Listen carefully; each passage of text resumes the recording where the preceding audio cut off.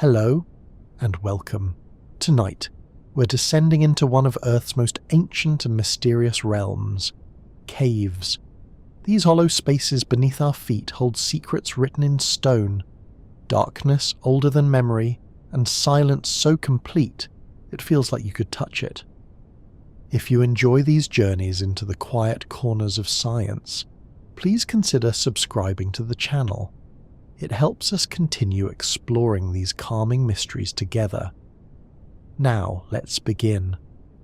The word cave comes from the Latin cavus, meaning hollow, and caves are simply natural underground spaces large enough for a human to enter. It's a wonderfully straightforward definition, isn't it? No complicated thresholds or measurements, just a hollow in the earth big enough for you to step inside. And yet this simple definition encompasses an extraordinary range of spaces. Some caves are little more than shallow alcoves in a cliff face, barely deep enough to shelter from rain. Others are labyrinths stretching for hundreds of miles, with chambers so vast they contain their own weather systems, their own fog, their own gentle rain falling in absolute darkness. Think about that for a moment. The same word describes both a small grotto you could explore in an afternoon and systems so complex that teams of explorers have spent decades mapping them, still finding new passages, still discovering rooms that have existed in silence since before the first human walked upright. A cave is defined not by its size or complexity, but simply by its hollowness and our ability to enter it. In a way, it's a very human definition. A cave is a space we can inhabit, even if only briefly, even if only in our imaginations as we read about places too remote or dangerous to visit. The Earth is full of hollow places, and we've been seeking them out, sheltering in them, marvelling at them, for as long as we've been human. Most of the world's caves form through a process called dissolution, where slightly acidic water slowly eats away at limestone rock over millions of years. It's a gentle kind of destruction, really. Rainwater falls from the sky, innocent enough, but as it passes through the air and then through soil, it absorbs carbon dioxide. This transforms it into a weak carbonic acid, the same gentle acid that gives sparkling water its slight tang. Not strong enough to burn, not concentrated enough to be dangerous, but persistent, endlessly, patiently persistent. This acidic water seeps into cracks in limestone, and there it begins its quiet work. Limestone is made largely of calcium carbonate, and carbonic acid dissolves it the way sugar dissolves in tea, slowly, molecule by molecule. The water widens hairline fractures into crevices, crevices into passages, passages into chambers, its work measured not in years but in millennia, in epochs. A crack that might allow a trickle of water today could be a walkable tunnel 100,000 years from now, or a cathedral-like chamber a million years after that. The water doesn't force its way through, it doesn't break or shatter. It simply asks, chemically, politely, again and again and again, for the rock to come away. And given enough time, which the Earth has in abundance, the rock always agrees. Perhaps what's most beautiful about this is that caves are still forming right now, beneath our feet. Water is still seeping, still dissolving, still carving tomorrow's wonders in the darkness where no one will see them for generations or centuries or perhaps ever. Mammoth Cave in Kentucky is the world's longest known cave system, with over 420 miles of surveyed passageways, and new sections are still being discovered. 420 miles. Let that distance settle in your mind for a moment. If you could somehow straighten out all those twisting passages and walk them end to end without stopping, you'd travel the distance from New York City to Cleveland. You could walk from one coast of England nearly to the other. It's a distance that would take days to cover on foot, even on the surface with clear paths and daylight to guide you. But these passages aren't straight or simple. They twist and turn, rise and fall, to branch and reconnect in patterns so complex that the full map looks like the circulatory system of some vast underground organism. Some passages are wide enough to drive a truck through. Others require you to crawl on your belly, squeezing through gaps barely wider than your shoulders. There are underground rivers that appear and disappear, rooms that could hold cathedrals, and passages so delicate that they're closed to all but the most careful researchers. And here's what makes it even more remarkable. We're still finding new sections. In a cave system that's been explored and studied for over 2 centuries, there are still unexplored leads, still passages that might connect to new sections we've never seen. The number, 420 miles, is not final. It's a minimum, a lower bound. The true extent of Mammoth Cave remains unknown, perhaps unknowable. Somewhere in the darkness beneath Kentucky there are passages no human eye has ever seen, waiting patiently for the day someone finds the connection, the hidden passage, the way forward into rooms that have existed in perfect silence since the limestone first formed from ancient seabeds, hundreds of millions of years ago. Stalactites and stalagmites are not the same thing. Stalactites hang tight to the ceiling, while stalagmites might reach the ceiling someday. It's one of those distinctions that everyone learns at some point, often through a mnemonic. Stalactites hold tight to the ceiling. Stalagmites might reach it someday. The C in stalactites stands for ceiling, the G in stalagmites for ground. These little memory tricks help us keep them straight, but what they don't capture is the profound patience required for either to form. Imagine a drop of water forming on a cave ceiling heavy with dissolved minerals. It clings there for a moment, a tiny liquid pearl in the darkness, and then it falls. But before it falls, it leaves behind the tiniest deposit of calcite, a ring so thin you couldn't see it without magnification, a contribution so small it seems meaningless. The drop falls, and another takes its place, and another, and another.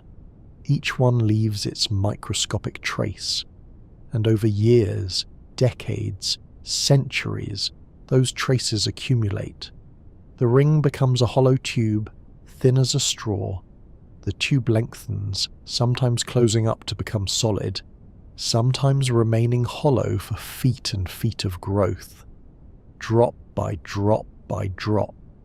Meanwhile, down below, those falling drops splash onto the cave floor and leave their own deposits, building upward at the same glacial pace. Given enough time, and we're talking thousands of years, tens of thousands, sometimes more, the structure hanging from above and the one rising from below might meet in the middle, forming a column that connects floor to ceiling. You could watch a stalactite for your entire life and never see it grow. You could pass it down through generations, parent to child to grandchild, and the change would be imperceptible. These are features built on time frames that make human history look like the blink of an eye. And yet, drop by drop, they grow. Some stalactites grow at a rate of just 1 cubic centimetre every 100 years, making them among the slowest forming geological features on Earth.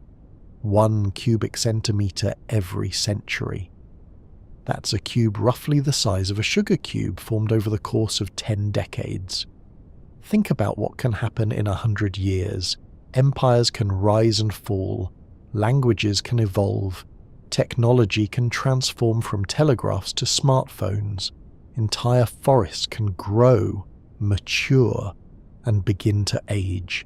And in that same span of time, deep in the darkness of a cave, a stalactite might add a volume of stone roughly the size of your fingertip. This slowness is almost meditative to contemplate. We live in a world of speed, of instant results, of impatience with anything that takes more than a few seconds to load.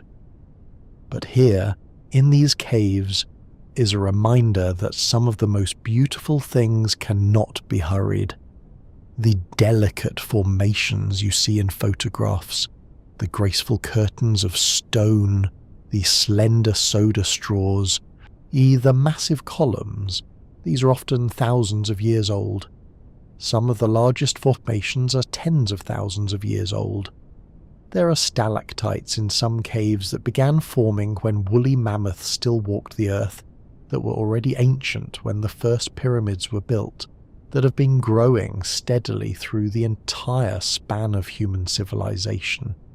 They were there before we learned to write, before we learned to farm, before we learned to make fire, and they'll still be there, still growing at their patient pace, long after our cities have crumbled to dust. There's something deeply humbling about that, and perhaps something comforting too.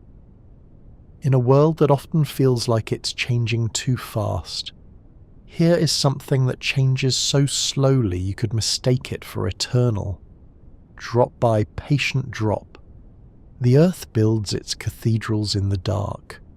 Cave pearls form when water dripping into a pool deposits calcite around a grain of sand or other nucleus, creating perfectly round stone spheres. They're remarkably similar to oyster pearls in concept, though the mechanism is entirely different. An oyster builds a pearl by coating an irritant with layer upon layer of nacre, creating those lustrous spheres we value so highly. Cave pearls form through a process that's just as patient, but far more mechanical.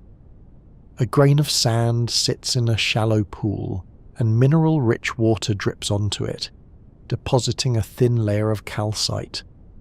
But here's the beautiful part. The constant dripping and the gentle movement of water in the pool keeps the forming pearl tumbling slightly, rolling it over and over so that the calcite deposits evenly on all sides. It's like nature's rock tumbler, working at geological speed. The pearl grows layer by microscopic layer, each one added as the sphere gently rotates in its shallow bath.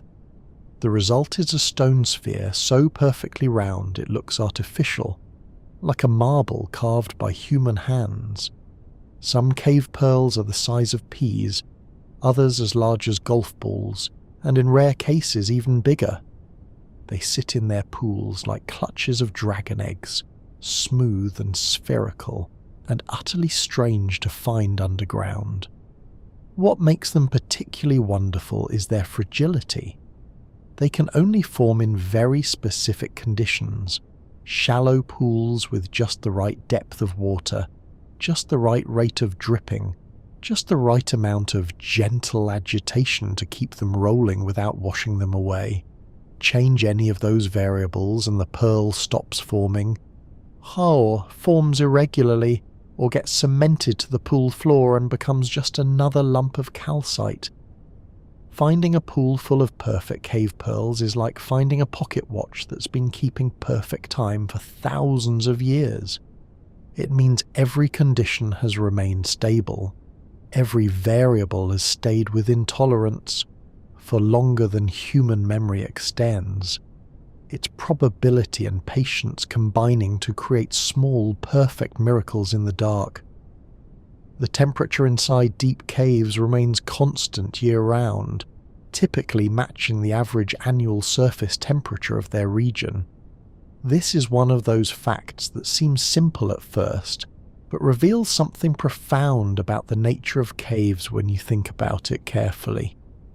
On the surface, we experienced a rhythm of seasons, the heat of summer, the cold of winter, the transitions of spring and fall.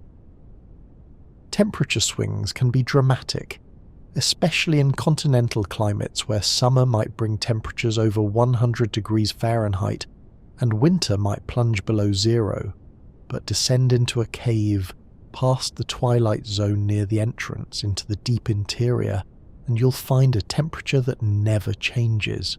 Not much anyway. In a cave in Kentucky, where summer days can be sweltering and winter nights bitter, the deep cave temperature holds steady around 54 degrees Fahrenheit year-round. In New Mexico it might be 56 degrees, in France perhaps 50. The exact temperature depends on the region's average annual surface temperature, but once you know what it is for a given cave, you could predict it accurately any day of the year, any year of the decade, perhaps any decade of the century.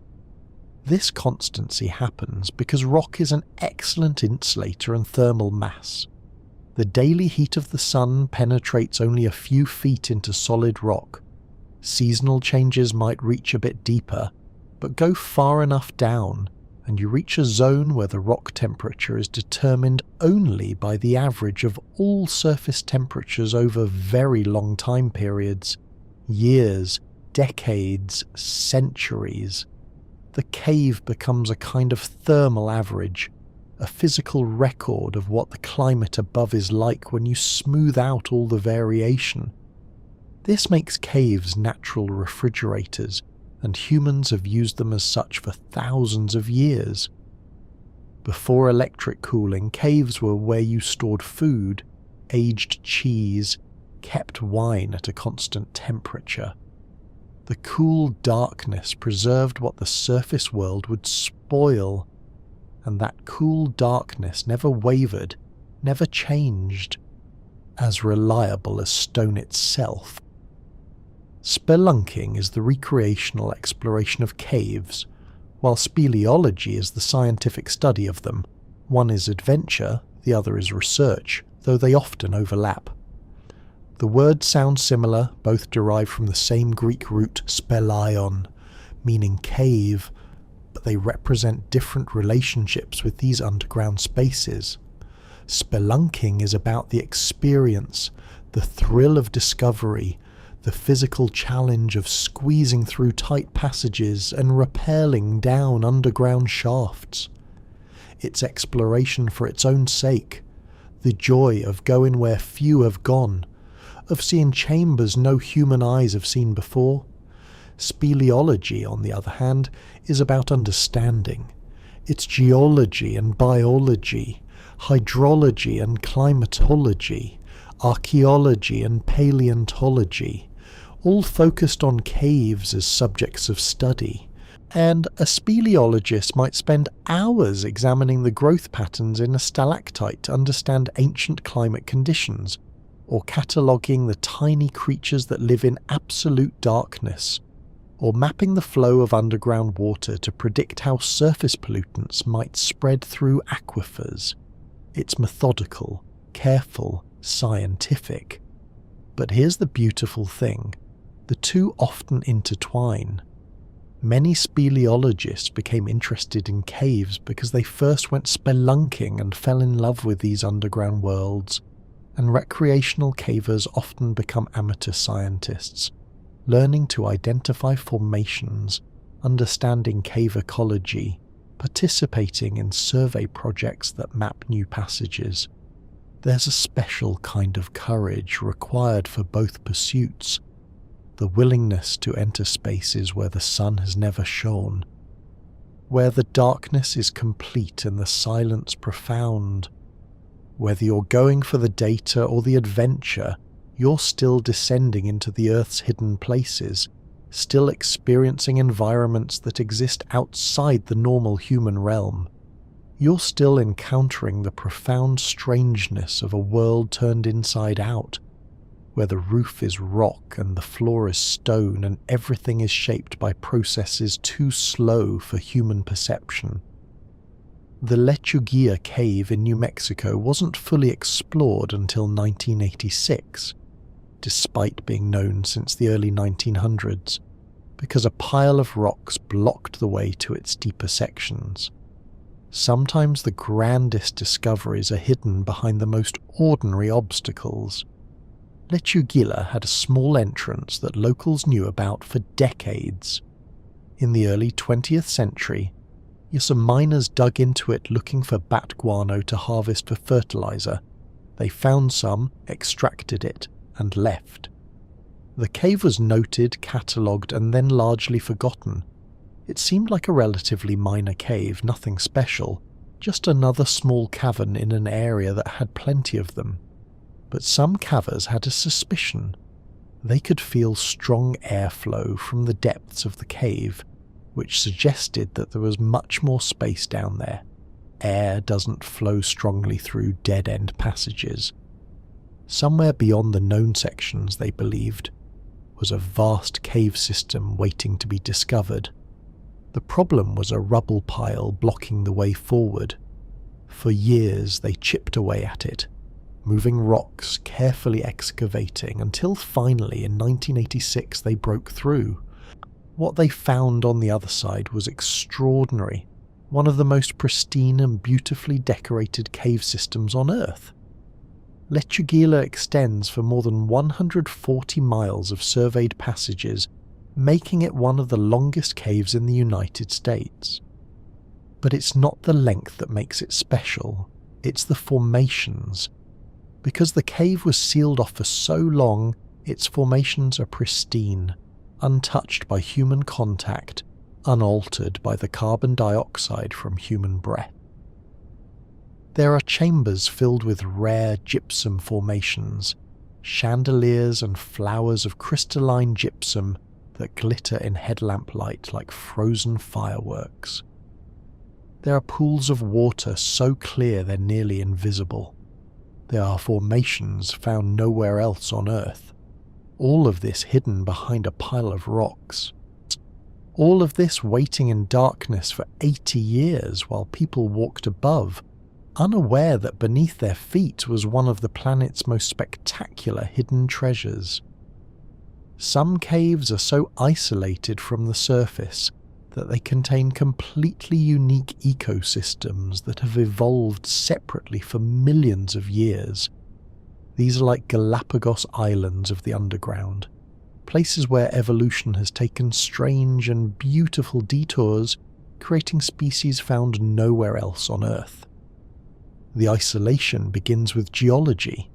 Sometimes a cave becomes cut off from surface connections, sealed by rock falls or changes in water flow. Or perhaps it's always been isolated, connected to the surface only by cracks too small for most life to pass through. Whatever the reason, the result is the same: a pocket of life separated from the rest of the world, evolving on its own path. In these isolated caves you might find species that split off from their surface relatives millions of years ago and have been diverging ever since. Crickets that have lost their ability to jump because in the confined spaces of caves, jumping is more likely to injure than help. Spiders that have abandoned web building and hunt by touch alone.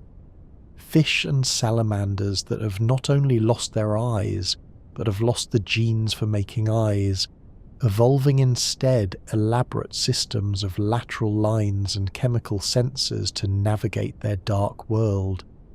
Each isolated cave becomes its own evolutionary experiment, and the results are often bizarre and wonderful. What's particularly striking is that similar caves often evolve similar solutions, even when separated by continents.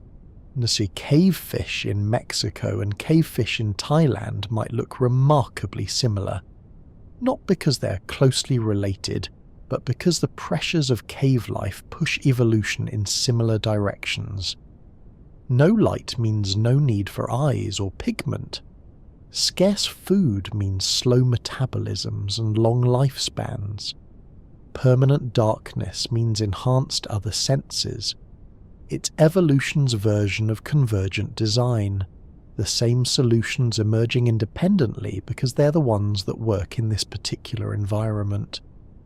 These caves are natural laboratories, showing us what life becomes when you remove the sun and wait a few million years. cave-dwelling animals that have adapted to permanent darkness often lose their eyes entirely over evolutionary time, as maintaining eyes costs energy with no benefit. It's a perfect example of evolution's pragmatism. Eyes are expensive organs, metabolically speaking. They require energy to build during development, energy to maintain throughout life, and a significant portion of the brain's processing power to interpret the signals they send. In a world with light, this cost is worth it. Vision provides enormous survival advantages, but in absolute darkness, eyes become pure waste. They consume resources without providing any useful information in return. So, over evolutionary time, and we're talking hundreds of thousands to millions of years, cave populations slowly lose their eyes. It doesn't happen all at once. First, eyes might become smaller, less complex. Then they might become covered with skin, non-functional but still present beneath the surface. Eventually they disappear entirely, i.e. sometimes leaving just a small depression where an eye socket would normally be, or sometimes vanishing so completely that you'd never know the animal's ancestors once had eyes at all. The genes for eye development don't disappear immediately, but they accumulate mutations that will be harmful in a surface animal but are neutral or even beneficial in a cave. Without the selective pressure to maintain eye function, the genetic machinery for building eyes slowly rusts away, becomes vestigial, eventually stops working altogether. What replaces vision is often equally fascinating. Cave animals develop enhanced senses of touch, smell, and chemical detection. Some cave fish have lateral line systems so sensitive they can detect the movement of other fish from the tiny pressure waves they create in the water. Some cave crickets have antennae that can be several times their body length, sweeping through the darkness like living radar. In a way, these animals aren't disabled. They're differently abled, optimized for a world we can barely imagine. To them, the darkness isn't a limitation. It's home, and in that home, eyes would be as useless as wings on a fish. Evolution doesn't waste energy on useless things, not when the timescales are long enough for change to accumulate. In the cave's darkness, eyelessness becomes an advantage, and the blind inherit the earth beneath the earth. The Olm, a cave-dwelling salamander from Europe, can live over 100 years, and can survive without food for up to 10 years. Let that sink in for a moment. 10 years without eating. A decade. You could adopt one of these creatures, forget to feed it, go through high school, or college, and graduate school, and come back to find it still alive, still waiting patiently in its dark pool. The Olm is sometimes called the human fish, because of its pale, pinkish skin tone, which comes from blood vessels showing through its translucent flesh. It lives in the underground waters of the Dinaric Alps, in Slovenia and Croatia, in caves where the water is cold and dark and food is scarce. That scarcity is the key to understanding the Olm's remarkable biology. In the surface world, life tends to be fast, grow quickly, reproduce often, burn through energy while it's available. But in caves, that strategy fails. Food arrives irregularly, unpredictably.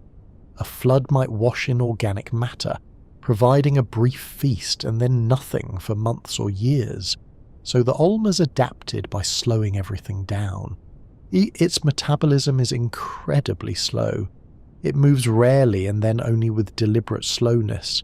It grows slowly, taking years to reach sexual maturity, and it can simply shut down when food isn't available, entering a state of deep torpor where its already slow metabolism slows even further. The result is a life lived at a different pace than almost any other vertebrate. While a mouse might live 2 years and burn bright with frantic energy, an Olm might live a century. its existence measured in patient decades. There's something almost meditative about that, isn't there? In the stillness of caves, life itself seems to slow down, to move to a different rhythm. Time becomes elastic. 10 years without food isn't starvation. It's just a long wait between meals. A century isn't an impossibly long lifespan. It's just enough time to do things properly without rushing. The Olm embodies the patience of stone itself, alive but barely, moving but slowly, existing in a state somewhere between life's urgency and geology's eternal stillness. Flowstone is created when thin sheets of water flow over cave walls and floors, depositing calcite in rippling frozen waterfall formations. If stalactites are made drop by drop, flowstone is made in sheets and streams, created when water flows rather than drips. Imagine a cave wall where water seeps from the rock above and flows down the surface in a thin, even coating. As it flows, it deposits dissolved minerals, mainly calcite, in delicate layers. The result looks like fabric draped over stone, or like a waterfall frozen mid-cascade. The surface is often rippled, following the patterns of water flow that created it, with ridges and valleys that record ancient currents in stone. Some flowstone formations are smooth and cream-coloured, looking almost like melted wax that's cooled and hardened. Others are more dramatic, with colour bands showing changes in the water chemistry over time, layers of white and orange and brown stacked like the pages of a book made from stone. The formations can be thin as paper or thick as your arm, depending on how long the water has been flowing and how mineral-rich it is. And unlike stalactites, which grow vertically, flowstone can cover almost any surface, walls, floors, even ceilings in some cases. It flows like water, but hardens like rock, creating draperies and curtains and cascades that haven't moved in thousands of years. Walking through a cave decorated with flowstone is like walking through a frozen moment. The water that once flowed here is long gone, but its path remains, preserved in calcite, every ripple and fold recording the flow patterns from epochs ago. It's geology doing its best impression of water, stone remembering the shape of liquid, solid recording the motion of fluid. And perhaps what's most beautiful is that in some caves, the flowstone is still active, still growing, with thin films of water still flowing over it, still adding layer upon microscopic layer. The frozen waterfall is still freezing, so slowly that you could watch for years and never see it change, but freezing nonetheless. Some caves contain formations called helictites, which seem to defy gravity by growing in all directions, sideways, upward, in spirals, rather than straight down. These are the rebels of the cave formation world. While stalactites and stalagmites obey gravity, growing vertically under its patient pull, helictites twist and turn and grow wherever they please. They might curve upward from the floor, or stick straight out from a wall, or spiral in corkscrews, or branch in complex patterns that look almost organic, like stone coral or crystalline trees. For a long time, scientists weren't entirely sure how they formed. Gravity should pull the mineral-laden water drops downward, creating vertical formations. But helictites don't care about should. Current thinking suggests they form through a combination of capillary action and crystallization pressure. Water seeps through tiny central canals in the formation, so small that surface tension and capillary forces can overcome gravity. The water doesn't drip off the end of the formation. Instead, it emerges slowly, coating the tip, and the direction of growth is determined more by the crystal structure of the calcite and the exact conditions of evaporation than by gravity. The results are formations that look almost whimsical, as if the cave itself has a sense of playful creativity. In some chambers, helictites cover the walls and ceiling like a forest of stone ferns, each one branching and curving in its own unique direction. They're incredibly delicate, often just a few millimeters thick, made of fragile straws of calcite that will snap at the slightest touch. In fact, many helitite formations has been destroyed by curious visitors who couldn't resist reaching out to touch these impossible structures. What took thousands of years to grow can be destroyed in a second, which is why the chambers with the best helitite displays are often closed to general visitation now. They exist behind gates and barriers, growing in darkness and silence, visited only by researchers who know to look and never touch. Nature's most whimsical sculptures, too delicate for human hands. The microbes living in some deep caves have never seen sunlight and have evolved to extract energy from rocks themselves, breaking down minerals for sustenance. This is life as we rarely think of it, life without any connection, however indirect, to the sun. On the surface and in most ecosystems, energy ultimately comes from sunlight. Like plants capture it through photosynthesis. Animals eat plants or eat other animals that eat plants. Even in the deep ocean, most life depends on marine snow, organic matter falling from sunlit surface waters where photosynthesis happens. But in some deep caves, isolated from the surface, there is no marine snow, no plant matter washing in, no connection to the solar economy. So life has found another way. Certain bacteria in these caves are chemolithoautotrophs, literally rock-eating self-feeders. They obtain energy by oxidizing minerals, particularly iron and sulfur compounds. They take electrons from reduced minerals and use that energy to build organic molecules from carbon dioxide and water, essentially doing what plants do but using chemistry instead of light. Yes, it's an incredibly slow way to make a living. The energy yield from oxidizing minerals is much lower than from photosynthesis. But in an environment where no other energy source exists, slow is better than nothing. These bacteria form the base of the cave's food chain. Other microbes feed on them. Tiny invertebrates feed on the microbes. Everything else feeds on those. It's an entire ecosystem powered not by the sun but by the slow dissolution of the earth itself. Chemistry becomes biology. Geology becomes food. It's also proof of concept for one of astrobiology's most exciting ideas.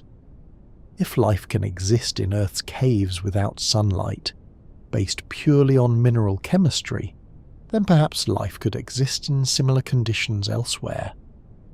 In the caves of Mars, perhaps, or in the ocean beneath Europa's ice, or in the dark aquifers of some distant exoplanet. These cave microbes aren't just surviving in isolation, they're showing us that life doesn't need the sun. Given water and chemistry, biology finds a way. The implications are as vast as the darkness these microbes call home. Moon milk is a white, paste-like substance found in some caves, made of fine calcite crystals with the consistency of cottage cheese or wet plaster. The name is evocative, moon milk, as if the moon somehow drips its light into caves where it pools and thickens. The reality is stranger and more mundane. Moon milk forms when calcite precipitates out of cave water in extremely fine crystals, creating a soft deposit rather than the hard formations we usually associate with caves. The consistency can vary from a thick paste to something almost liquid, and it's usually pure white or cream-coloured, which is probably how it got its lunar name. In medieval Europe, moon milk was harvested from caves and used as medicine. People believed it had healing properties, useful for treating everything from wounds to digestive problems. Whether it actually helped is questionable. It's mostly just calcium carbonate, the same substance in limestone and chalk and antacid tablets. But the belief persisted for centuries. Imagine descending into a dark cave with torches, scraping this strange pale substance from the walls, bringing it back to the surface world where it would be prepared in various remedies. It must have seemed magical. This stuff that appeared spontaneously in the Earth's hidden places, soft and pale and mysterious. A modern analysis shows that moon milk often contains bacteria and other microorganisms, and its formation might be partially biological rather than purely geological. The microbes might actually help precipitate the calcite, creating this soft matrix as a byproduct of their metabolism. So perhaps it's not entirely wrong to think of moon milk as something living, or at least something at the boundary between living and non-living, between biology and geology. It exists in that strange liminal space that caves seem to encourage, where the categories we use to organize the surface world become blurred and uncertain. Not quite liquid, not quite solid, not quite biological, not quite mineral. Just moon milk, soft and white and strange, accumulating in the darkness. The longest underwater cave system is Sistema Sacactun in Mexico, with over 215 miles of surveyed underwater passageways. Think about what that means for a moment. These aren't passages you can walk through, or even crawl through. These are passages you can only explore by diving, swimming through darkness with tanks on your back, following lines through labyrinthine tunnels filled with water. Over 215 miles of such passages. It's hard to imagine the level of skill, courage and patience required to map such a system. Cave diving is widely considered one of the most dangerous sports in the world, and for good reason. You're underwater, which means you have a limited air supply. You're in an overhead environment, which means you can't surface if something goes wrong. You're often in tight spaces where turning around might be impossible. You're in darkness that's absolute without your lights. And you're in a maze where getting lost could be fatal. Every dive into a system like Sacactun requires meticulous planning, redundant safety systems, and the mental discipline to stay calm when you're deep inside a flooded mountain with no quick way out. The divers who explore these systems lay guideline as they go, reels of thin rope that mark the path back to open water. They memorize the route, note landmarks, count tie-offs. They carry multiple lights, multiple air sources. They practice emergency procedures until they're automatic. And still, people die cave diving, even experienced divers, even people who did everything right but encountered one too many compounding factors. The Sistema Sacactun was mapped over decades by teams of divers making thousands of individual dives, each one pushing a little farther, connecting new passages, filling in the map piece by piece. What they revealed is extraordinary. Flooded chambers decorated with stalactites that formed when the caves were dry during ice ages, then were submerged as sea levels rose. Entire ecosystems adapted to permanent darkness and water. Ancient human remains and artifacts, left there thousands of years ago when parts of the system were dry and used as burial sites. It's a world beneath the world, and it took tremendous courage to reveal it. Some caves contain ancient ice that has been frozen for thousands of years, preserving pollen, air bubbles, and other records of past climates. These ice caves are like frozen time capsules, holding whispers of ancient weather in their crystalline hearts. The ice forms in caves where the temperature stays below freezing year-round, usually because of the cave's elevation, latitude, or particular air circulation patterns that trap cold air. Once formed, the ice can persist for millennia, building up in layers year after year, each layer recording conditions from when it froze. Scientists can core these ice deposits much like they core glaciers in Greenland or Antarctica. Each layer contains information.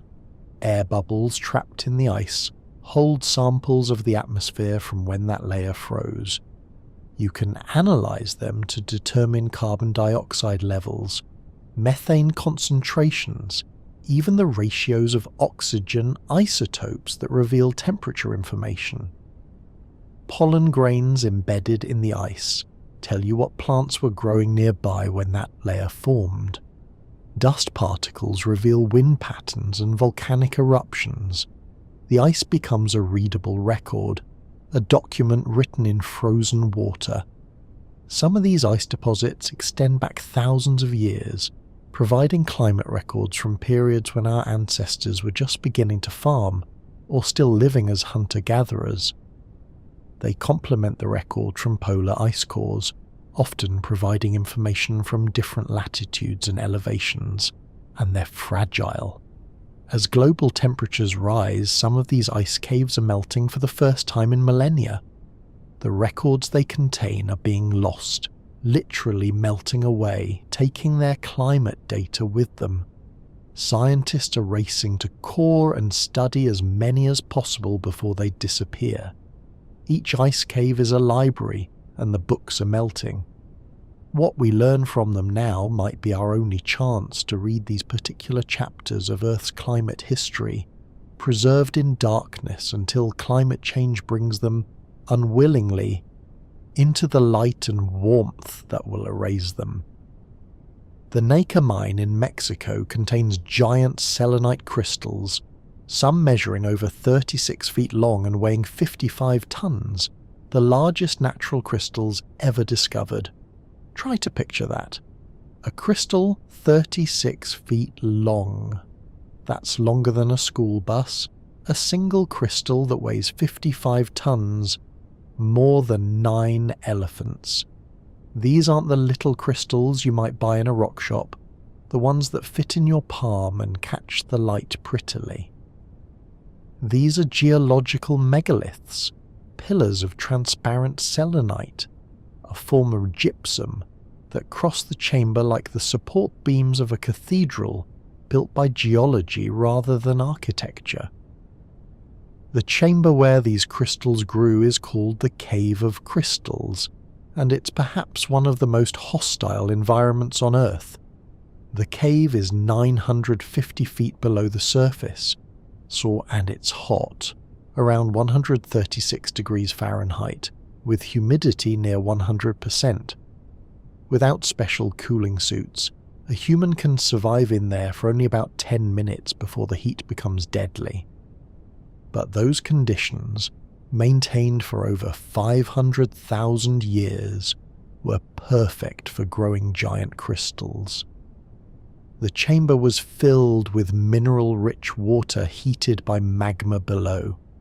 The temperature was just right, hot enough to keep the minerals dissolved but cool enough to allow very slow crystallization.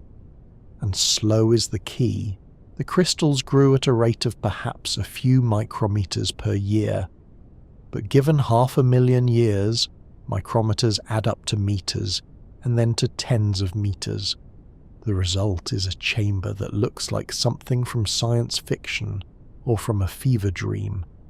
Massive translucent pillars cross the space at angles, like a forest of crystal giants frozen mid-stride.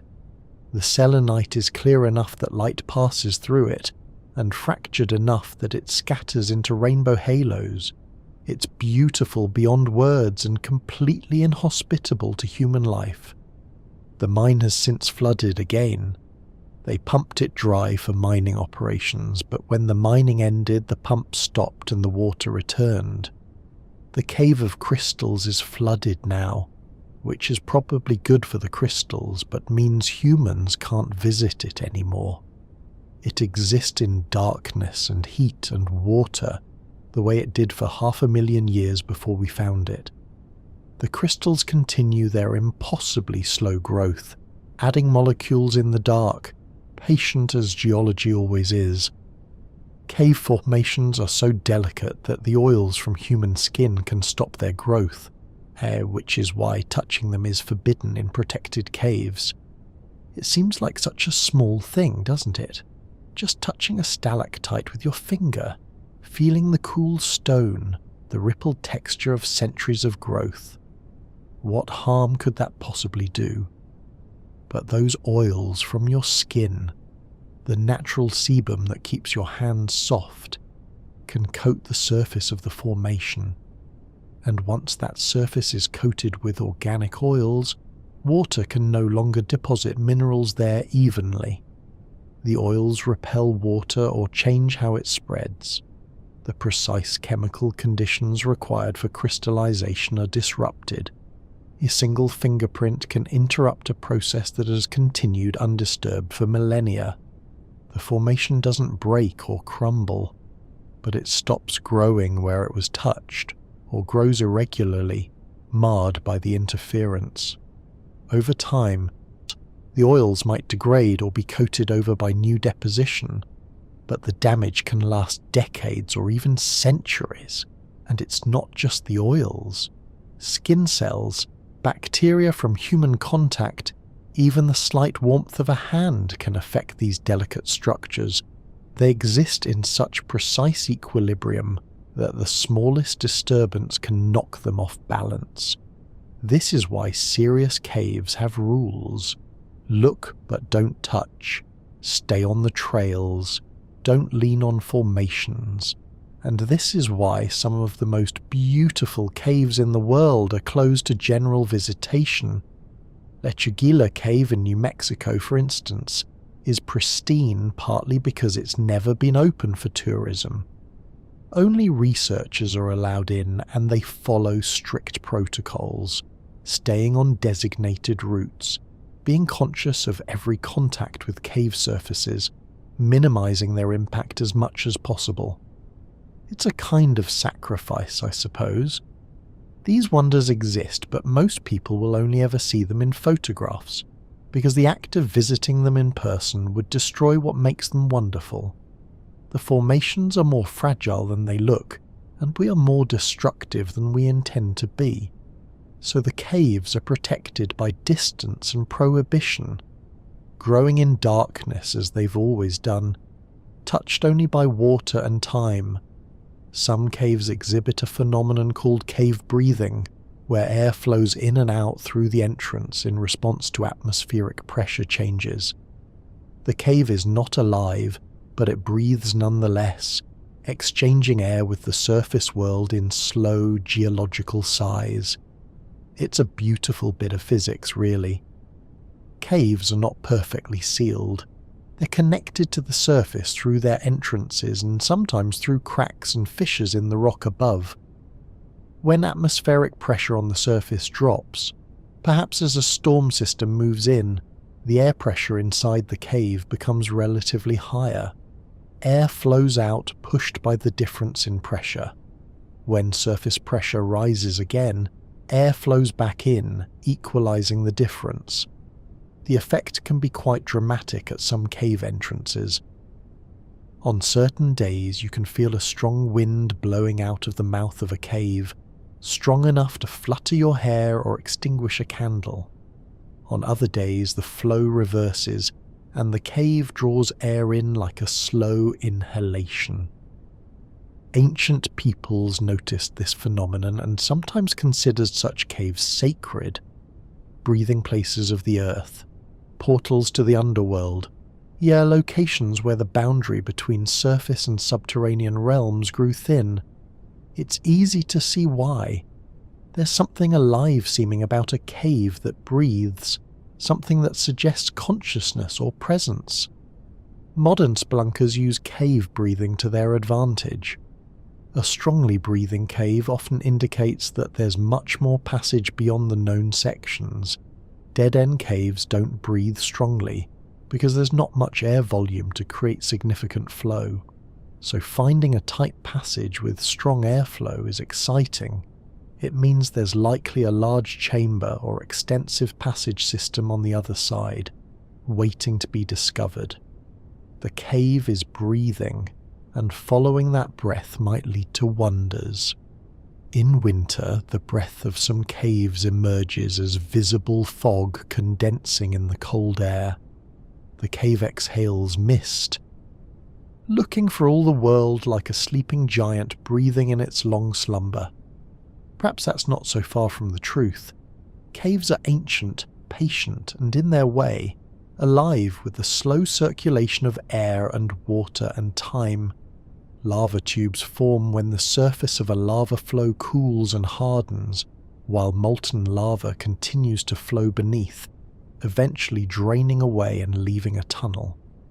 These are caves carved not by water, but by liquid rock, moving with terrible heat through the cooling crust. The process is almost architectural in its elegance. When lava erupts from a volcano and flows downslope, the surface exposed to air begins to cool and solidify almost immediately. But lava is an excellent insulator. The crust on top insulates the still molten lava flowing beneath, keeping it hot and fluid. As long as lava continues to feed into the flow from the volcano, the river of molten rock keeps moving through its self-made tunnel. Eventually the eruption slows or stops. The supply of new lava cuts off, and the lava in the tube drains downslope, flowing out through the lowest opening it can find. What remains is a tunnel, a tube, a passage carved through solid rock by the passage of liquid rock. The walls might still be glassy and smooth from the lava's passing, or covered in ropey patterns where the molten rock swirled and eddied. The floor might have channels carved by the last trickles of lava draining away, and sometimes, if you're lucky, you find lava stalactites, places where drips of lava hung from the ceiling and cooled before they could fall. They're creating formations that look like cave formations but made of basalt instead of limestone. Lava tubes can be enormous. Some in Hawaii are large enough to drive a car through, extending for miles. They're much younger than limestone caves, decades to thousands of years old rather than millions, and they often still feel alien, formed from forces so hot and violent they're hard to reconcile with the cool, quiet tunnels they leave behind. Walking through a lava tube, you're walking through the ghost of a river that once flowed at temperatures over 2,000 degrees Fahrenheit. The walls remember that heat, remember the violence of their formation, but now they're cool to the touch, stable, still. Fire became stone, and stone became emptiness, and emptiness became a passage through which humans can walk, or are marvelling at the path that molten rock once took. The Waitomo Caves in New Zealand are famous for glowworms that illuminate the cave ceiling like a starry sky. These bioluminescent larvae dangle sticky threads to catch prey, creating an underground galaxy of blue-green lights. The effect is genuinely magical. You float in a boat on an underground river in complete darkness, and above you the ceiling seems to disappear into a field of stars. Thousands of tiny blue-green lights scattered across the dark, twinkling slightly, looking for all the world like a night sky brought underground. But these aren't stars, of course. They're living things. The larvae of a fungus gnat called Arachnocampa luminosa, found only in New Zealand. The larvae live on the cave ceiling, so each one creating a nest of mucus and then spinning dozens of sticky silk threads that hang down into the darkness below. The threads are coated with droplets of mucus like tiny beads on a string, and they can hang down as much as a foot or more. Then the lava turns on its light, a bioluminescent glow produced by a chemical reaction in its body, similar to the reaction that makes fireflies glow. The light attracts small flying insects, midges, mayflies, moths, which see what they think is an exit or perhaps starlight and fly toward it. They hit the sticky threads, get tangled, and the lava feels the vibration. It reels in the thread, consumes the prey, and drops the thread again, resetting the trap. It's an elegant bit of predation, really. The glowworm transforms the cave's darkness into an advantage. While the insects are disoriented by the complete absence of natural light, the glowworm provides false light, a lure, a trap disguised as hope, and from the human perspective the result is breathtaking. You drift in silence on the dark water, and above you is a living constellation, each point of light a tiny life form hunting in the dark, collectively creating one of the most beautiful sights in the natural world. Eventually the larvae will pupate and emerge as adult gnats, which don't feed and live only long enough to mate and lay eggs. But during their larval stage, which can last nearly a year, they glow in the darkness, turning the cave ceiling into a work of living art. Cave systems can act as natural aquifers, storing and filtering groundwater that eventually supplies wells and springs. The water you drink might have spent years travelling through lightless stone passages before reaching your glass. Think about that journey for a moment.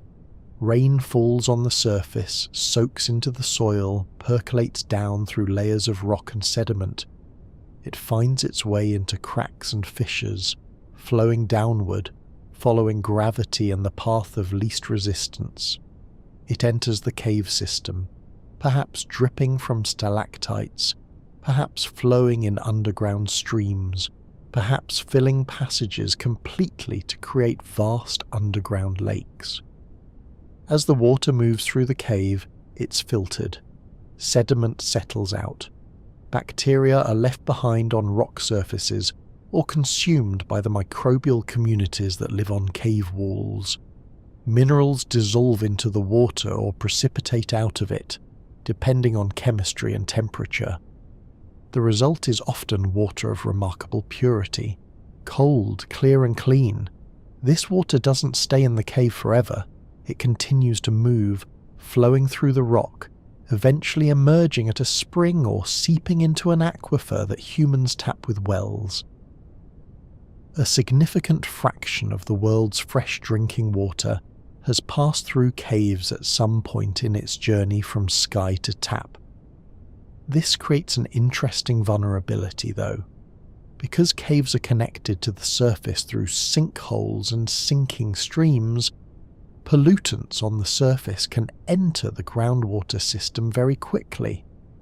A chemical spill near a sinkhole can contaminate an entire aquifer in hours or days, much faster than if the water had to percolate through soil and dense rock. Cave systems are efficient at moving water, which makes them excellent aquifers but also means they're fragile, easily polluted, difficult to clean once contaminated. The same passages that deliver pure water from the depths can also deliver contamination from the surface. Protecting caves means protecting water supplies, and many communities have learned this the hard way after seeing their wells contaminated by activities miles away, connected to the water supply by hidden underground passages no one knew existed. Some caves contain formations called soda straws, hollow stalactites that are only a few millimeters thick but can grow several feet long. They're as fragile as their name suggests, built around a single thread of water dripping through their center. Imagine a tiny tube of calcite barely thicker than a drinking straw hanging from the cave ceiling, water seeps through the rock above and emerges at the tip, dripping downward. But before each drop falls, it leaves behind a microscopic ring of calcite around the opening where it emerged. Drop after drop, the tube grows longer, each ring adding to the previous one, extending the hollow straw downward. As long as the central channel stays open and the water keeps flowing through it rather than over the outside, this soda straw maintains its delicate hollow structure. Some grow to be 3 or 4 feet long, hanging from the ceiling like glass straws, so thin you can see light through them if you shine a lamp from the right angle. They're incredibly fragile. A slight touch will break them. A vibration from nearby footsteps can crack them. Even changes in air pressure or humidity can sometimes cause them to fail. When they do break, the water that was flowing through the center starts flowing over the outside instead, and the formation begins to thicken into a more traditional stalactite. In fact, most stalactites start as soda straws. The soda straw's the first stage, the initial form, but most of them eventually clog or break, and then they thicken. To find a chamber full of long, intact soda straws is to find a place where conditions have remained extraordinarily stable. No earthquakes, no flooding, no calamitous changes for potentially thousands of years. They're markers of stability, these fragile tubes, proof that nothing too dramatic has happened in this particular spot for longer than civilizations last. And they're beautiful, hanging in clusters like organ pipes or chandelier crystals, delicate beyond belief, surviving in darkness where no one jostles them, where the only motion is the patient drip, drip, drip of water building them ever longer, one drop at a time. The deepest known cave on Earth is Veriofkina Cave in Georgia, which descends 7,257 feet below the surface, deeper than 6 Empire State Buildings stacked on top of each other. That's a descent of more than 1.5 miles into the Earth.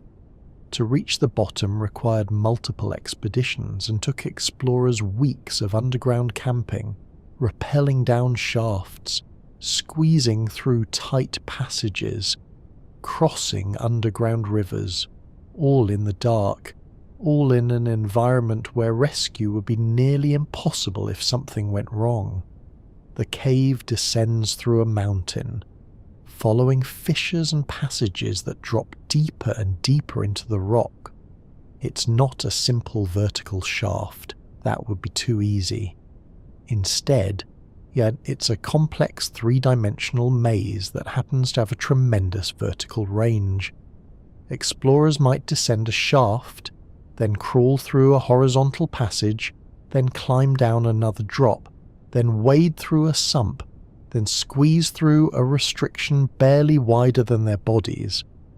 The deepest point is so far from the entrance, both horizontally and vertically, that just getting there is a major expedition requiring days of underground travel. The team that reached the bottom in 2018 spent weeks underground, establishing camps at different depths, stockpiling supplies, slowly pushing deeper until they finally reached what they believed to be the cave's lowest point. Even the term bottom is somewhat uncertain.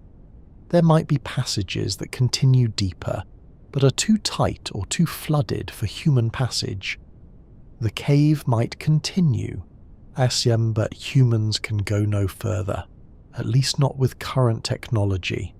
Standing at that deepest point, you'd be over 1 mile beneath the surface, surrounded by the weight of a mountain, in darkness that no sunlight has ever reached or ever will reach. The pressure of all that rock above doesn't crush you because you're in a void, an absence, a hollow place. But you can feel it in your imagination, the sheer mass of stone overhead, the distance from the surface, the profound depth. It's one of the most remote places on Earth in terms of accessibility, harder to reach than many ocean depths, and standing there would be to occupy a space that represents something like the absolute limit of where a human can go inside the planet under their own power. Cave formations grow in complete darkness, meaning they've never been seen in their entire existence until humans arrive with lights. For millions of years, these intricate sculptures existed in perfect blackness, unknown and unwitnessed. There's something profound about that, isn't there? We're so used to thinking of sight as fundamental, as the primary way we verify existence. We say seeing is believing. We say I'll believe it when I see it. But these cave formations don't require our sight to exist. They don't require anyone's sight. They grew in a darkness so absolute that the concept of visibility becomes meaningless. A stalactite hanging in an unexplored chamber has no appearance in any meaningful sense. It has shape, texture, composition, but no visual properties because there's no light to reflect, no eye to perceive. It's a philosophical puzzle wrapped in geology. If a formation grows in complete darkness where no eye will ever see it, does it have a colour? The minerals that compose it have specific absorption and reflection properties for various wavelengths of light, so in a sense it does have a colour. It's just that the colour is never actualised, never expressed, because there's no light to absorb and reflect. Then humans arrive, and for the first time in the formation's existence, which might span hundreds of thousands of years, light falls upon it. Photons strike its surface and bounce back. Those photons enter a human eye, are focused on a retina, converted to electrical signals, interpreted by a brain. The formation is seen. But what does it mean to see something that has never been seen before? In a sense, our eyes are creating its appearance for the first time. You are actualizing properties that existed only as potential in the darkness. The formation doesn't change. It was always that shape, that texture, that mineral composition. But its visibility is new, a property called into being by the meeting of light and surface and observer. These caves remind us that most of reality exists entirely independent of our perception, unfolding according to laws that don't require witnesses, creating beauty that needs no audience. Some caves contain evidence of ancient human habitation going back tens of thousands of years, with cave paintings, tools, and even burial sites. Caves offered our ancestors shelter, safety, and a canvas for humanity's earliest art. There's a reason the phrase caveman exists in our language. Even though it's not entirely accurate, most Paleolithic humans didn't live in caves permanently. But caves were important to them nonetheless. A cave provides immediate shelter from weather, from wind and rain and snow. It provides a defensible space with only one or a few entrances to watch. In cold climates, caves maintain relatively stable temperatures, warmer than the surface in winter, and perhaps most importantly, caves endure. A wooden shelter rots, a tent of hide degrades, but a cave is stone, and stone lasts. The evidence of human occupation in caves can persist for tens of thousands of years, preserving a record of lives lived so long ago that it's hard to truly comprehend the span of time involved. We find hearths where fires burned, the charcoal still present after 30,000 years. We find stone tools, hand axes, scrapers, points, dropped or cached and never retrieved. We find bones of the animals they ate, marked with cut marks from stone knives. We find burials, the dead carefully placed in cave chambers, sometimes with grave goods, sometimes covered with ochre or flowers that left pollen traces. And we find art, handprints stenciled on walls by blowing pigment around a splayed palm, Charcoal drawings of animals, horses, bison, mammoths, cave bears, paintings in mineral pigments, red ochre, black manganese, yellow clay. The caves preserved these marks that their makers left thousands of generations ago. In the stable temperature and darkness of a deep cave, paintings can survive that would erode away in years if exposed to weather and sunlight. So the caves become time capsules, holding evidence of humanity in its youth when we were fewer, when we were just learning to symbolize, to make our marks on the world.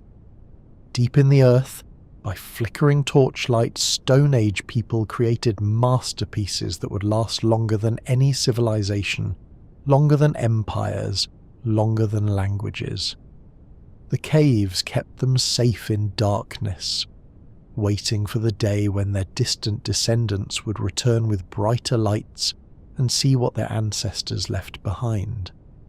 The famous Lascaux cave paintings in France are around 17,000 years old and depict animals with such skill that they still astonish modern artists. These aren't crude stick figures or simple outlines. These are sophisticated, beautiful renderings of animals in motion.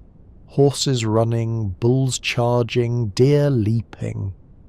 The artists used the natural contours of the cave walls to give the figures three-dimensionality. A bulge in the rock becomes the shoulder of a bison. A depression becomes the curve of a horse's belly. They used multiple colours, red and yellow ochre, black manganese, and they understood perspective, foreshortening, shading. Some animals are shown in profile, some in three-quarter view, some overlapping to create a sense of depth and movement. The most famous image is probably the bulls in the Hall of the Bulls, enormous aurochs, the extinct wild cattle that once roamed Europe, painted larger than life, some nearly 20 feet long. They dominate the space, powerful and dynamic, surrounded by smaller horses and deer. The artist who painted these had clearly observed these animals closely, understood their anatomy and movement, and had the technical skill to reproduce what they saw. And they did it without the benefit of any formal training, without art schools or techniques passed down through written instructions. They learned by doing, by trial and error, by watching and practicing. But here's what really astonishes. This was 17,000 years ago. Think about how long ago that is. Agriculture hadn't been invented yet. Cities didn't exist. Writing wouldn't be developed for another 12,000 years. But these artists were not primitive in any meaningful sense of the word. They were anatomically modern humans with brains identical to ours, with the same capacity for observation, creativity and expression. They just lived in a different world, with different tools, and in the deep caves, in chambers that must have required significant effort to reach, bringing pigments, bringing lamps filled with animal fat for light. Working in the cold and dark, they created art that has survived 17 millennia and still has the power to move us. The caves preserved their work perfectly, keeping it safe from the weather, from the light, from everything except the slow accumulation of calcite, and eventually from the damage caused by modern visitors whose breath and body heat and the microorganisms they carried began to degrade the paintings. Lascaux is closed now, has been since 1963, preserved behind sealed doors because the act of visiting it was destroying it. But perfect replicas exist, and the images are documented, and the cave keeps the originals safe in the dark, as it has for 17,000 years. Caves maintain such high humidity, often near 100%, that they can preserve organic materials like wood, fabric, and even human remains for thousands of years. The constant cool dampness that would rot things on the surface instead freezes them in time underground. It seems counterintuitive, doesn't it? We think of dampness as causing decay. Leave wood out in the rain and it rots. Leave fabric in a damp basement and it mildews. But caves are different. The preservation happens because of the specific combination of conditions: high humidity, constant cool temperatures, and often, crucially, the absence of oxygen in sealed chambers. Organic materials decay primarily through bacterial action and fungal growth, both of which require oxygen, warmth, and some degree of fluctuating moisture. In a cave, temperatures are constant and cool, which slows bacterial and fungal metabolism. The humidity is so high that materials never dry out, but it's so constant that there's no wet-dry cycling that can accelerate breakdown. And in some cases, particularly in chambers that are sealed or rarely disturbed, oxygen levels drop as microorganisms consume what's available and it's not replenished. Low oxygen slows decay even further. The result is that caves can preserve things that would never survive on the surface. Wooden artifacts thousands of years old still intact. Textiles, woven fabric, rope, basketry, from ancient cultures still showing their original patterns. Human remains preserved so well that soft tissue remains, hair is still present, even the contents of the stomach can be analysed to see what the person's last meal was. These preserved bodies, sometimes called cave mummies, provide extraordinary information about ancient peoples, their health, their diet, their diseases, even in some cases what they were wearing when they died. The most famous might be the Graubaal man or Tolland man, Bronze Age humans preserved in peat bogs, which have similar preservation conditions to caves. But many truly ancient remains have been found in caves, preserved by the constant darkness and humidity for spans of time that render them almost beyond imagining. The caves hold on to what they're given, protecting it from decay, keeping it stable in their timeless cool darkness until someone finds it and brings it back into the world of light and change. Some caves form in salt deposits rather than limestone, creating intricate patterns and sometimes even chambers carved entirely from crystalline salt. These salt caves are geological oddities, places where you could theoretically lick the walls, though you shouldn't, both for preservation reasons and because salt that's been sitting in a cave for millions of years probably doesn't taste very good.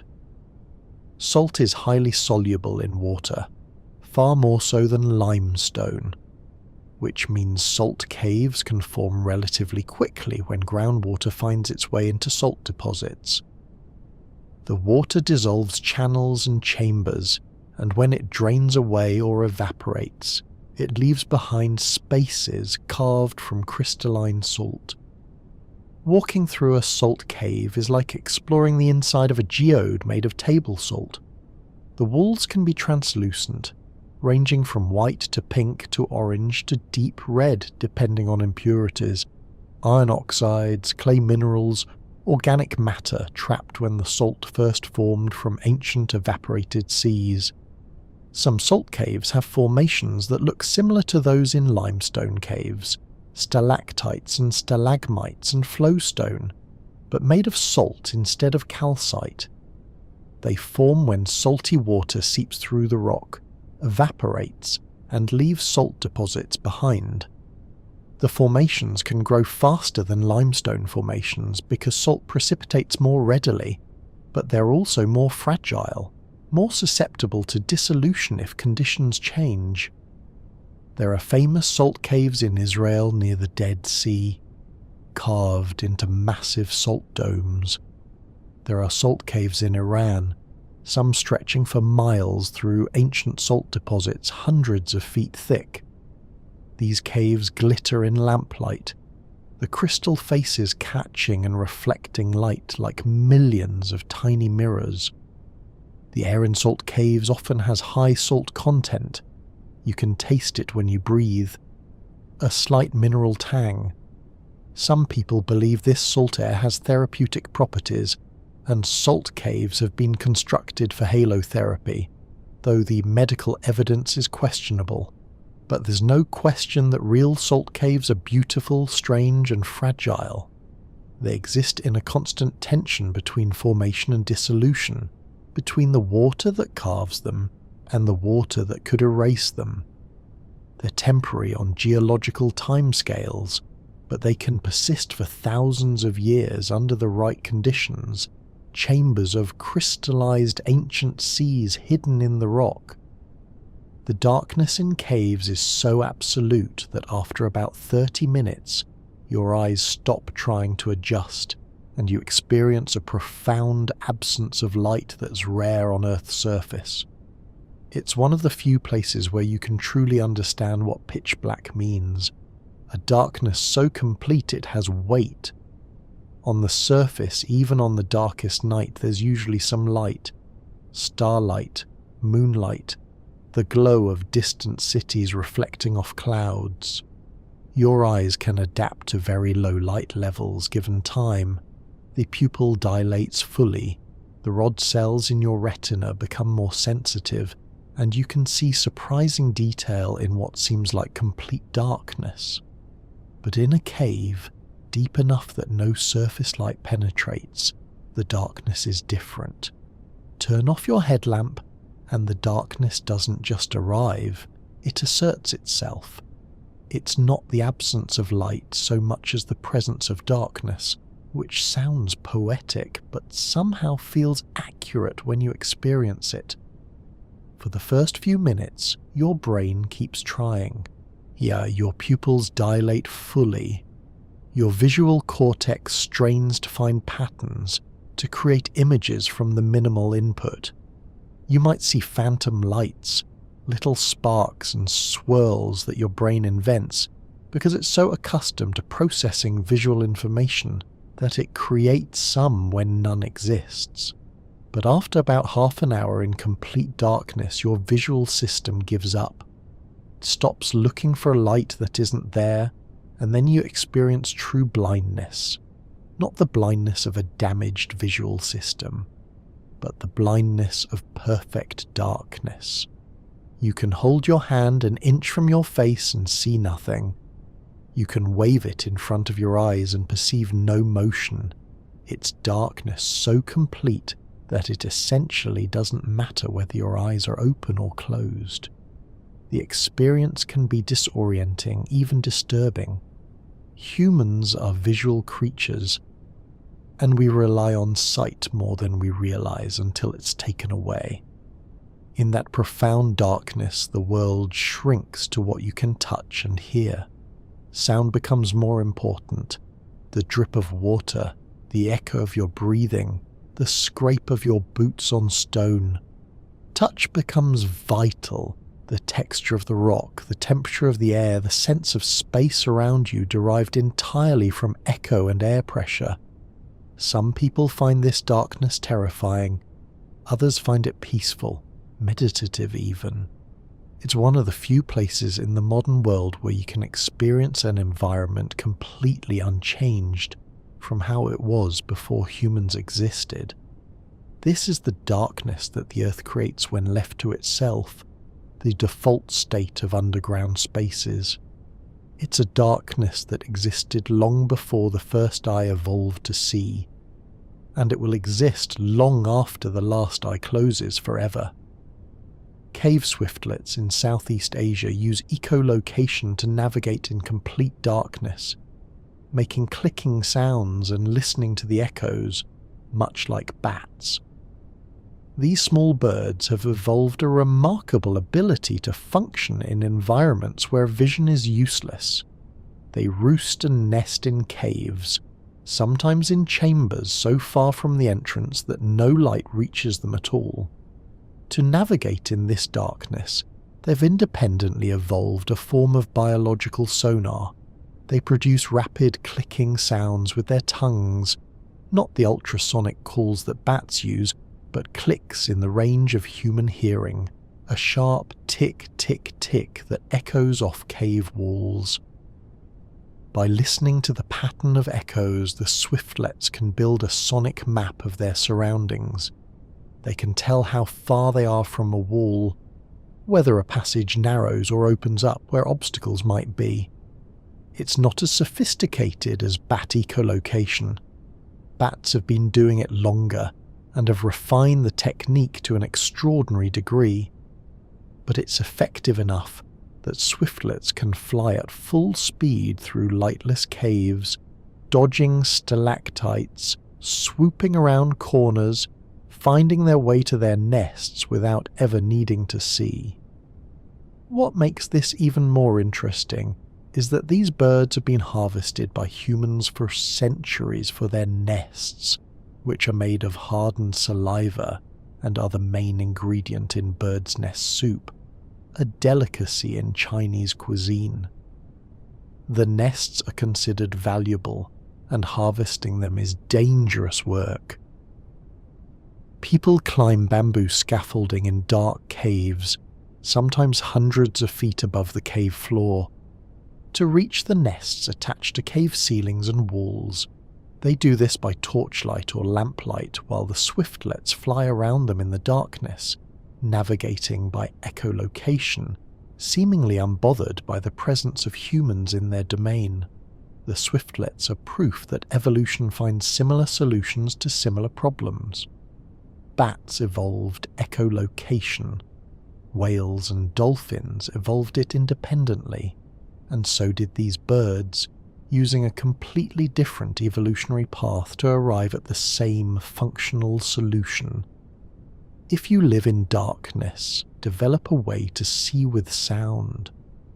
The caves rewarded this adaptation, providing safe nesting sites free from many predators, places where the ability to navigate in darkness became a tremendous advantage. Some caves contain boxwork, a honeycomb-like formation made of thin blades of calcite that project from walls and ceilings in geometric patterns. They form when the rock around the harder calcite veins erodes away, leaving behind what looks like intricate three-dimensional lace. Boxwork is relatively rare. It requires very specific conditions to form, and when you find it, it's breathtaking. The calcite blades are thin, sometimes just a few millimeters thick, and they intersect at various angles, creating box-like or honeycomb patterns. They project out from the cave walls, sometimes for several inches, creating a delicate lattice of stone. The formation process is essentially the reverse of most cave formations. Instead of water depositing minerals to build structures, mole boxwork forms when water removes the softer rock around a harder mineral veins. Long before the cave existed, the limestone had cracks and fissures that filled with calcite. This calcite is harder and more resistant to dissolution than the surrounding limestone. When the cave formed and the limestone dissolved away, the calcite veins remained, projecting from the walls like the fins on a radiator or the framework of a partially demolished building. What you see is essentially the skeleton of the original rock, the resistant framework that was hidden inside the limestone until everything around it was removed. Wind Cave in South Dakota is famous for its boxwork. It has more boxwork than any other cave in the world. Miles of passages decorated with these delicate calcite fins. The patterns can be geometric and regular, or chaotic and branching, depending on how the original fractures in the rock were oriented. Some boxwork is fine and delicate, breaking easily if touched. Other boxwork is more robust with thicker blades. The best examples create an almost alien landscape, walls covered in geometric protrusions that look designed rather than natural. Too regular to seem random, but too chaotic to be artificial. its geology creating abstract art, revealing the hidden structure of rock, showing us the scaffolding that was always there but invisible until the surrounding stone was stripped away. The Son Doong Cave in Vietnam is so large that it has its own jungle growing inside it, complete with trees over 100 feet tall. Where the cave ceiling collapsed, sunlight streams in, creating a miniature ecosystem in a chamber large enough to fit a 40-story building. Ya Son Doong, which translates to Mountain River Cave, is the largest known cave passage in the world by volume. The main chamber is over 650 feet high, 500 feet wide, and extends for more than 3 miles. To give you a sense of scale, you could fit an entire city block of 40-story skyscrapers inside it, and still have room left over. But what makes it truly extraordinary is what happened where sections of the ceiling collapsed. Where there would normally be solid rock overhead, sinkholes have opened up, allowing tropical sunlight to pour into the cave, and where sunlight reaches, life follows. Soil accumulated on the cave floor, blown in or washed in, or formed from the breakdown of rock and organic matter. Seeds arrived, carried by wind or birds or water, and they grew. Bamboo, trees, vines, or ferns. A complete jungle ecosystem developed inside the cave. Some of the trees are over 100 feet tall, reaching toward the light streaming in from the collapsed sections of ceiling far above. It's surreal to see. You're deep inside a mountain, surrounded by stone walls hundreds of feet high, and yet there are trees, there are birds singing, there are insects buzzing. The jungle exists in isolated pockets of sunlight, separated by sections of cave that remain in perpetual darkness. You can walk from tropical forest into complete darkness into forest again, all without leaving the cave. It's a reminder that life is opportunistic, that it will colonize any space where basic conditions, light, water, nutrients, are met.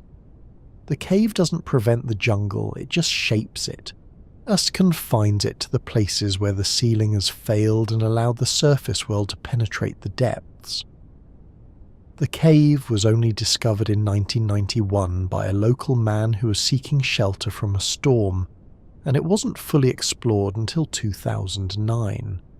For millions of years, this underground jungle grew in isolation, unknown to humanity, a hidden world where the boundaries between surface and subterranean dissolved in the light streaming through holes in the mountain. Cave rafts are thin, delicate calcite formations that float on the surface of cave pools before eventually sinking or becoming attached to cave formations. They're as fragile as tissue paper, crystallizing on the water's surface tension before gravity claims them. The formation process is delicate and unlikely. A pool of water in a cave, perfectly still, then supersaturated with dissolved calcite. Calcite begins to crystallize at the water's surface, forming a thin membrane that's light enough to float, supported by the surface tension of the water. The membrane grows thicker as more calcite deposits on it from both above and below. Dripping water adds to the top surface, and calcite precipitating from the pool adds to the bottom surface. If conditions remain perfect, no disturbance to the pool, no significant water movement, the right chemistry, the cave raft can grow to be several inches across, a thin wafer of calcite floating on still water like a lily pad made of stone. But they're incredibly fragile. A drop of water falling onto a cave raft can break it. A vibration from footsteps can shatter it. Even a breath of moving air across the pool can sometimes be enough to disrupt the delicate balance. When they break or become too heavy to float, they sink to the bottom of the pool or attach to the edges, becoming part of the permanent formations.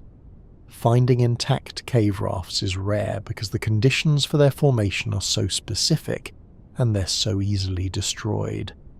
But when you do find them, floating impossibly on the surface of a still pool in the darkness, they're beautiful, thin, translucent, almost ethereal. They're proof of how gentle geological processes can be when conditions are perfect, how even in the seemingly violent process of cave formation, there are moments of delicate balance where the most fragile things can form and persist. They exist at the boundary between liquid and solid, you floating in the space between states of matter, too light to sink, too solid to dissolve, waiting for the inevitable moment when the balance tips and they become permanent, incorporated into the cave that created them. Some caves experience total silence. The absence of any sound is so complete that you can hear your own heartbeat and the rush of blood in your ears. This profound quiet is something most humans never experience, a stillness that existed before sound was invented. On the surface world, silence is rare and usually incomplete. Even in the quietest places, a library, a bedroom at night, there are sounds. Air conditioning humming, distant traffic, wind in trees, the creak of settling buildings. Our world is full of ambient noise that we've learned to tune out. Our brains filter it, push it to the background. Meh. Let us focus on the sounds that matter. But in certain caves, far from the entrance, in chambers with no flowing water, no dripping, no air movement, the silence is absolute. Turn off your headlamp, stop moving, stop talking, and wait. The last echoes of your movement fade, and then nothing. True silence. Not quiet, but the complete absence of sound. It can be disconcerting. Your breathing sounds loud, almost thunderous. Your heartbeat becomes audible, a rhythmic thump-thump that you can hear through your body. The rush of blood in your arteries creates a whooshing sound near your ears. You might hear your joints creak as you shift position, swallow, and it sounds like a gulp in an empty auditorium.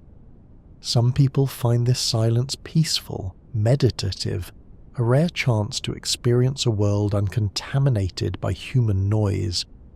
Others find it oppressive, even frightening. We're social creatures, and we're used to the ambient sounds of human activity.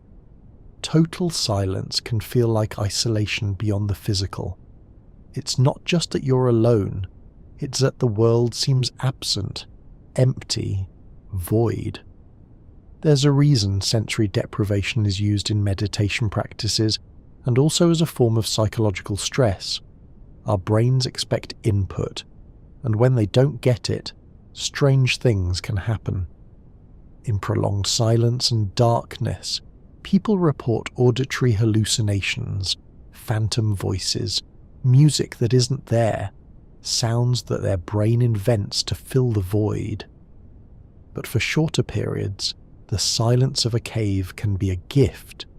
It's one of the few places in the modern world where you can hear absolutely nothing, or where you can experience what the default state of the universe is when humans aren't making noise.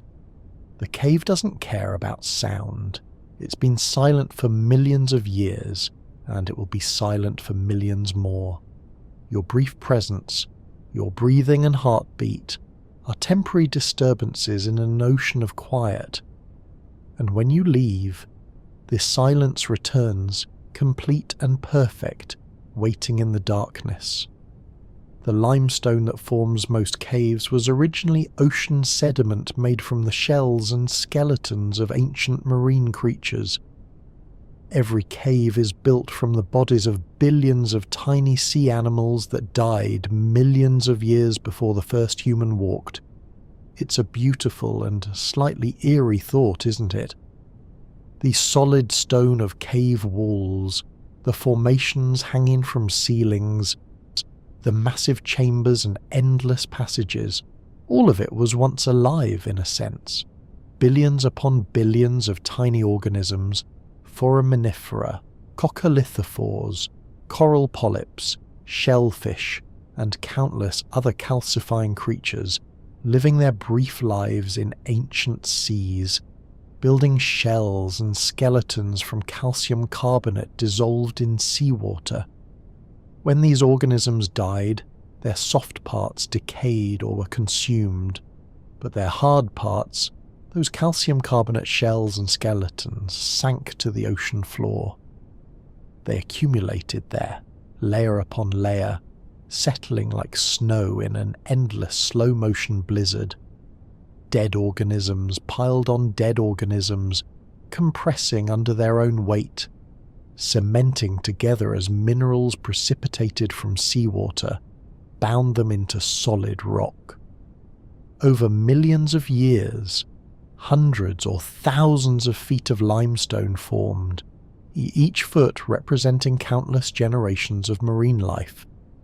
Then geological processes uplifted these ancient seafloors, turning them into dry land, into hills and mountains, and then water, the patient sculptor, began to carve them, dissolving the limestone, creating caves. So when you touch a cave wall, you're touching what used to be ocean floor, what used to be living organisms.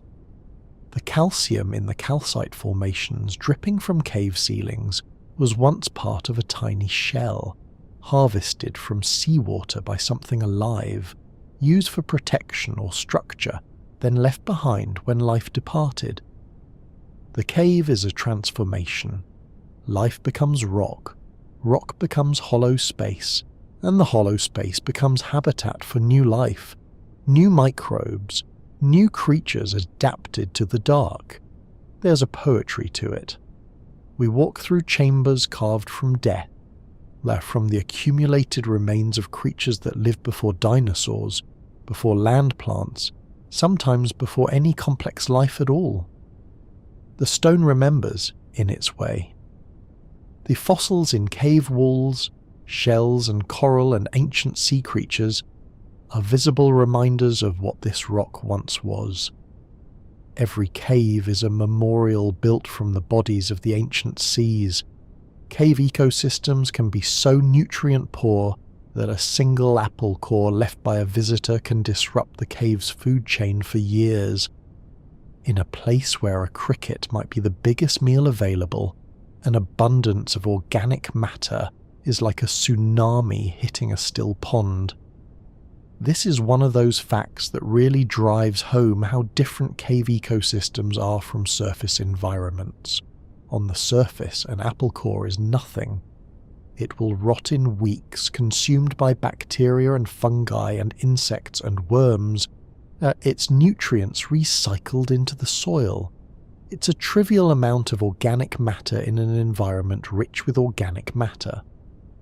But in a cave, especially in deep chambers far from the entrance, organic matter is desperately scarce. Most cave ecosystems are what scientists call energy limited. Energy enters the system in very small amounts, maybe through organic matter washed in by occasional flooding, maybe through the droppings of bats that roost in the cave but feed on the surface, maybe through nothing at all except bacteria that can extract energy from minerals. The entire ecosystem is balanced on a knife edge, with populations of microbes, invertebrates, and other creatures sized precisely to the tiny amount of energy available. Drop an apple core in such a place, and you've just introduced a massive energy subsidy. The bacteria bloom, are consuming the easily accessible sugars and starches. Their population explodes, and then the population of creatures that feed on bacteria explodes. Then predators that feed on those creatures have more food than usual. The whole system goes out of balance. Species that normally coexist in careful equilibrium suddenly compete for the windfall. Some species boom, others are outcompeted and crash. And this disruption can last for years, long after the apple core itself is completely consumed, because it takes time for population sizes to return to their previous balance, for the system to restabilize. This is why rules about not leaving trash in caves are so important. It's not just about keeping caves pretty or pristine. It's about protecting ecosystems that are so finely balanced, so delicate, that something as trivial as food waste becomes an ecological disaster. In the surface world, we're used to thinking of ourselves as having relatively minor impact as individuals, but in caves, our impact is magnified. Every crumb, every organic molecule we leave behind has consequences. The caves are fragile in ways that aren't always obvious, and the life they support exists on such narrow margins that even small disturbances can propagate through the system for years. Some caves contain formations called cave curtains or bacon, thin, wavy sheets of calcite with alternating colours that look like strips of bacon hanging from the ceiling. The colour bands form when impurities in the water change over time, creating accidental art in stone. These formations, also called draperies, form when water flows down a slanted ceiling, depositing calcite in a thin, rippling sheet. As the water flows, it leaves mineral deposits along the line where it flows, and over time these deposits build up into a thin curtain of stone, often with wavy edges that follow the flow patterns of the water that created them. What makes them particularly beautiful are the colour bands. Pure calcite is white or translucent, but cave water often carries impurities, dissolved minerals from the rock it passed through on its journey to the cave. Iron oxides create bands of red or orange or yellow. Manganese creates brown or black bands. Organic matter can create tan or cream colours. As water chemistry changes over time, perhaps because rain patterns change, or because the water is passing through different rock layers, or because of seasonal variations, the colour of new deposits changes. The result is a curtain with alternating bands of colour like geological pinstripes. Some cave curtains are thin enough to be translucent. If you hold a light behind them, light passes through and the colours glow like stained glass. The resemblance to bacon comes from curtains that have alternating bands of white and reddish orange, creating a pattern that looks remarkably like strips of uncooked bacon hanging from the ceiling. It's one of those coincidences that make cave formations feel almost whimsical, as if the cave has a sense of humour, creating art that mimics familiar objects. The formations are entirely accidental, of course, the result of chemistry and gravity and time, but they're beautiful nonetheless. Thin sheets of coloured stone draped across cave ceilings, recording in their bands the changing chemistry of water over thousands or tens of thousands of years.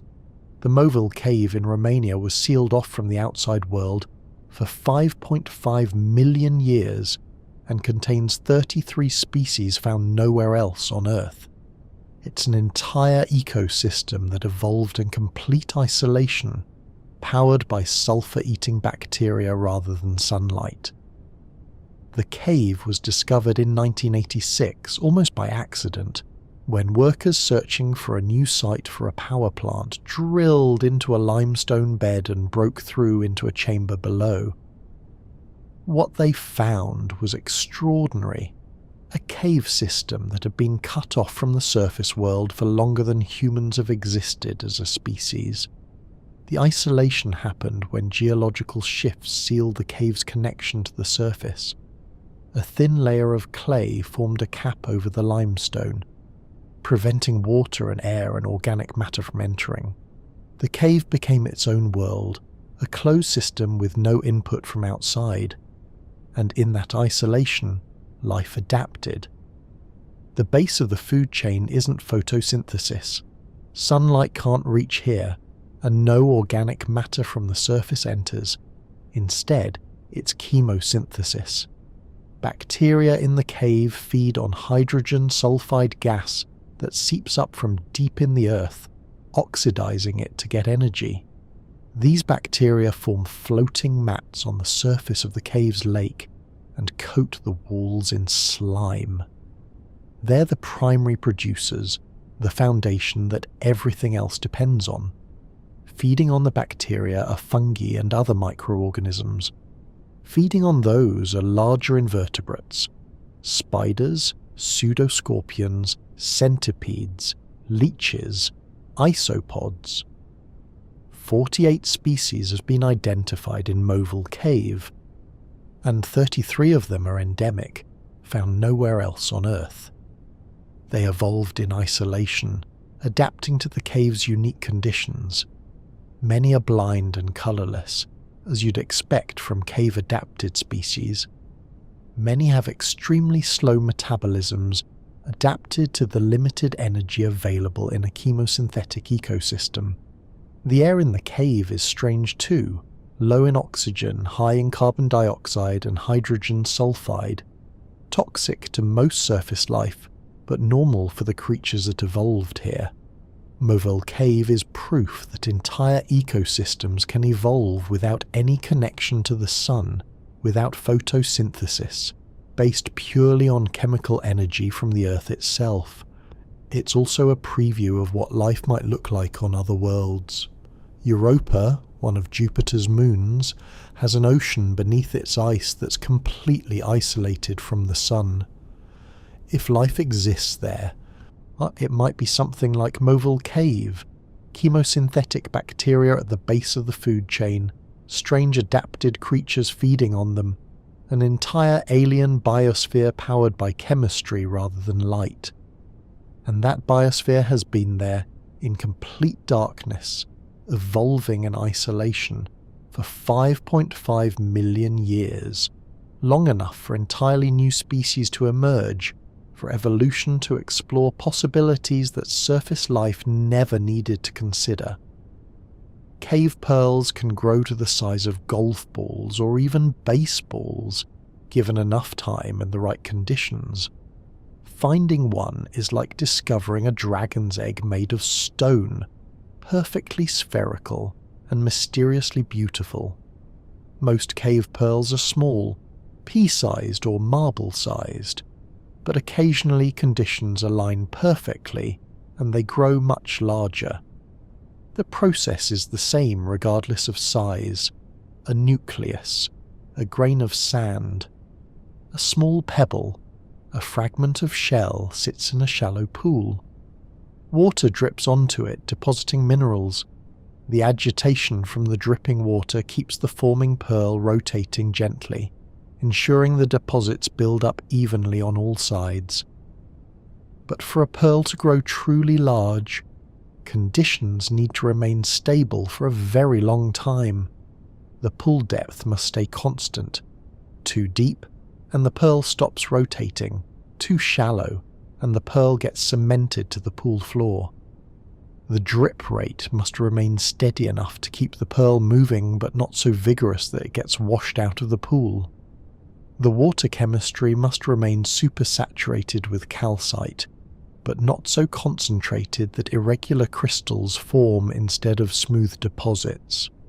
All of these variables must stay within tolerance for thousands of years. When it works, the results are remarkable, and cave pearls the size of baseballs have been found in a few caves around the world. Perfect spheres of calcite, smooth and heavy, resting in their shallow pools like offerings left by the cave itself. They're so unlikely, so improbable, that finding one feels like discovering treasure. And in a sense they are treasure. Not valuable in monetary terms, but precious because of what they represent. They're proof that the cave has been stable, undisturbed, for longer than civilizations last. They're the result of patience measured in geological time, of processes so slow they're essentially invisible to human perception, building something beautiful drop by drop, rotation by rotation, year after year after year. Some cave pearls have been radiocarbon dated and found to be thousands of years old. The one sitting in a pool today might have started forming when the Roman Empire was at its height, or when the Great Pyramid was being built, or even earlier, and it's still growing, still rotating in its pool, still adding microscopic layers of calcite to its surface.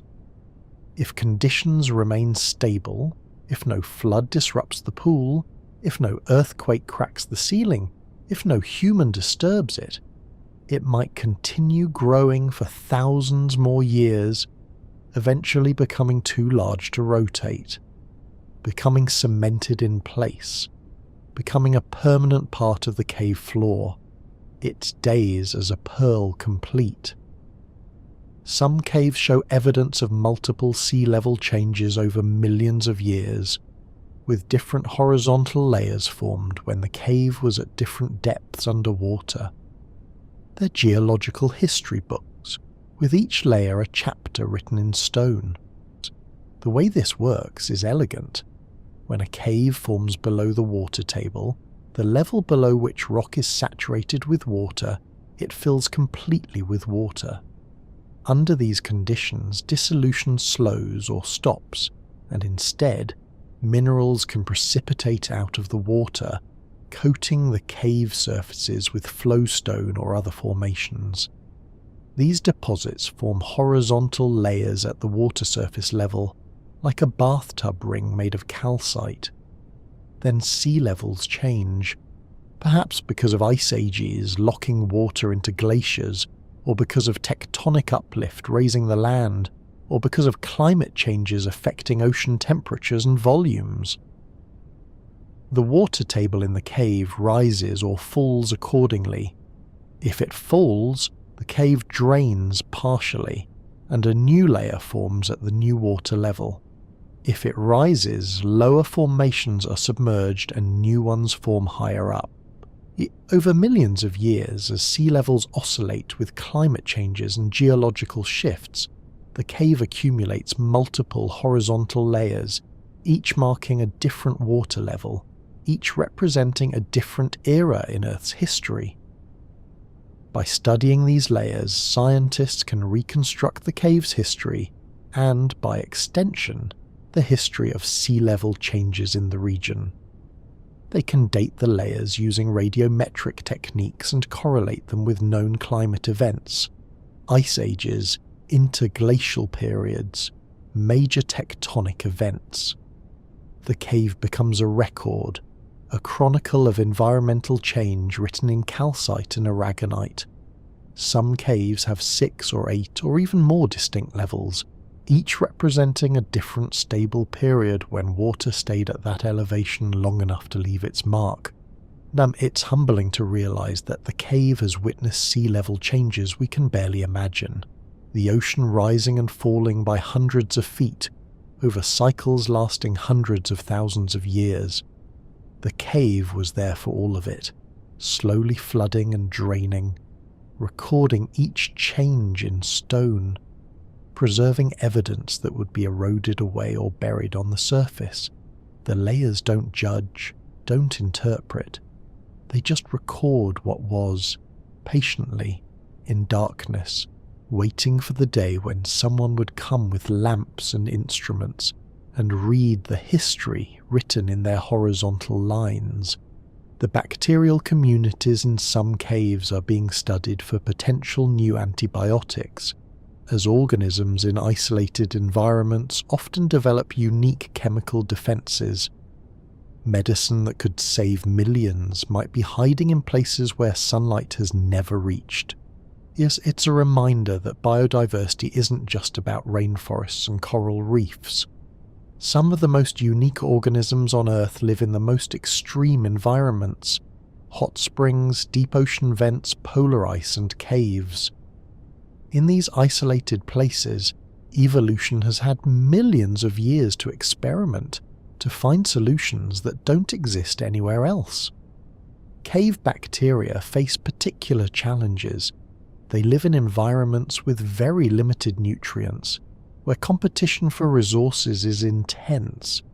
They often grow in close proximity to other microorganisms, which means chemical warfare, the production of compounds that kill or inhibit competitors can be a successful strategy. These compounds are essentially natural antibiotics, evolved to give one microbe an advantage over others in the struggle for survival in nutrient-poor environments. And because cave bacteria have been isolated for so long, the compounds they produce are often chemically unique, different from anything found in surface bacteria. This makes them interesting to pharmaceutical researchers. Most of our current antibiotics were originally derived from soil bacteria, penicillin from Penicillium fungi, streptomycin from Streptomyces bacteria, and so on. But bacteria are developing resistance to these antibiotics at an alarming rate. We need new antibiotics with new mechanisms of action, and one place to find them is in environments we haven't explored yet. Caves fit that description perfectly. There are caves that have been sampled and found to contain bacteria-producing compounds with antibiotic properties that work against drug-resistant bacteria. The research is painstaking. You have to access the cave, collect samples without contaminating them, culture the bacteria in the lab, which is difficult because many cave bacteria are adapted to very specific conditions and won't grow in standard laboratory media. Identify the compounds they produce, test those compounds for antibiotic activity, and then determine if they're safe and effective for human use. It's a long process, and most candidates don't make it all the way to becoming approved drugs. But the potential is there. Somewhere in the darkness of an unexplored cave might be a microbe producing a compound that could cure infections that current antibiotics can't touch. Medicine from the depths, from the dark, from ecosystems so isolated they might as well be on another planet. It's another reason to protect caves, to preserve their ecosystems intact. Yet we don't know what might be living there, what chemical solutions evolution has invented in the darkness, what might be lost if we contaminate or destroy these environments before we've had a chance to study them. Cave systems can extend for vertical miles, with some connecting to the surface through multiple entrances at vastly different elevations. You could enter a cave on a mountaintop and emerge in a valley, having walked through the heart of the mountain itself. This happens in areas with significant topographic relief, mountain ranges where the elevation difference between peaks and valleys is substantial. Water follows gravity, flowing from high elevations to low, and over millions of years it carves passages through the rock, following fractures and faults downward. The result can be cave systems with entrances separated by thousands of feet of elevation. You might enter through a small opening near a mountain summit, descend through passages and shafts, following the path ancient water took, and eventually emerge from a spring or resurgence at the base of the mountain, miles away both horizontally and vertically from where you started. It's a remarkable experience, walking through the solid rock of a mountain, following passages that connect two different ecosystems, two different climate zones sometimes. The entrances at different elevations can have very different characteristics. High elevation entrances might be in alpine or subalpine zones, surrounded by sparse vegetation, experiencing harsh weather, icebound for part of the year. Low elevation entrances might be in temperate forests or valleys, warm year-round, lush with vegetation. But they connect through the cave, which maintains its own stable climate somewhere between the two. A cool constant temperature regardless of what's happening on the surface above or below. Mapping these multi-entrance systems is challenging. You have to survey from each entrance, carefully measuring distances and bearings and elevations, and eventually connect the surveys to prove that the passages actually link. Sometimes the connection is obvious. You can walk from one entrance to another through open passage, but sometimes the connection is hydrological. Dye tracing shows that water entering at one location emerges at another, proving a connection even if the passage is too small or too flooded for human exploration. These vertical cave systems are three-dimensional mazes, requiring three-dimensional thinking to map and understand. Their passages through solid mountains, evidence of water's patient power to carve through stone given enough time, creating hidden highways through the earth that we're only beginning to fully explore and understand. Some caves contain cave clouds, visible mist that forms when different air masses with varying temperatures meet inside the cave. Weather happens underground too, just silently, slowly, in the eternal dark. It's strange to think of weather in a place where there's no sun, no wind, no rain from the sky. But caves have their own meteorology, driven by temperature and humidity differences rather than solar heating. Here's how it works. Caves have openings to the surface, and through those openings, air can flow. In winter, cold air from outside might sink into a cave entrance. Cold air is denser than warm air, so it flows downward like water. This cold air meets the warmer, humid air that's been sitting in the cave at the cave's constant temperature. When warm, moisture-saturated air meets cold air, the moisture condenses out, forming mist or fog. You get visible clouds forming inside the cave, wisps of vapour hanging in the beam of your headlamp, obscuring visibility just like fog on the surface. The effect can be dramatic in certain caves during certain seasons. In caves with multiple entrances at different elevations, you can get air circulation driven by temperature differences. Warmer air rising out of upper entrances, cooler air sinking into lower entrances, creating a gentle but constant breeze through the cave. When conditions are right, this breeze carries moisture that condenses and creates persistent fog banks in certain passages. You walk through them, feeling the dampness on your face, water condensing on your clothing and equipment, visibility reduced to a few feet. There are also caves with ice formations where sublimation, ice turning directly to vapour without melting, can create mist.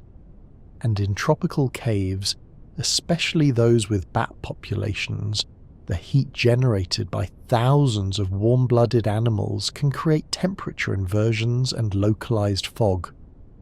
It's a reminder that weather is really just the movement of air and water in response to temperature and pressure differences, and those can exist anywhere, not just on the surface. The cave has its own atmosphere, its own climate, its own weather patterns playing out in slow motion in the dark. Clouds form and dissipate, air circulates, moisture condenses and evaporates, all following the same physical laws that govern surface weather, just in a very different environment, at a very different scale witnessed by almost no one. The silence in caves is so profound that specialized equipment can detect sounds that would be completely inaudible on the surface, like the creak of rock settling. The earth is never truly still, and in caves you can hear its subtle, constant movements. Rock, despite seeming solid and eternal, is actually under constant stress. The weight of overlying rock creates pressure. Temperature changes cause expansion and contraction. Water seeping into cracks can freeze and expand or dissolve minerals and create voids. Tectonic forces slowly push and pull and twist. All of this creates stress in the rock, and stressed rock moves, very slightly, constantly. On the surface, these movements are completely inaudible. The ambient noise, wind, traffic, animals, human activity, drowns them out entirely. But in a deep cave, In perfect silence with sensitive microphones, researchers can detect the tiny sounds of rock adjusting to stress. Microfractures forming and propagating, grains of rock sliding past each other, the slight creak and groan of stone under pressure. These sounds are incredibly faint, often at the very threshold of hearing or below it, but they're there, a constant quiet conversation the rock is having with itself. Seismologists sometimes place instruments in caves to detect earthquake tremors, precisely because caves are so quiet. Surface seismograph stations have to filter out all kinds of noise, traffic, wind shaking the instrument, even footsteps from nearby humans. But in a cave, those noise sources are absent or greatly reduced. The seismograph can detect much smaller tremors, can hear the Earth's movements more clearly. Some of the most sensitive seismic monitoring stations in the world are located in caves, listening to the planet's heartbeat in conditions of near-perfect silence. There's something profound about the idea that rock is always moving, always settling, always adjusting, and that in caves we can actually hear it. It changes how you think about stone, makes it seem less eternal and more dynamic. The cave walls around you aren't frozen in time, they're slowly deforming, slowly responding to stress, yes, creaking and groaning too quietly for unaided human ears but audible to instruments, or to someone who sits long enough in perfect silence with perfect attention. The mountain is alive in its way, breathing and shifting and settling, and the cave allows us to hear its voice, speaking in frequencies at the edge of perception, telling stories of pressure and time. Cave formations can create natural musical instruments. Stalactites in some caves ring like bells when gently struck, each with a different pitch. The Great Stalacpipe organ in Virginia's Luray Caverns uses this phenomenon to play actual music across 3.5 acres of cave. It's one of those discoveries that must have started with someone's curiosity, I wonder what this sounds like, and evolved into something remarkable. Stalactites are essentially hanging stone columns, and like any column or tube, they have resonant frequencies.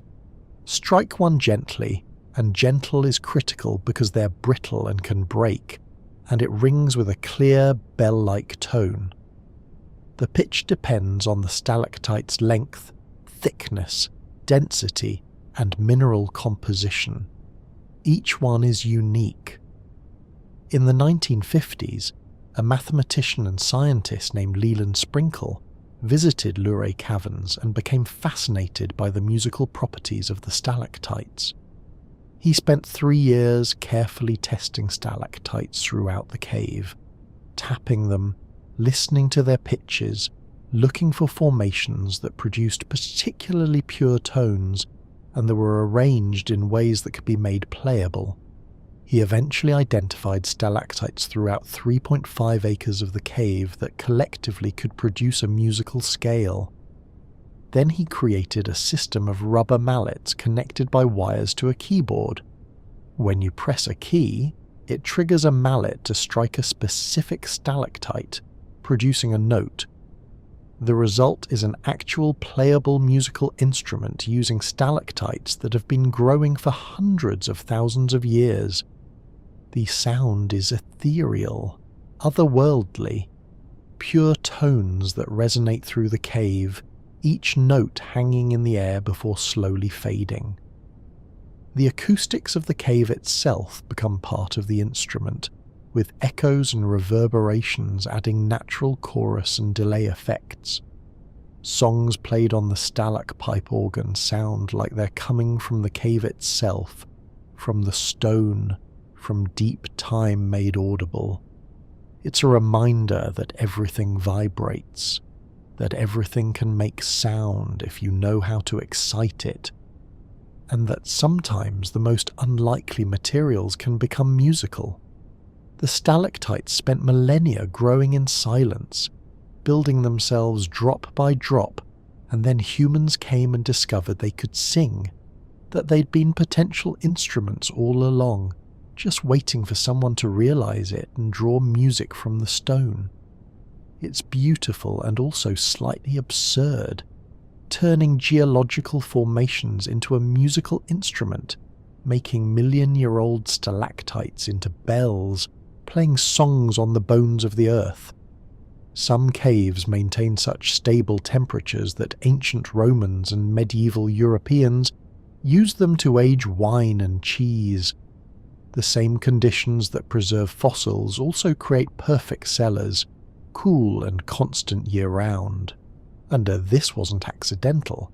People have understood for thousands of years that caves provide excellent storage conditions for food and drink. The constant cool temperature, typically in the 50s Fahrenheit for most European caves, slows spoilage without freezing. The high humidity prevents desiccation, and the darkness prevents light-induced degradation of sensitive compounds. For wine, this is ideal. Wine aging is all about slow, controlled chemical reactions, tannin softening, flavors mellowing and integrating, sediment settling. These processes happen best at cool, constant temperatures. Too warm and the wine ages too quickly, develops off flavors. Temperature fluctuations cause the wine to expand and contract in the bottle, potentially pushing the cork out or allowing air in. But in a cave, the temperature never changes. Summer, winter, spring, fall, the cave remains the same temperature, providing perfect aging conditions. For cheese, especially traditional European cheeses, caves are equally important. Many classic cheeses, Roquefort, Comté, Gruyère, were traditionally aged in caves. The caves provide the right temperature and humidity, but they also provide something else: unique microbial communities. The bacteria and molds living on cave walls can colonize aging cheeses, contributing to their flavor and character. Roquefort, for instance, is by law required to be aged in the natural caves of Combalou in southern France, where the specific strains of Penicillium roqueforti, mold that give the cheese its blue veins and characteristic flavor, exist naturally. Modern refrigeration and climate control have made cave aging less necessary. But some producers still use caves because the results are superior, or because tradition demands it, or because the terroir, the unique environment of a specific place, is part of what makes the product special. There are wine caves in California and France with millions of bottles aging in constant darkness and coolness. There are cheese caves in Europe where enormous wheels of cheese sit on wooden shelves, slowly developing their flavors over months or years, tended by affineurs who turn them and brush them and monitor their progress. The caves provide what technology struggles to perfectly replicate, not just controlled temperature and humidity, but the presence of the right microorganisms, the right stone surfaces, the right subtle air circulation. The earth itself becomes the aging cellar, as it has been for thousands of years. Thus, the carbon dioxide levels in some caves can be dangerously high, as the gas is heavier than air and settles in low-lying chambers. Invisible and odorless, it creates pockets of unbreathable air in otherwise normal-seeming passages. This is one of the serious hazards of cave exploration, particularly dangerous because carbon dioxide doesn't announce itself the way toxic gases like hydrogen sulfide do, which has a characteristic rotten egg smell. Carbon dioxide is completely odorless. You can walk into a high CO2 environment and not realize anything is wrong until you start experiencing symptoms: headache, dizziness, rapid breathing, confusion. The carbon dioxide comes from various sources, Decomposing organic matter produces it. Limestone dissolution produces it as a byproduct. When carbonic acid reacts with calcium carbonate, one product is carbon dioxide gas. In volcanic regions, CO2 can seep up from deep sources, and because carbon dioxide is denser than air, about 1.5 times as dense, it sinks. It pools in low spots, in depressions in the cave floor, in chambers with poor air circulation. You can have a passage where the air is perfectly normal at head height but dangerous at floor level. There are caves where cavers have to be careful not to sit down or lie down in certain spots because the CO2 concentration near the floor is high enough to be dangerous, while standing upright with your head in the normal air is fine. There are caves where small animals are occasionally found dead in low spots. They wandered in, settled down into a pocket of high CO2, and essentially asphyxiated without ever knowing what was happening. It's invisible death, as pooled in depressions in the stone, waiting. Modern cave explorers sometimes carry CO2 detectors, especially when exploring new or poorly ventilated caves. The detectors will alarm if carbon dioxide levels get too high, warning you to back out or to ventilate the area. But many caves have been explored for years without anyone realizing there were dangerous pockets until someone had an incident. It's a reminder that caves are alien environments despite looking benign, that the air you breathe can't be assumed to be safe just because it looks and smells normal, that invisible hazards exist in these underground spaces. The earth exhales sometimes, and what it exhales isn't always fit for human lungs. Cave beetles in some systems are so adapted to darkness that they're translucent, and you can see their internal organs through their exoskeletons. When you have no predators that can see, there's no evolutionary pressure to be opaque. It's a striking example of evolution's economy. Anything that costs energy but provides no benefit eventually gets discarded. On the surface, most beetles have thick, pigmented exoskeletons. The pigmentation serves multiple purposes. It can provide camouflage, protect against UV radiation, help regulate temperature, or serve as warning coloration to predators. But in caves, none of these functions matter. There's no light to hide from or to be damaged by. There are no visual predators to deceive or warn away. So over evolutionary time, cave beetles lose their pigmentation. The genes responsible for producing melanin and other pigments accumulate mutations that would be harmful on the surface, but are neutral in the cave. Without selective pressure to maintain them, these genes drift, degrade, eventually stop functioning. The result is beetles with completely unpigmented exoskeletons, translucent, ghostly pale. Shine a light on them, and you can see through their body walls to the organs inside. You can watch their heart pumping, see the movement of their digestive system, observe their muscles contracting as they move. It's eerie and beautiful at the same time. These creatures are like living anatomy diagrams, their inner workings visible, nothing hidden. And they've been this way for potentially millions of years, evolving in darkness where transparency doesn't matter because there's nothing to see and nothing looking. Some cave beetles have gone even further, losing not just pigmentation but also reducing their exoskeleton thickness, making their bodies even more translucent, saving energy on building thick armor they don't need. There's a lesson in this about adaptation and environment. These beetles aren't deficient or incomplete. They're perfectly adapted to their world. In the darkness of caves, being translucent is just as good as being opaque, just as being blind is just as good as having eyes. They've lost nothing that matters, and gain the advantage of not wasting energy on features that provide no benefit. They're streamlined, optimized for life in eternal darkness, as successful in their environment as any surface beetle is in theirs. They just look alien to us because we're judging them by the standards of the surface world, where light and visibility shape everything.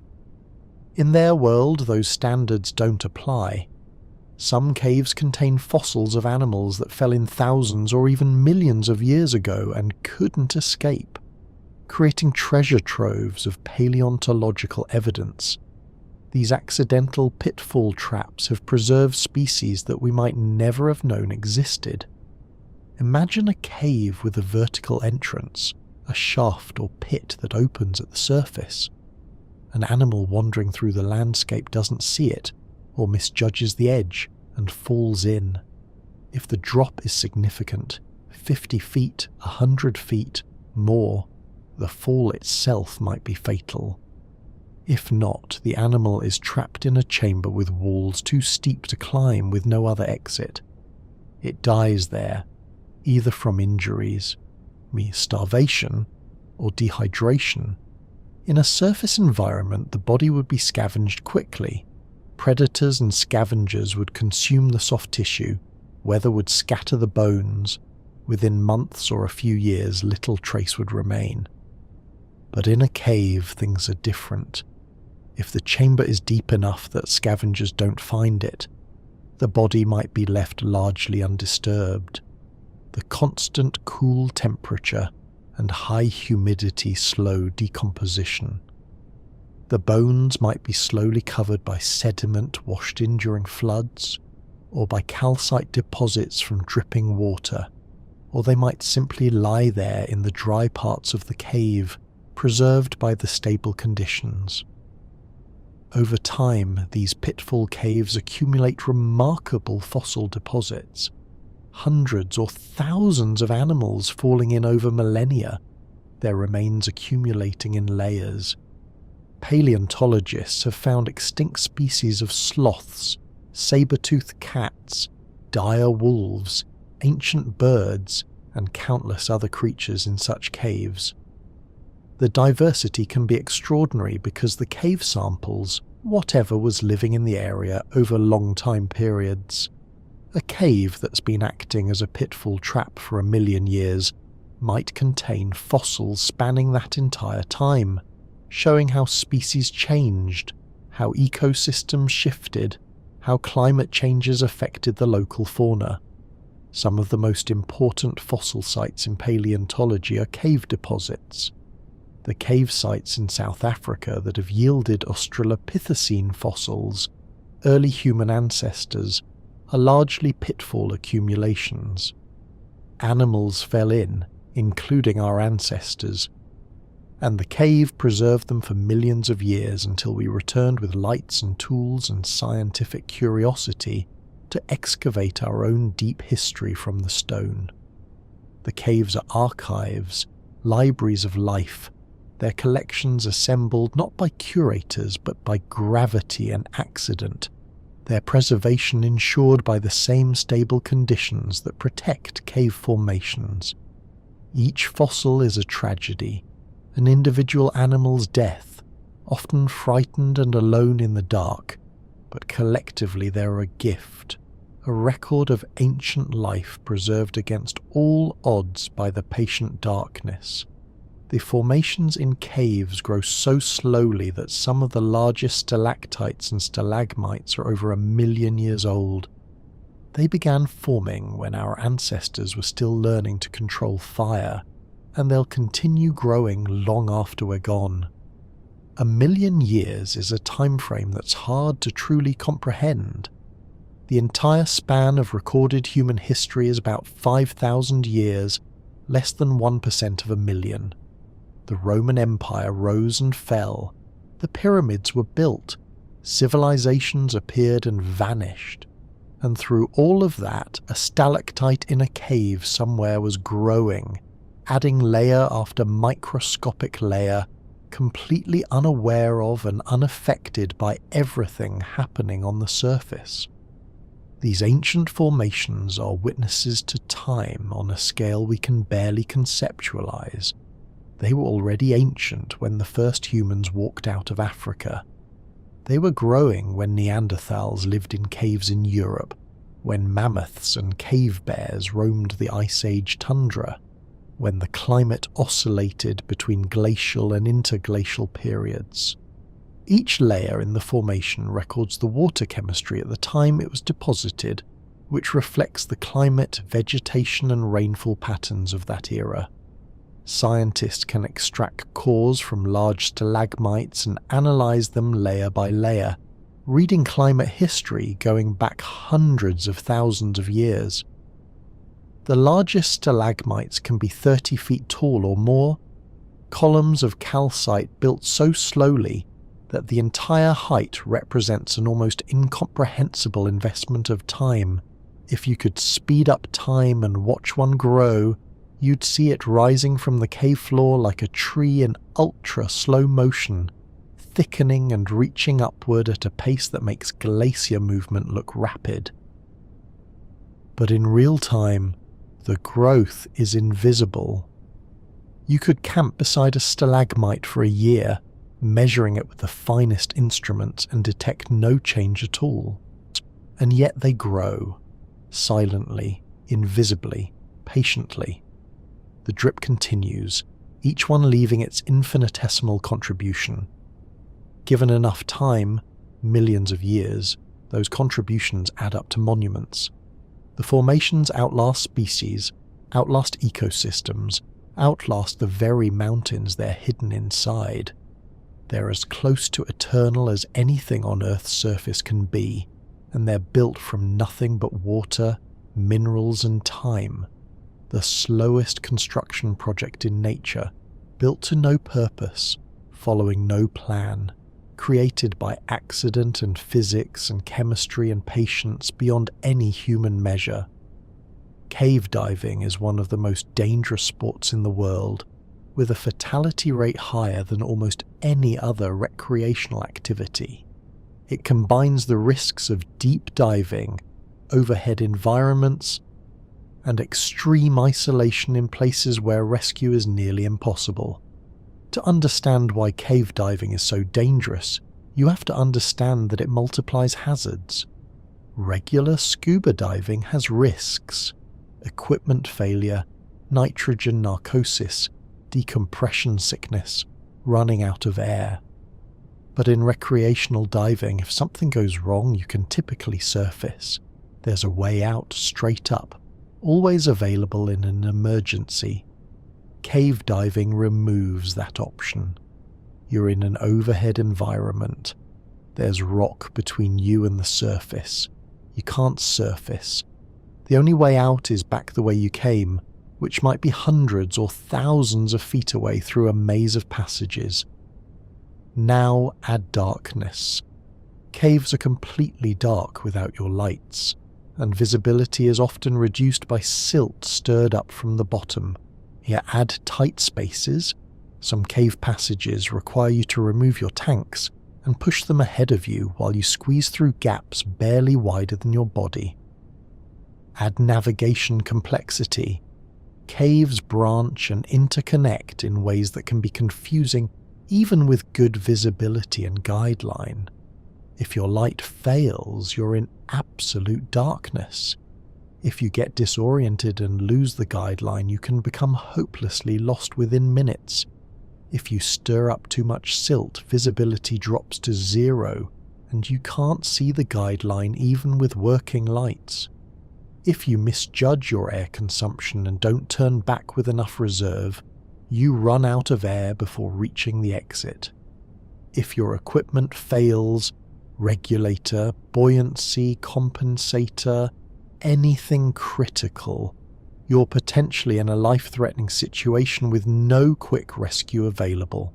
Even if someone knows exactly where you are, reaching you and bringing you out might be impossible.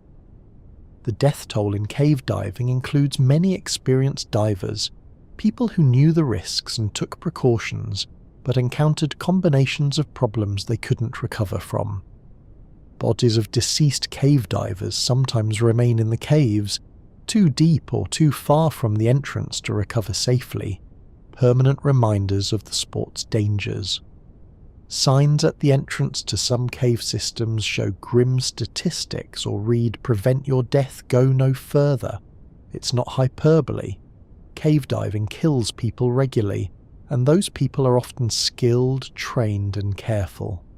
The margins for error are just so small, and the environment is so unforgiving that even small mistakes can cascade into tragedy. And yet people do it because the rewards are extraordinary. They see chambers no human has ever seen, explore frontier territory on Earth, contribute to scientific knowledge, and experience an environment so alien it might as well be another planet. The risk is real, but for those who choose to take it, the experience of exploring underwater caves is apparently worth it. They accept the danger as the price of admission to one of Earth's last true frontiers. Some caves have multiple levels stacked on top of each other, formed as the water table dropped over geological time. They're like underground apartment buildings, each floor representing a different era of the cave's development. This happens in areas where the water table, the level below which rock is saturated with water, has dropped over time due to changes in climate, sea level, or local geology. When a cave first forms, it develops at or below the water table. Passages are carved by water flowing through the rock, following fractures and bedding planes, dissolving the limestone as it goes. But then conditions change. Perhaps an ice age locks up water in glaciers, lowering sea level and therefore the water table. Perhaps tectonic uplift raises the land, leaving the water table relatively lower. Perhaps climate change reduces rainfall, lowering the regional water table. Whatever the cause, the water table drops. The passages that were once at water level are now above it. Water drains out of them, and they become air-filled passages. But the water hasn't stopped flowing. It's just flowing at a new, lower level. And at that new level, it begins carving new passages, creating a new cave level below the old one. This process can repeat multiple times. Each time the water table drops significantly and stays at the new level for tens or hundreds of thousands of years, a new level develops. The result is a cave system with distinct levels, upper levels that are dry and air-filled, often decorated with formations that grew after they drained, and lower levels that are still active, still being carved by water, often still partially or fully flooded. The levels are connected by vertical shafts or steeply sloping passages where water once cascaded from one level to the next. Exploring multi-level caves is like travelling through time. The upper levels are oldest, formed perhaps millions of years ago. The lowest levels are youngest, still actively forming. Each level has its own character. The oldest levels might be more decorated with formations, having had more time for speleothems to grow. Middle levels might show evidence of past flooding events. The lowest level might have active streams and lakes, the sound of rushing water, the ongoing work of cave formation happening around you. Some caves have 5 or 6 distinct levels spanning hundreds of vertical feet. Mapping them is challenging because you have to keep track of which level you're on and how the levels interconnect. But the reward is understanding the cave's history, reading its development in the stacked layers of passages, seeing how the same geological processes operating at different times created this three-dimensional labyrinth of hollow spaces in the rock. The air in some caves is cleaner than outside air, filtered through countless layers of rock and free from the pollutants of the surface world. Every breath is as pure as it was before humans invented industry, a taste of prehistoric atmosphere. This happens because the air in deep caves doesn't exchange with surface air very rapidly. It's isolated, protected, filtered. Air that does enter from the surface has to pass through rock fractures or travel through long passages, and in that journey, many contaminants are removed. Particulates, dust, pollen, soot settle out or are filtered by the rock. Many chemical pollutants react with cave surfaces or are absorbed by water films on cave walls. By the time air reaches deep cave chambers, it's been naturally scrubbed, cleaned through geological filtration. The result is air that's often remarkably pure, especially in caves far from urban areas or industrial pollution. Near some cave air has been analysed and found to have almost no suspended particulates, no industrial chemicals, no pollutants that characterise surface air in the modern era. Breathing this air is a strange experience if you think about it. Every breath you take on the surface contains molecules that were part of industrial processes, car exhaust, agricultural chemicals, the countless byproducts of human civilization. But in a deep cave, you might be breathing air that's closer to what the atmosphere was like before we started changing it. Of course, it also typically has higher carbon dioxide levels and higher humidity than surface air, and it can feel heavy, thick, because of that. But in terms of pollutants, it's cleaner than anything you'd breathe in a city or even in most rural areas. This purity is fragile, though, and caves can be contaminated quickly if pollutants enter from the surface. A chemical spill can seep into a cave through sinkholes. Air pollution can be carried in by airflow through entrances. Once contaminated, caves don't clean themselves quickly. The very isolation that keeps them pure also means that pollutants persist, with nowhere to go and no mechanisms to remove them. Some caves near industrial areas or agricultural regions show contamination in their air and water, evidence that even the deepest caves aren't completely isolated from what we do on the surface. The purity of cave air is a gift, but it's a gift that requires protection. It's one of the last places on Earth where you can breathe air untouched by human activity, and it won't stay that way unless we're careful. The cave formations can be destroyed in seconds but take thousands of years to regrow. A single act of vandalism can erase millennia. This fragility is why many of the world's most spectacular caves are now closed to general visitation. It takes just one person deciding to break off a stalactite as a souvenir, or to write their name on a flowstone wall, or to snap off a delicate helictite, to destroy something that took longer to form than recorded human history. And the damage is essentially permanent on any human timescale. Yes, theoretically the formation could regrow if conditions remained perfect for thousands or tens of thousands of years. But perfect conditions are rare, and who's to say they'll last that long? The tragedy is compounded by the fact that it's so easy to do damage accidentally. Yeah, touch a formation with your hand and you leave oils that can stop its growth. Breathe too much in an enclosed chamber, and the increased carbon dioxide from your exhalation can alter the cave's atmospheric chemistry, enough to affect formation processes. Walk on delicate cave floors and you crush tiny formations or compact sediments that took millennia to accumulate. Even the lights we bring into caves can cause problems. Heat from lamps can kill cave-adapted organisms or alter growth patterns of formations. The mere presence of humans in caves changes them, and not always in ways we can predict or control. This has led to difficult decisions about access. Some caves are so spectacular, so pristine, that they've been closed entirely to tourism to preserve them. Lechuguilla Cave in New Mexico allows only researchers and has strict protocols to minimize impact.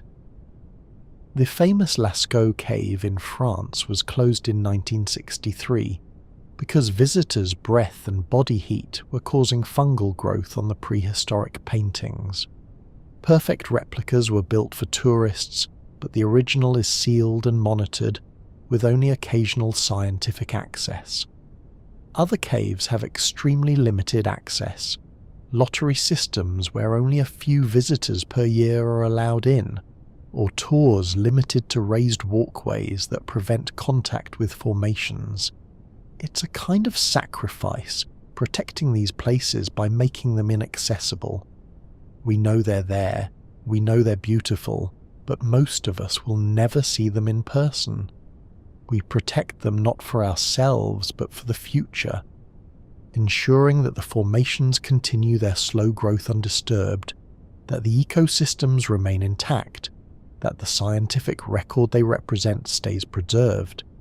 It's an act of restraint that runs counter to our instinct to see, to touch, to experience directly.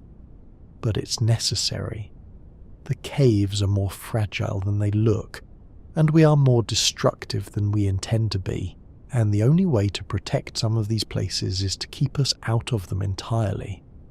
Some caves contain natural bridges and arches underground, carved by ancient rivers that have long since changed course or dried up. These hidden monuments exist in total darkness, as magnificent as any surface landmark but witnessed by almost no one.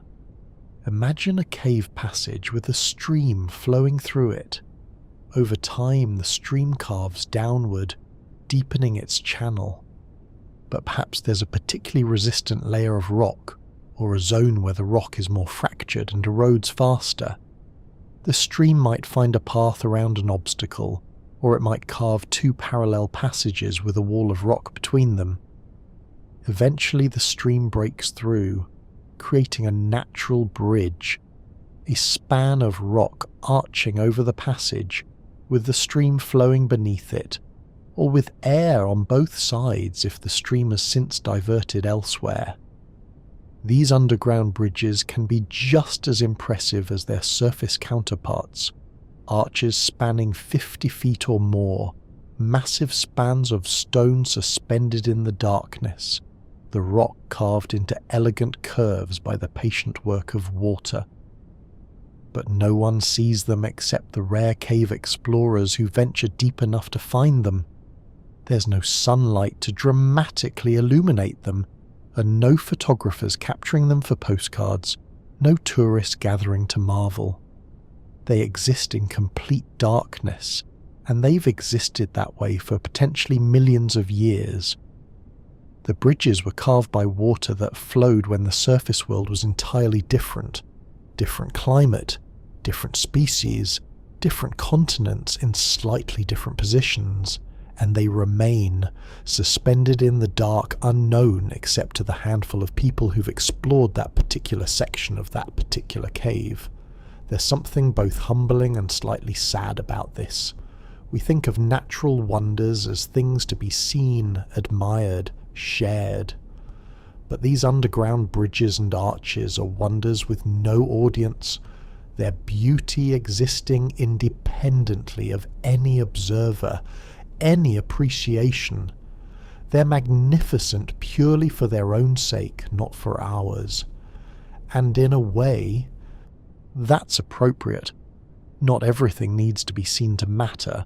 Not everything exists for human appreciation. These formations are complete in themselves, their arch curves and span dimensions following the mathematics of structural engineering that gravity and stone impose, regardless of whether anyone ever shines a light on them.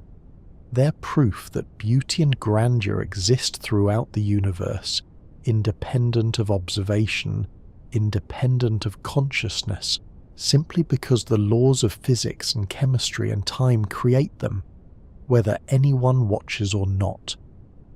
The minerals in cave water can create formations of different colours. Iron oxides make orange or red, copper creates blue or green, and manganese produces black.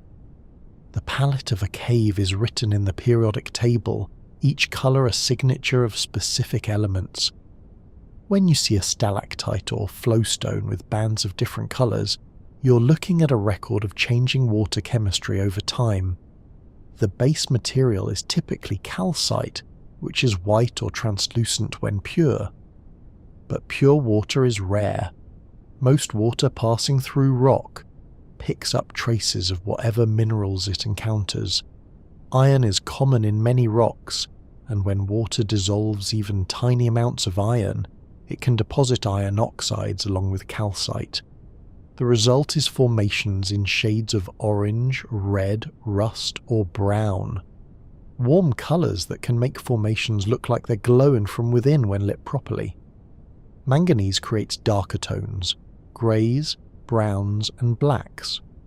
Copper compounds, less common but spectacular when present, can create blue or green formations, sometimes vivid enough to look like they've been painted.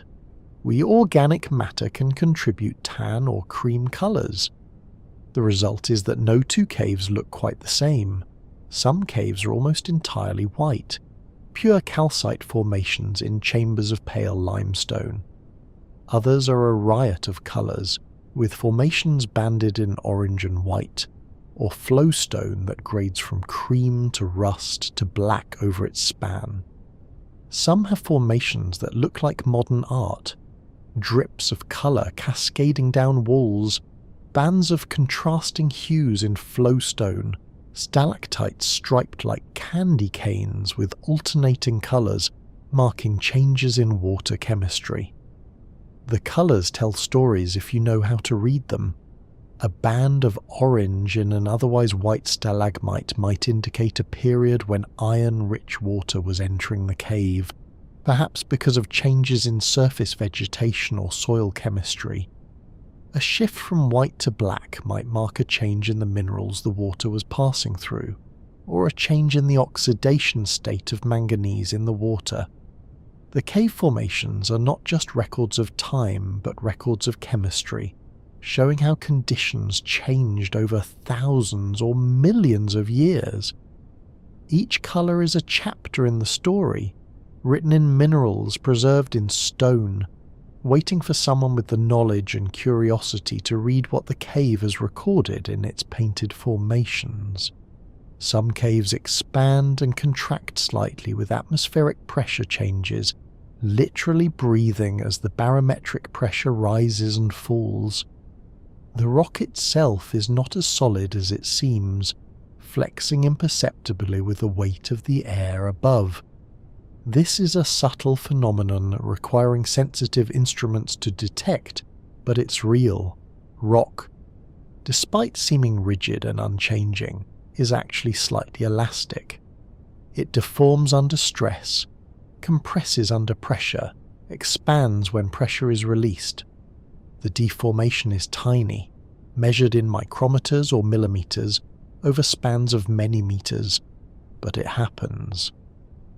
When atmospheric pressure increases, a high-pressure system moving in, the weight of air pressing on the surface increases slightly. This additional pressure is transmitted through the rock, and the cave passages respond by compressing slightly. The walls move imperceptibly closer together. The ceiling drops minutely. The floor rises slightly. When atmospheric pressure decreases, the reverse happens. The rock expands, the passages widen slightly, the cave breathes out. This flexing is far too small to see or feel directly, but it can be measured with extensometers, instruments that can detect changes in distance of micrometers or less.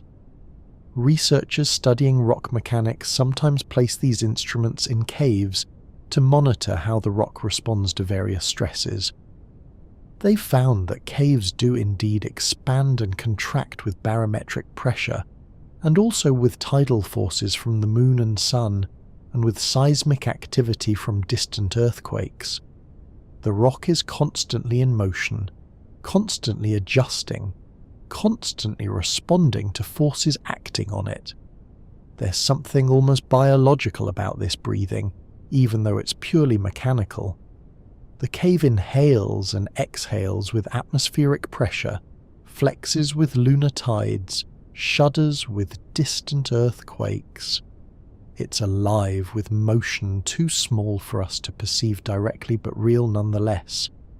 The apparent solidity of rock is an illusion of scale. At our size and our time scale, rock seems immovable, eternal. But zoom in enough, measure precisely enough, wait long enough, and you find that rock is fluid in its way, moving and changing and responding to its environment just as all matter does. The cave is not a static void in static rock, but a dynamic space in dynamic material, everything in constant subtle motion, the earth breathing around the hollow places we explore. Cave ice in some locations contains trapped air bubbles from ancient atmospheres, providing scientists with samples of air from thousands of years ago. We can analyze what our ancestors breathed, reading the composition of lost skies preserved in frozen darkness. It's an extraordinary thought. Air that last circulated freely in the atmosphere when ancient civilizations were just beginning, now locked in ice, waiting to tell its story. The process is similar to ice core drilling in polar regions, but cave ice sometimes offers advantages. It can capture atmospheric samples from mid-latitudes where glacial ice doesn't persist, providing climate data from regions that ice sheets don't cover. When water freezes in a cave, tiny bubbles of air get trapped in the ice. These bubbles are like time capsules, sealed containers holding a sample of the atmosphere from the moment the ice formed. Scientists can extract these bubbles and analyze their composition, measuring carbon dioxide levels, methane concentrations, the ratios of oxygen isotopes, even trace gases and pollutants. Or each measurement is a data point from the past, a snapshot of atmospheric conditions from centuries or millennia ago. The results can be remarkable. Ice from caves has revealed pre-industrial atmospheric composition, showing what the atmosphere was like before humans began burning fossil fuels at scale. It's shown the signatures of major volcanic eruptions, sulfur compounds and ash particles trapped in ice layers, marking historical eruptions with precision. It's revealed changes in methane levels that correlate with agricultural development, as humans began rice farming and livestock herding thousands of years ago. Each bubble is a message from the past, carried forward through time in frozen suspension, waiting for us to develop the technology to read it. But these archives are threatened as global temperatures rise. A cave ice that has persisted for thousands of years is melting. Some caves that had permanent ice deposits have lost them entirely in recent decades. The ice melts, the air bubbles escape, and the atmospheric samples they contained are lost forever, gone back into the atmosphere they came from, their data unread, their stories untold. Scientists are racing to sample as many cave ice deposits as possible, extracting cores, analyzing bubbles, trying to read the records before they melt away. It's a kind of salvage operation, rescuing data from disappearing archives, learning what we can from these frozen samples of ancient air before they return to the atmosphere and their messages are lost in the mixing of the modern sky. The world's largest cave chamber by volume is the Miao Room in China's Gebihe cave system, large enough to hold several pyramids. Standing in it would feel like being inside a mountain that has been hollowed out by time itself.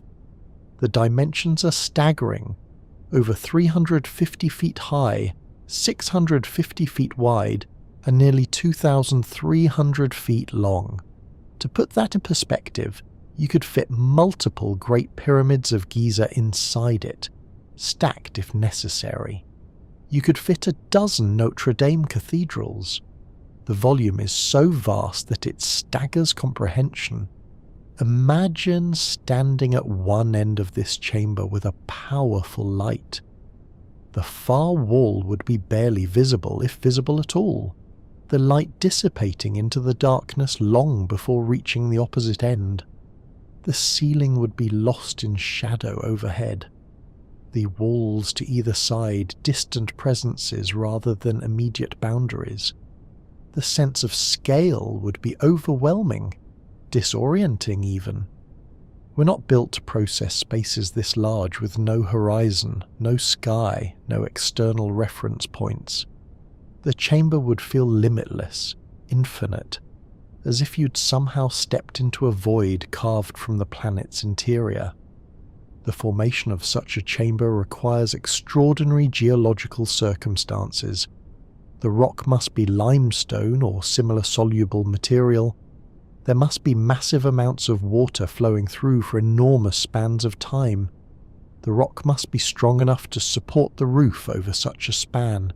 Any weakness and the ceiling would collapse, filling the chamber with rubble and creating a surface sinkhole rather than an intact cave chamber. All these conditions must align and persist for millions of years.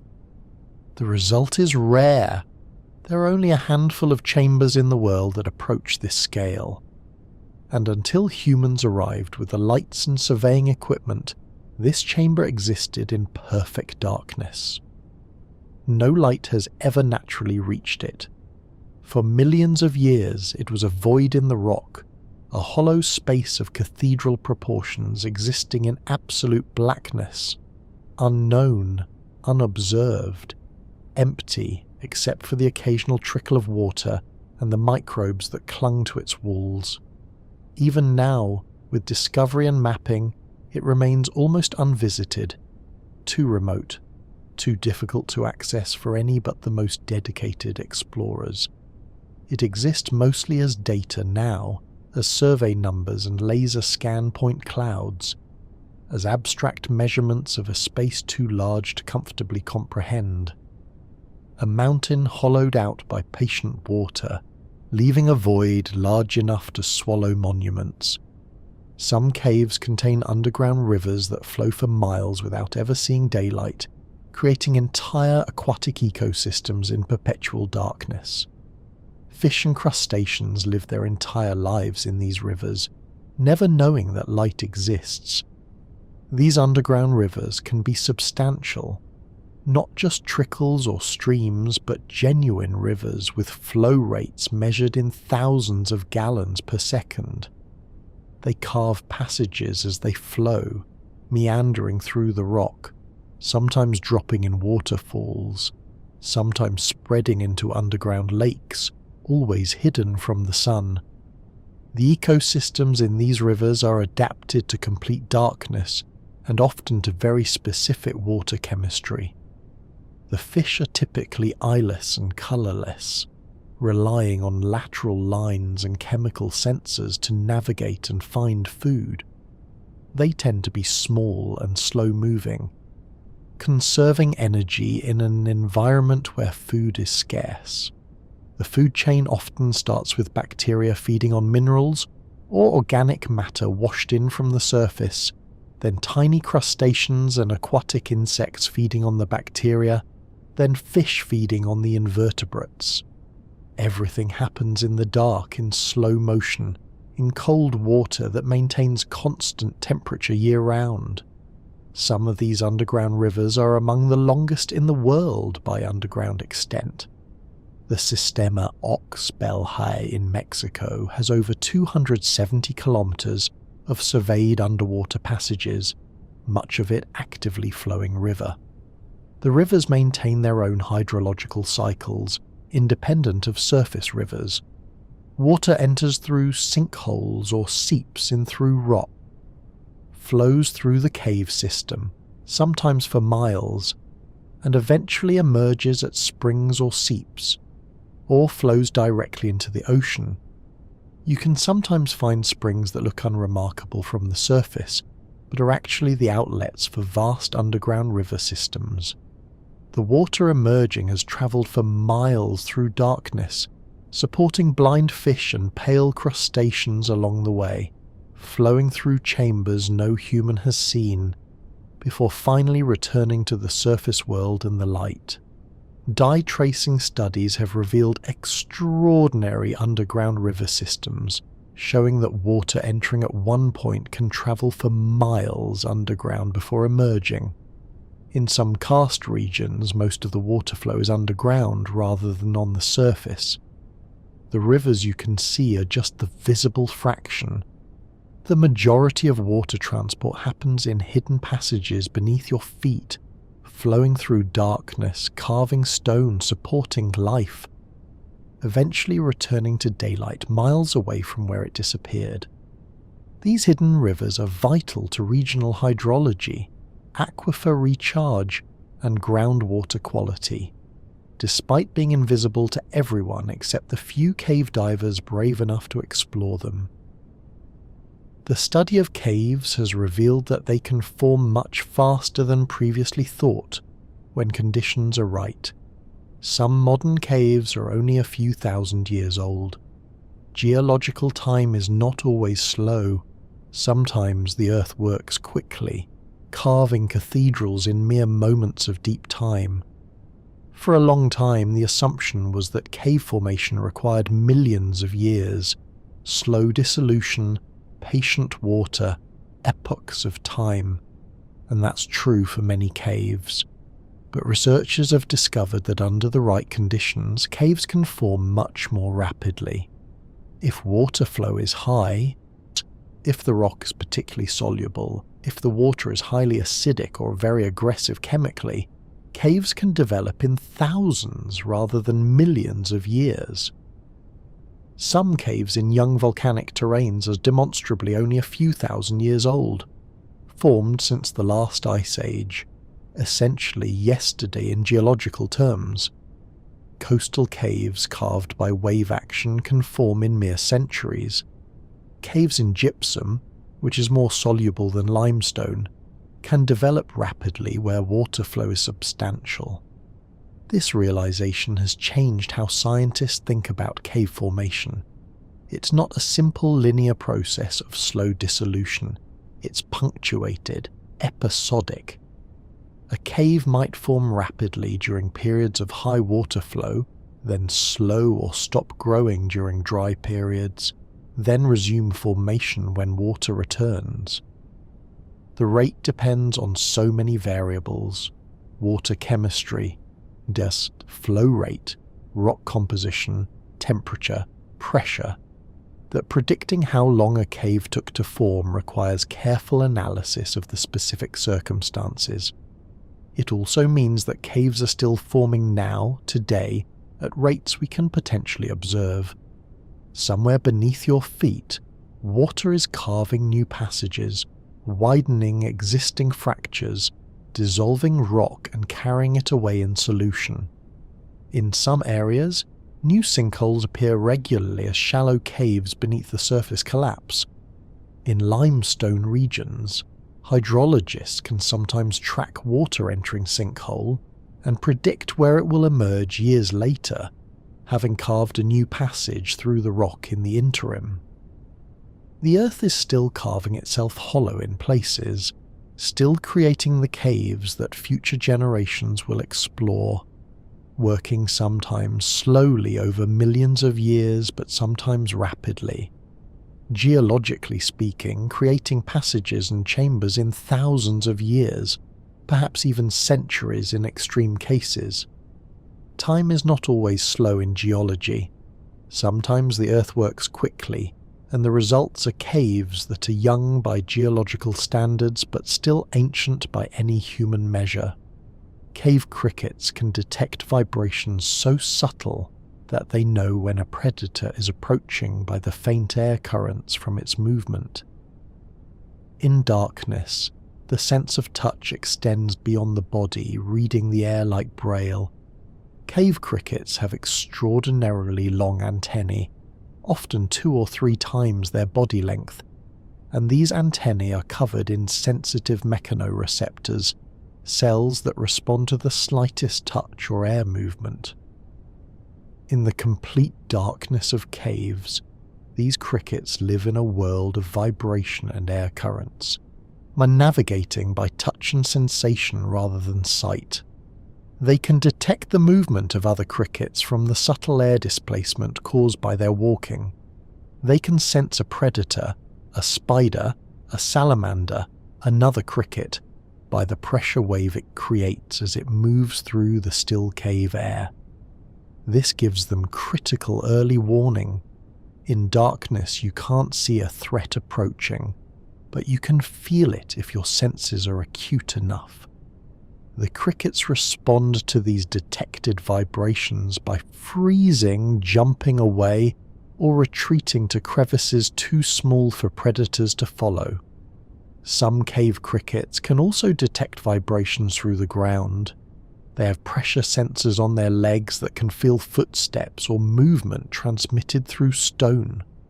Between their antennae reading air currents and their legs reading vibrations through the substrate, they build a sensory map of their surroundings despite never seeing anything. It's a different kind of perception, one we can barely imagine because we're so visually oriented. For cave crickets, the world is a landscape of pressure and vibration, of subtle air movements and stone-transmitted tremors. In a way, they perceive more than we do in that environment. Our eyes are useless in complete darkness, making us effectively blind. But cave crickets are not handicapped at all. Their sensory modalities are perfectly suited to their environment. They know when we're coming long before we know they're there, feeling the pressure waves from our footsteps and breathing, the vibrations from our movement transmitted through rock and air. They can navigate confidently through the darkness while we fumble with artificial lights. In their world, on their terms, they're far more capable than we are. Evolution has equipped them perfectly for life in an environment where seeing is impossible but feeling is everything. Some caves contain cave coral, small knobby formations that look like underwater coral but are made of calcite. The resemblance is pure coincidence, but it creates the surreal impression of an ocean reef frozen in stone.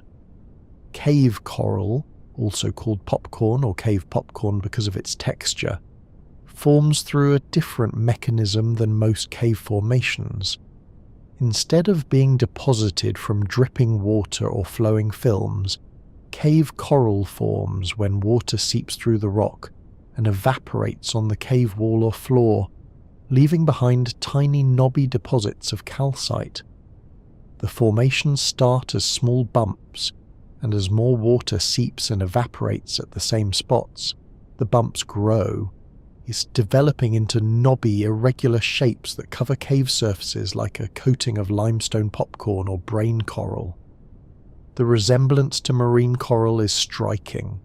The same bumpy, knobby texture, the same branching patterns in some cases, the same sense of organic growth. But it's entirely inorganic, formed by evaporation and mineral deposition, with no biology involved. The coincidence is a reminder that certain forms are favoured by physics and chemistry, regardless of the specific processes involved. Coral grows the way it does because of the constraints of calcium carbonate deposition in seawater and the need to maximise surface area for the polyps. Cave coral grows the way it does because of evaporation patterns and the crystallization properties of calcite. The processes are completely different, but the results look similar because they're both governed by the same fundamental chemistry of calcium carbonate.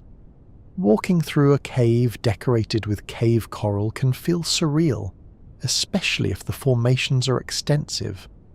The walls and floor look textured, organic, like you're walking through a fossilized reef. In some caves, the cave coral is so thick and widespread that it dominates the visual experience, creating chambers that feel more organic than geological. And because cave coral often forms in areas of active evaporation, It's sometimes found in drier sections of caves, areas where other formations might not develop. It adds variety to the cave's aesthetic, creates habitat for small invertebrates that hide in the spaces between knobs, and serves as evidence of specific hydrological conditions, areas where water seeps and evaporates rather than dripping or flowing. The accidental resemblance to ocean coral is just a quirk of chemistry, but it's a beautiful quirk, connecting two very different environments through the mathematics of mineral deposition. The longest sea cave in the world is Matenaka Cave in New Zealand, with over 1.5 miles of passages carved by wave action, rather than dissolution. These caves form where the sea itself is the sculptor, pounding rock with patient violence. Sea caves are different from the limestone caves we've been discussing. They form through mechanical erosion rather than chemical dissolution. Waves crash against cliffs, and the force of the water, especially water-carrying sand and pebbles that act as abrading tools, slowly wears away the rock. Cracks and zones of weakness erode faster, becoming notches, then alcoves, then caves. The process requires tremendous energy, delivered repeatedly over long periods. Each wave that crashes against the cliff carries kinetic energy. Some of that energy goes into eroding rock, compressing air in cracks, which can actually fracture rock through repeated compression and release, abrading surfaces with suspended sediment. Over years and decades and centuries, the cumulative effect is significant. The cliff face retreats, weak zones become caves, the caves extend deeper into the cliff, following zones of less resistant rock or structural weaknesses. The Matenaka Cave extends for over 1.5 miles through the coastal cliffs of New Zealand's North Island, carved by the Tasman Sea's relentless waves. Parts of it are accessible only by boat and only at low tide. The passages are rough, irregular, showing the mechanical nature of their formation. Angular walls, blocky breakdown, surfaces shaped by battering rather than dissolution. The sound inside must be extraordinary when the sea is active. Waves crashing, water surging through passages, echoes and booms as water is compressed into narrowing channels and then released. Sea caves are often younger than limestone caves, hundreds to a few thousand years old rather than millions. They're also more dynamic, still being actively carved by every storm, every high tide, every winter's pounding surf. Some sea caves are ephemeral on geological timescales. They form and then collapse or are completely eroded away within a few thousand years. But while they exist, they're spectacular, offering a different kind of cave experience. The smell of salt air, the sound of the ocean, the knowledge that the cave around you is being carved in real time by forces you can hear and feel, the patient violence of water meeting stone at the edge of the land. Some caves maintain such perfect darkness that species living there have evolved to have no colour at all, being completely white or translucent. Pigmentation costs energy, and in a world where nothing can see, colour becomes evolutionary waste. We've touched on this before with cave beetles, but it's worth emphasising how pervasive this adaptation is. In caves, across multiple continents, Zuski, in completely independent evolutionary lineages, the same thing happens again and again. Species lose their pigmentation. Cave fish in Mexico, cave salamanders in Europe, cave spiders in Asia, cave millipedes in Africa, all trending toward the same endpoint: complete loss of colour. The evolutionary logic is simple but profound. Pigments, melanin, carotenoids, and others must be synthesized by the organism. This requires energy and cellular machinery. The genes for pigment production must be maintained, which requires accurate DNA replication and repair. In a surface organism, this cost is worth it because pigmentation provides benefits: UV protection, camouflage, thermoregulation, warning coloration, mate attraction. But in a cave, in complete darkness, none of these benefits apply. UV radiation doesn't penetrate. Yeah, camouflage doesn't work when nothing can see. Visual mate selection doesn't happen. Temperature regulation by color doesn't matter in constant temperature. So mutations that reduce or eliminate pigment production aren't selected against. They're neutral or even slightly beneficial because they save energy. Over generations, these mutations accumulate. Pigmentation fades. Eventually it disappears entirely. The result is organisms that are white, cream, or completely translucent. They look ghostly, ethereal, almost unfinished, as if they're sketches of organisms rather than the complete versions. But they're not unfinished. They're perfectly adapted to their environment, having shed every unnecessary feature, streamlined for efficiency in a world where colour provides no advantage. Walking through a cave and encountering these colourless creatures is surreal. A white spider with translucent legs, completely motionless on a cave wall. A pale salamander in a cave pool, barely visible against the pale rock, moving with slow deliberation. They look alien, and in a sense they are. They've evolved for a world so different from ours that the features we take for granted in animals have been discarded as unnecessary. They're proof that evolution is relentlessly pragmatic, optimizing for the environment at hand, removing anything that doesn't pull its weight. In the darkness of caves, colour doesn't pull its weight, so colour disappears, and what remains is life stripped to its essentials, pale and strange and perfectly suited to the world it inhabits. Cave formations can record earthquakes. Sudden shaking can cause fresh breaks in stalactites that show up as distinct layers when studied. The caves remember trauma, written in cracks and fractures that tell stories of when the earth shook. This has become a valuable tool for paleoseismology, the study of ancient earthquakes. When a strong earthquake occurs, the ground shakes violently. In caves, this can cause stalactites and stalagmites to crack or break.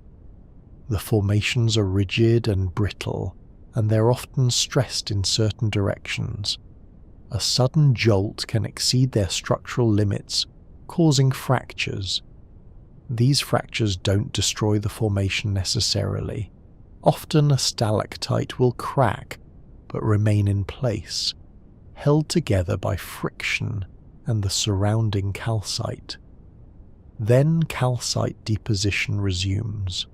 New layers form over the crack, by gradually sealing it, but the crack remains visible in the formation's internal structure, a discontinuity marking the moment of trauma. Scientists can extract cores from large stalagmites and examine them in cross-section, looking for these discontinuities. When they find them, they can date the layers above and below the crack using radiometric techniques, determining when the earthquake occurred. This provides a record of seismic activity going back thousands or even tens of thousands of years, much longer than historical records. In regions with moderate seismic activity, surface evidence of ancient earthquakes is often erased by erosion and weathering within decades or centuries. But in caves, the record persists, protected from weathering, readable if you know how to look. Yet researchers have reconstructed earthquake histories for regions where no historical records exist, identifying major seismic events that happened before writing was invented, determining their approximate magnitude and frequency. The caves become witnesses to disaster. silent recorders of moments when the earth moved violently. Each crack is a scar, a record of trauma. The formations heal over the cracks, covering them with new growth, but the break remains inside, a permanent marker. It's geology's version of tree rings recording fire scars or ice cores recording volcanic eruptions, archives in natural materials recording catastrophic events, waiting for humans to develop the techniques to read them, and the caves are still recording. The next major earthquake in any region with caves will be marked in stalactites and stalagmites. They are adding new data points to the record, fresh cracks that future scientists might study to understand our era's seismic activity. The temperature difference between cave air and outside air can create winds strong enough to extinguish torches at cave entrances. These natural drafts were known to ancient people, who sometimes considered caves sacred breathing places of the earth. The phenomenon happens because of the stack effect. Warm air rises, cold air sinks.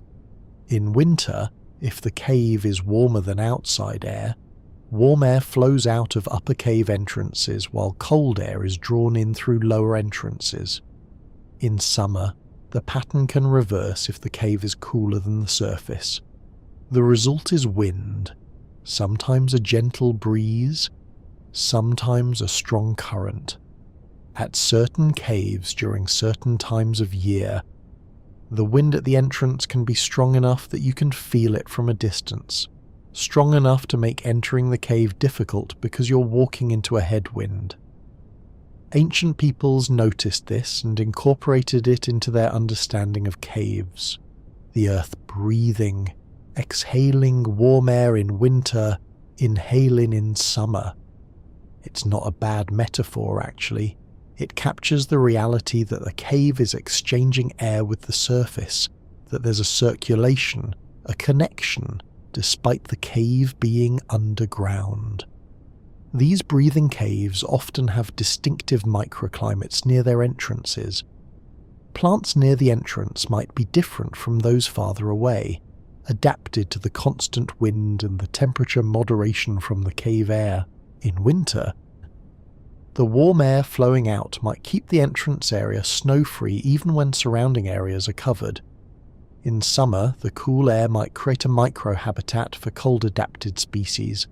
The cave's breath shapes the ecology around its entrance, creating a gradient of conditions from the surface environment to the cave environment. For modern cave explorers, the wind provides information. A strongly breathing cave suggests significant air volume beyond the entrance, extensive passages allowing substantial air circulation. Following the air current can lead to discoveries. The air's flowing from somewhere to somewhere, and tracing that flow might reveal new passages or entrances. The wind also affects cave climate deep inside. Caves with good air circulation tend to have more stable atmospheres than dead-end caves with no airflow. The breathing keeps the air fresh, prevents buildup of carbon dioxide or other gases, circulates moisture. The earth breathing, patient and slow, driven not by lungs but by temperature gradients and density differences, but breathing nonetheless. Some caves contain cave balloons, thin hollow formations that can be several feet across but are so delicate they'll pop like soap bubbles if touched. They form when mineral-rich water creates a membrane-thin shell before draining away, leaving impossible architecture. These are among the rarest and most fragile formations in caves, found only under the most specific conditions. Imagine a pool of water supersaturated with calcite. A thin film of calcite begins to crystallize at the water's surface, forming a delicate membrane. Then, somehow, perhaps through a crack in the pool floor, perhaps through evaporation, the water level drops slowly, leaving the calcite membrane unsupported, a hollow shell. The shell is incredibly thin, sometimes just a few millimeters thick, stretched into a dome or balloon shape. Light can pass through it if you shine a lamp from the right angle. The internal structure is visible. Crystal patterns, variations in thickness, sometimes even trapped water droplets or air bubbles within the calcite itself. They're beautiful and impossibly fragile. Touch one with even the lightest pressure and it shatters, collapsing into fragments that can never be reconstructed. Even strong air currents can sometimes damage them. Finding intact cave balloons is extraordinarily rare because they're so easily destroyed. A flood can shatter them. Structural settling of the cave can break them. Even changes in humidity or temperature can cause enough stress to crack them. The fact that any survive at all is remarkable, testament to caves that have remained undisturbed for however long it took the balloons to form and persist. Some are discovered in newly explored passages, hidden in alcoves or side chambers where they've existed in perfect stillness for potentially thousands of years. They're emblematic of the cave's most delicate formations, structures that could only exist in an environment of absolute stability, absolute protection from disturbance.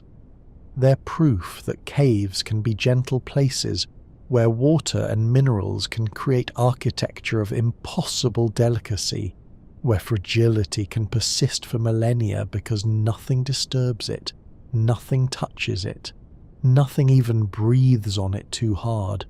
The cave balloons exist at the very edge of what's physically possible, mineral shells stretched thin by circumstance and preserved by luck, beautiful and precarious, destined eventually to collapse but persisting for now in the silent dark.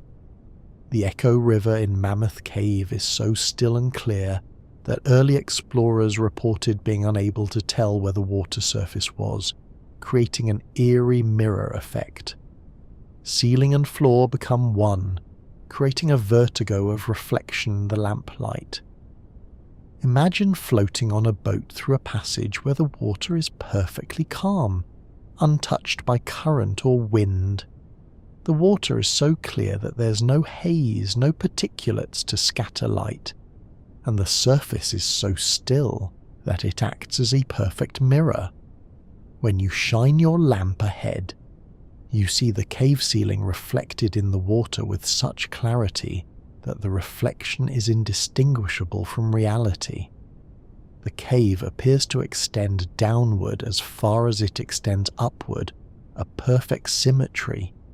You lose the sense of where the water surface is. The passage seems to have no floor, just ceiling above and ceiling reflected below, with your boat somehow suspended in the middle. It's disorienting, almost dreamlike. Your brain struggles to interpret what your eyes are seeing because the visual cues that normally define water surface, ripples, reflections that differ from the object's slight distortion, are absent. Early explorers found this profoundly unsettling. They would test the water's surface with poles or by dropping stones, just needing the tactile or visual confirmation of splash to convince themselves that the surface was where their eyes told them it should be. In total darkness, except for their torches or lanterns, the effect would have been even more dramatic and strange. The entire world reduced to these reflections, this perfect doubling, reality and mirror image, indistinguishable from each other. The phenomenon requires specific conditions. The water must be extremely pure. Any dissolved or suspended material would cloud it, making it less transparent. The water must be perfectly still. Any current or disturbance would create ripples that break the mirror effect. The air must be still. Even slight air movement can disturb the surface. And of course you need the right lighting and viewing angle. All these factors align rarely, and are making Echo River's mirror effect something special, a peculiar consequence of cave conditions creating an optical illusion so perfect it confuses perception, It's a reminder that caves can play tricks on the senses, not through any supernatural means, but through physics, reflection, refraction, the behavior of light and water conspiring to create experiences that feel impossible, that make you question what you're seeing, even as you're seeing it. Some caves are still being formed today, with active streams and rivers continuing to carve new passages while we explore the old ones. The earth is still writing, still hollowing, still creating the cathedrals of tomorrow. This is easy to forget when looking at cave formations that are thousands or millions of years old, but cave formation isn't just a historical process, it's ongoing. Right now, beneath the surface in limestone regions around the world, water is dissolving rock. Passages are enlarging. New chambers are being carved. The caves we explore today are works in progress, still evolving, still being sculpted by the same processes that created them. In some caves, you can observe this actively. Streams flowing through passages, carrying dissolved limestone with them, slowly enlarging the passage. Springs emerging from cave walls where water has found new paths through the rock. Fresh breakdown, rocks that have fallen from the ceiling recently, their surfaces still sharp and unweathered. Areas where you can see the erosion happening, where flowing water is visibly carving into the rock, where the passage of a few decades has created measurable change. While there are caves that have been mapped and then remapped years or decades later, and the maps differ because the cave has changed. A passage that was tight has been enlarged by continued water flow. A chamber that was dry now has a stream flowing through it because water has found a new route. A formation that was intact has collapsed, altering the cave's shape. The changes are usually small. Caves don't typically transform rapidly, but they're real. The cave is alive in the sense that it's still developing, still responding to the water that moves through it. And there are new caves forming that haven't been discovered yet. In areas where sinkholes appear regularly, where the ground occasionally collapses into newly formed cavities below, we're seeing evidence of cave formation happening on human timescales. A farmer might discover that a new sinkhole has opened in his field overnight, a shallow cave cavity finally growing large enough that the surface collapses into it, revealing the void below. Somewhere in the limestone beneath, water that started dissolving rock a few thousand years ago has created a cavity that just now became large enough to be significant. The earth is patient, but not idle. The same processes that carved Mammoth Cave and Lechuguilla and all the great cave systems are operating right now, in darkness, unseen, creating the caves that future generations will explore and marvel at. We're living at one moment in an ongoing story of stone and water, and the next chapter is being written even as we read the current one. Cave explorers have discovered rooms so large they couldn't see the far walls even with powerful lights, making mapping them an extraordinary challenge. Imagine standing in darkness so vast that your light simply disappears into it, revealing nothing beyond its reach. This is the experience in some of the world's largest cave chambers. You stand at one end with a powerful lamp, not a flashlight, but a serious caving lamp with a focused beam that can illuminate objects hundreds of feet away. You aim it across the chamber and the beam extends into the darkness, growing dimmer with distance and eventually just ends, fades into black. If there's a wall at the far end, it's too distant or the light too scattered to reveal it. The only way to map such chambers is through methodical surveying.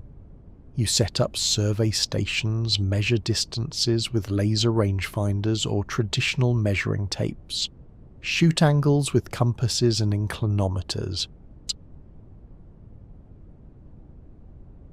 You slowly walk the perimeter, taking readings, building up the outline of the chamber piece by piece. For the largest chambers, this can take days or weeks.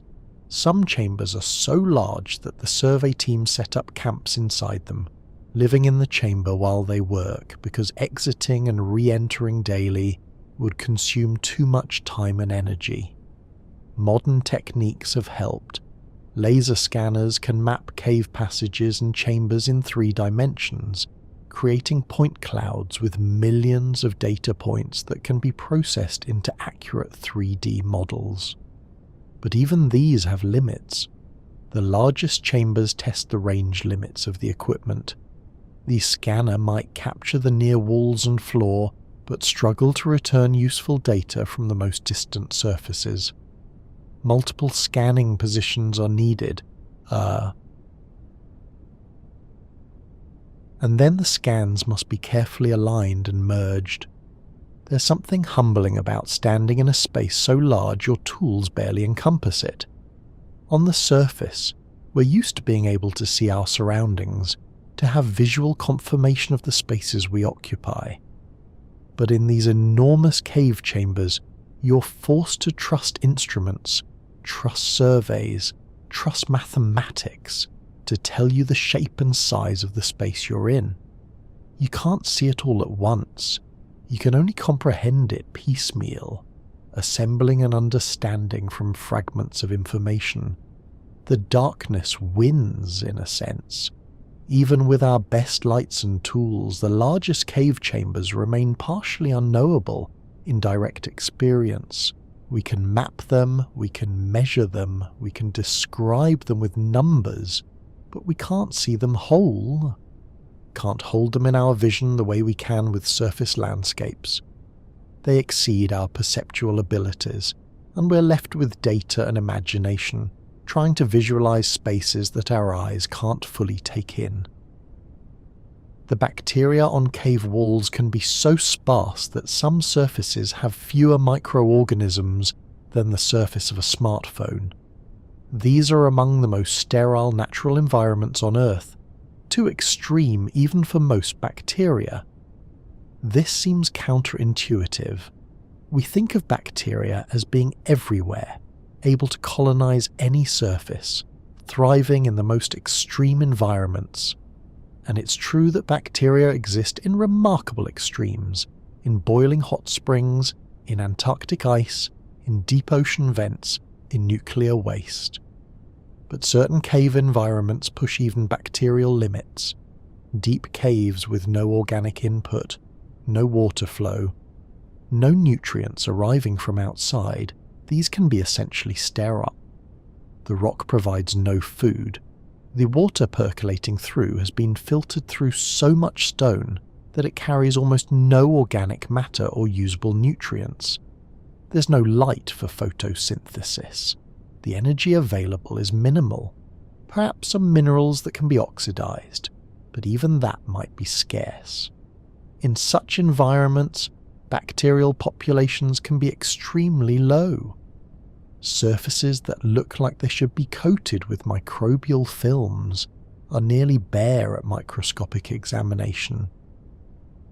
The few bacteria that do survive in these extreme oligotrophic, nutrient-poor environments are often growing incredibly slowly, if they're growing at all. They might be in a state of near-suspended animation, metabolizing so slowly that they're barely alive by normal standards, and some might reproduce only once per century or less. They persist but don't thrive. The environment is too harsh even for them, providing just barely enough resources to maintain existence, but not enough to support robust growth or large populations. These nearly sterile caves are valuable for astrobiology research. If life can barely persist in the most nutrient-poor caves on Earth, what does that tell us about the limits of life? If we find similar environments on Mars or other worlds, cold, dry, nutrient-poor, isolated from energy sources, can we expect to find life? The cave bacteria surviving at the edge of viability show us both the resilience of life and its limits. They show us that life can persist in conditions so harsh that growth is nearly impossible. But they also show us that there are environments so extreme that even bacteria struggle. The sterile cave surfaces are a reminder that despite life's incredible adaptability, there are limits.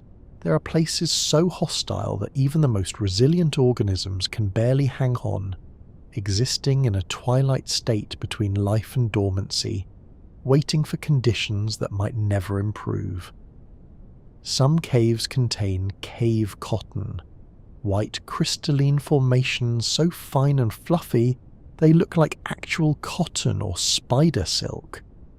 Touch it and it dissolves, centuries of growth destroyed in a moment of curiosity. Cave cotton forms from hydromagnesite or other magnesium carbonate minerals precipitating from water in extremely fine fibrous crystals. The crystals grow so thin and delicate that they clump together in fluffy masses that genuinely resemble cotton or tufts of silk or fiberglass insulation. The formations are usually pure white, adding to the cotton-like appearance. They typically form on cave ceilings or walls where water seeps through and evaporates, leaving mineral deposits behind. The specific chemistry, water with the right concentration of magnesium and carbonate, the right pH, the right evaporation rate, produces these incredibly fine crystals rather than the blocky or columnar crystals, more typical of cave formations. The result is something that looks soft and fluffy, that seems like it should feel like cotton if you touched it, but you absolutely should not touch it. Cave cotton is incredibly fragile. The individual crystals are so fine that they're essentially powder held together by electrostatic forces and minor cohesion. Touch it and the structure collapses. The cotton compresses into a thin film or powder, the delicate architecture destroyed instantly. Breathe on it too hard and it can partially collapse from the air movement. Even the humidity from human breath can sometimes start to dissolve it. It's one of the most fragile cave formations, existing in a state that seems impossible. Mineral matter organized into structures that look fluffy and soft, defying our expectations of what rock should look like. Finding intact cave cotton is rare because it's so easily destroyed and because the conditions for its formation are specific. When you do encounter it, it's startling. White fluffy tufts growing from dark cave walls, looking completely out of place, more like something alive than geological. The temptation to touch is strong because it looks soft, inviting, like it should feel pleasant to the touch. But that temptation must be resisted. These formations might have taken centuries to grow, accumulating fibre by fibre, crystal by crystal, building up their fluffy architecture through patient deposition. A single touch can erase all that growth in a second, collapsing the structure irreversibly. So cave cotton remains behind barriers or in sections of caves closed to general access, growing in protected darkness, seen but not touched, appreciated from a distance for the improbable delicacy of its structure. The darkness in caves is so absolute that some explorers report visual hallucinations after extended periods as the brain invents images to process. Deprived of input, the visual cortex begins to imagine, creating phantom lights and shapes that aren't there. This phenomenon is well documented in sensory deprivation research. The human brain is constantly processing visual information when your eyes are open. The visual cortex is active, interpreting signals from the retina, constructing the image you experience as sight. But that process doesn't entirely depend on actual visual input. The brain does a lot of prediction and filling in, creating your visual experience from a combination of retinal signals and expectations. In complete darkness for extended periods, hours or days, the retinal signals become meaningless noise. There's nothing to see, so the retina is just sending random fluctuations in neural activity. But the visual cortex keeps processing, or keeps trying to make sense of inputs, and eventually it starts generating its own signals. You begin to see things, flashes of light, geometric patterns, shapes moving in the darkness, sometimes complex hallucinations. These are called prisoner's cinema, or visual release hallucinations. They're not psychotic or pathological, they're a normal response to prolonged visual deprivation. Cave explorers who spend days underground sometimes experience this. In the hours or days of darkness, their vision starts to populate the black void with phantoms. Some see simple shapes, dots, lines, patterns. Others see more complex images, faces, landscapes, objects.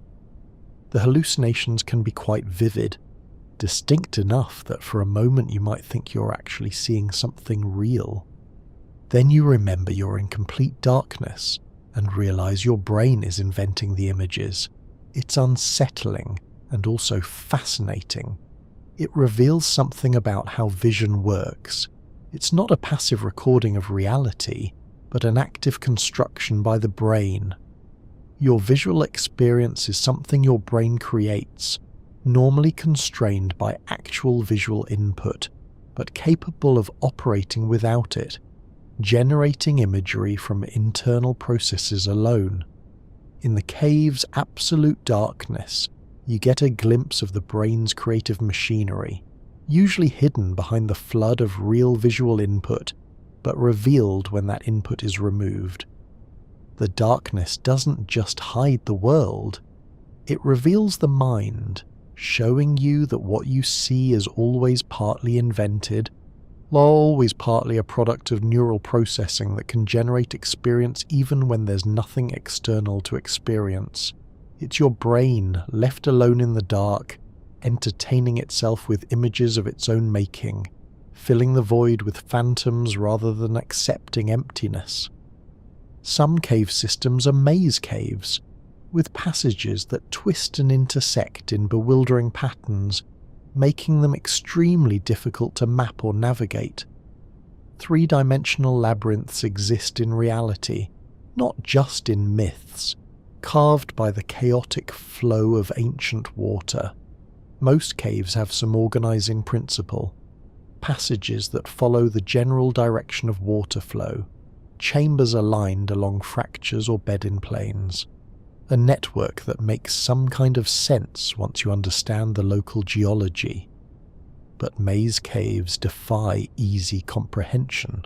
They're formed when water can flow through the rock in multiple directions simultaneously, dissolving passages in a complex network with no clear hierarchy or pattern. Wind Cave in South Dakota is a famous maze cave.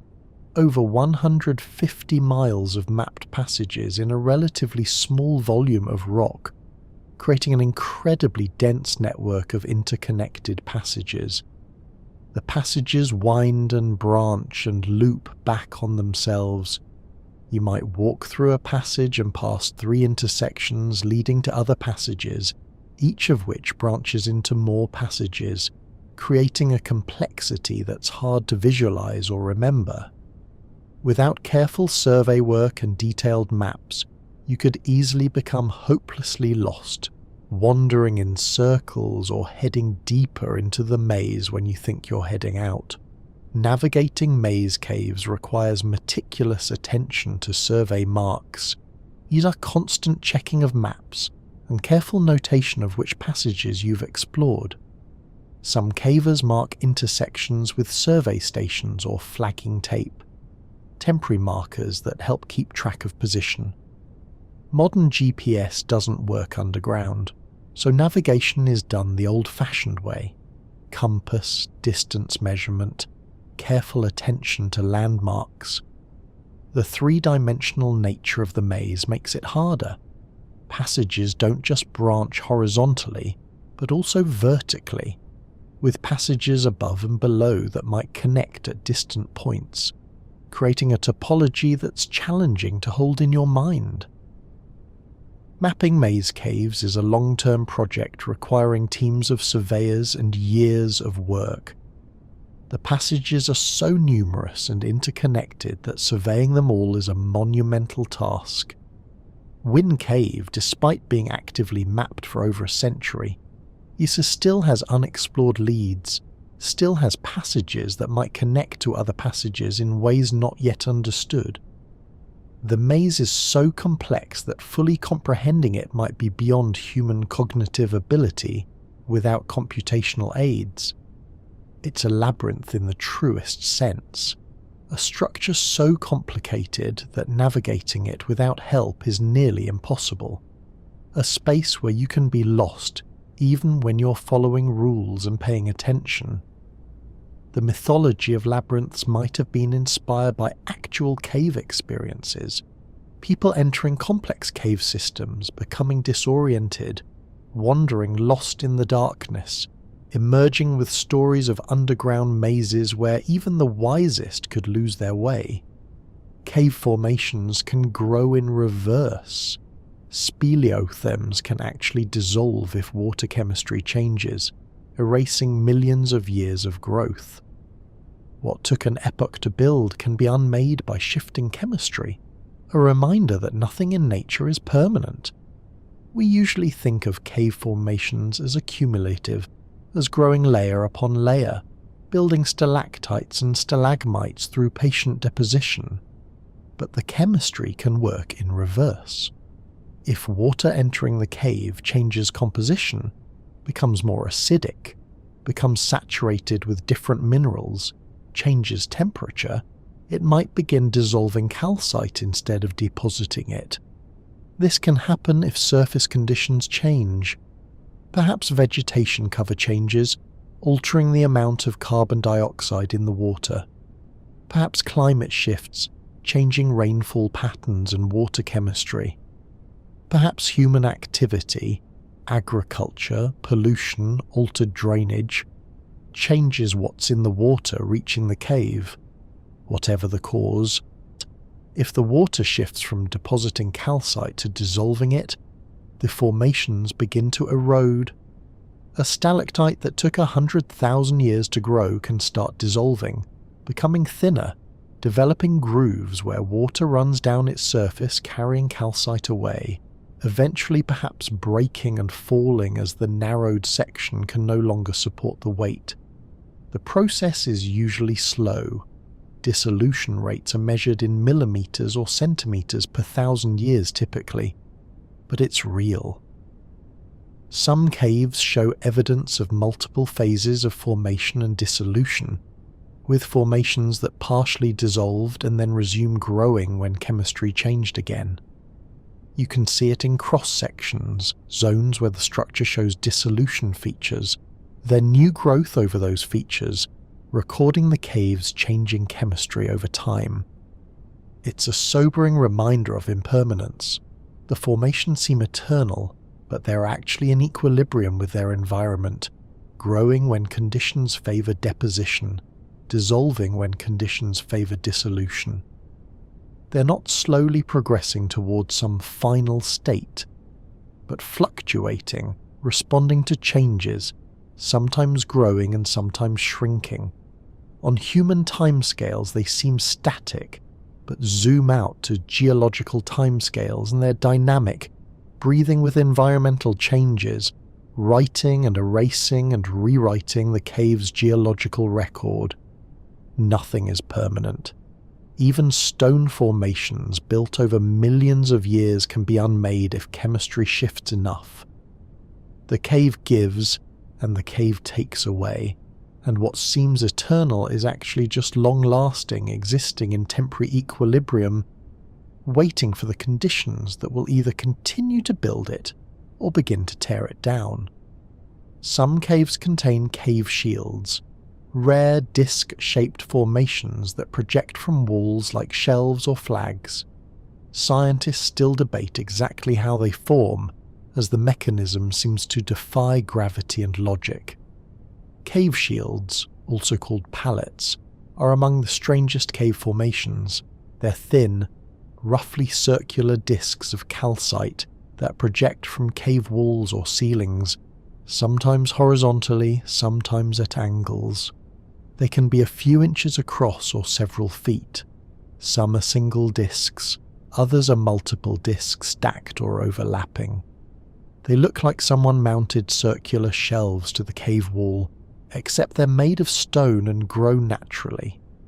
The formation mechanism is debated because they seem to violate the usual rules of speleothem growth, or most formations grow downward from gravity or upward from the floor. But cave shields grow outward from walls, perpendicular to gravity. The leading theory involves water seeping along a crack in the rock, specifically a crack that's roughly vertical or angled. Water flows along the crack and deposits calcite along both sides of the crack as it seeps outward. As the deposits grow, they form two parallel plates with a thin, water-filled gap between them. The water continues to seep through the gap, depositing more calcite, and the shield grows larger, extending outward from the wall. But the exact details are unclear. Why do some cracks form shields while most don't? What determines the shield shape and size? How do multi-layered shields form? The rarity of shields suggests very specific conditions are required. But we're not entirely sure what all those conditions are. They're found in only a few caves worldwide, always a surprise when discovered, always prompting careful study because they're so unusual. They're beautiful in a stark, geometric way. Clean disc shapes in a cave environment that's usually full of organic flowing forms. They look artificial, designed, which makes them slightly unsettling until you understand they're natural. And they're fragile. The shields are thin and project outward unsupported, making them vulnerable to breaking if the cave experiences seismic activity or if they're touched. Some shields show growth patterns, concentric rings, or radial patterns in the calcite that record their formation history. But reading those patterns requires expertise and often destructive sampling to section the shield and study its internal structure.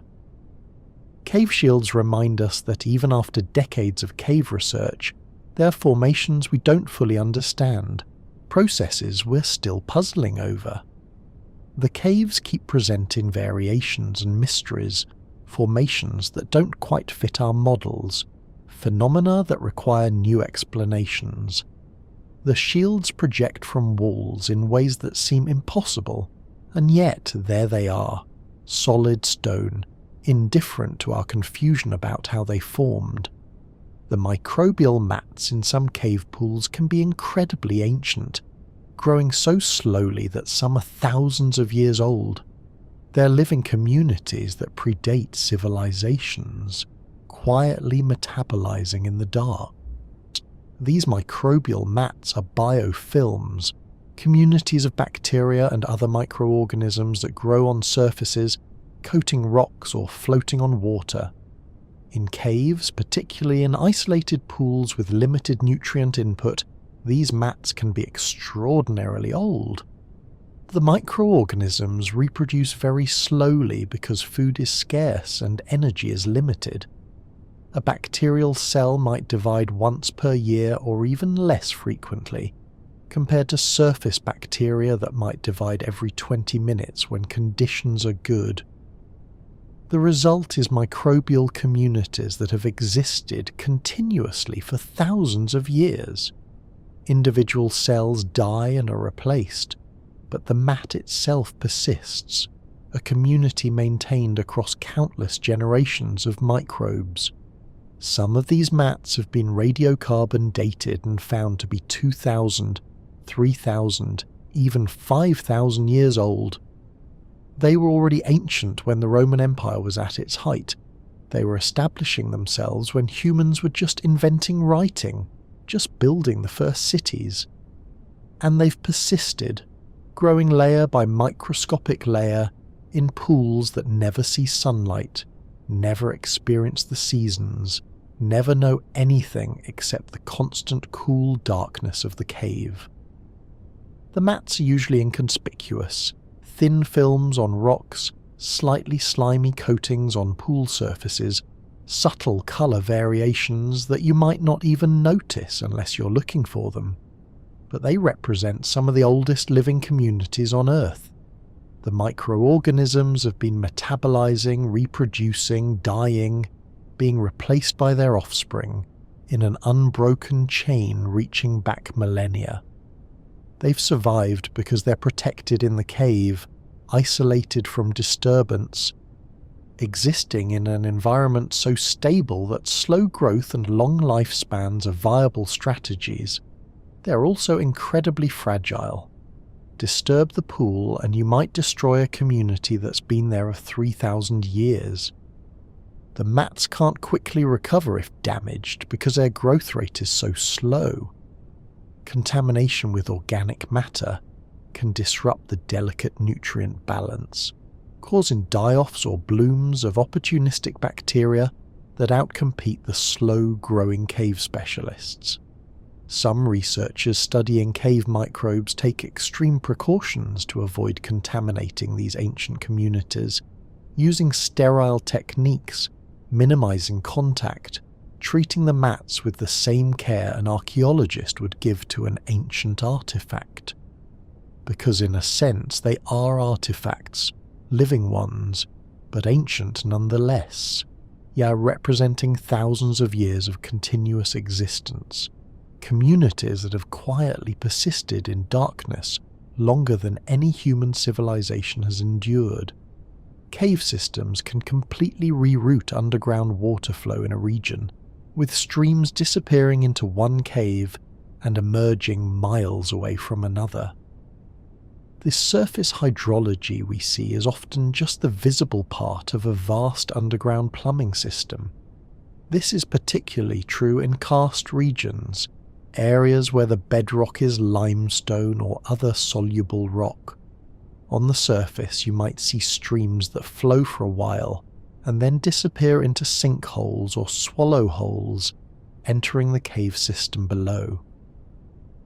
The water continues flowing underground, through passages that might be miles long, and eventually emerges at springs or resurgences, and sometimes in completely different watersheds from where it entered. The underground routing can be complex and non-intuitive. Water might enter at one elevation and travel horizontally for miles before descending to a lower level. It might flow through a series of cave passages, lakes and waterfalls before emerging. Multiple surface streams might converge underground, mixing their waters in cave passages, then emerging as a single spring.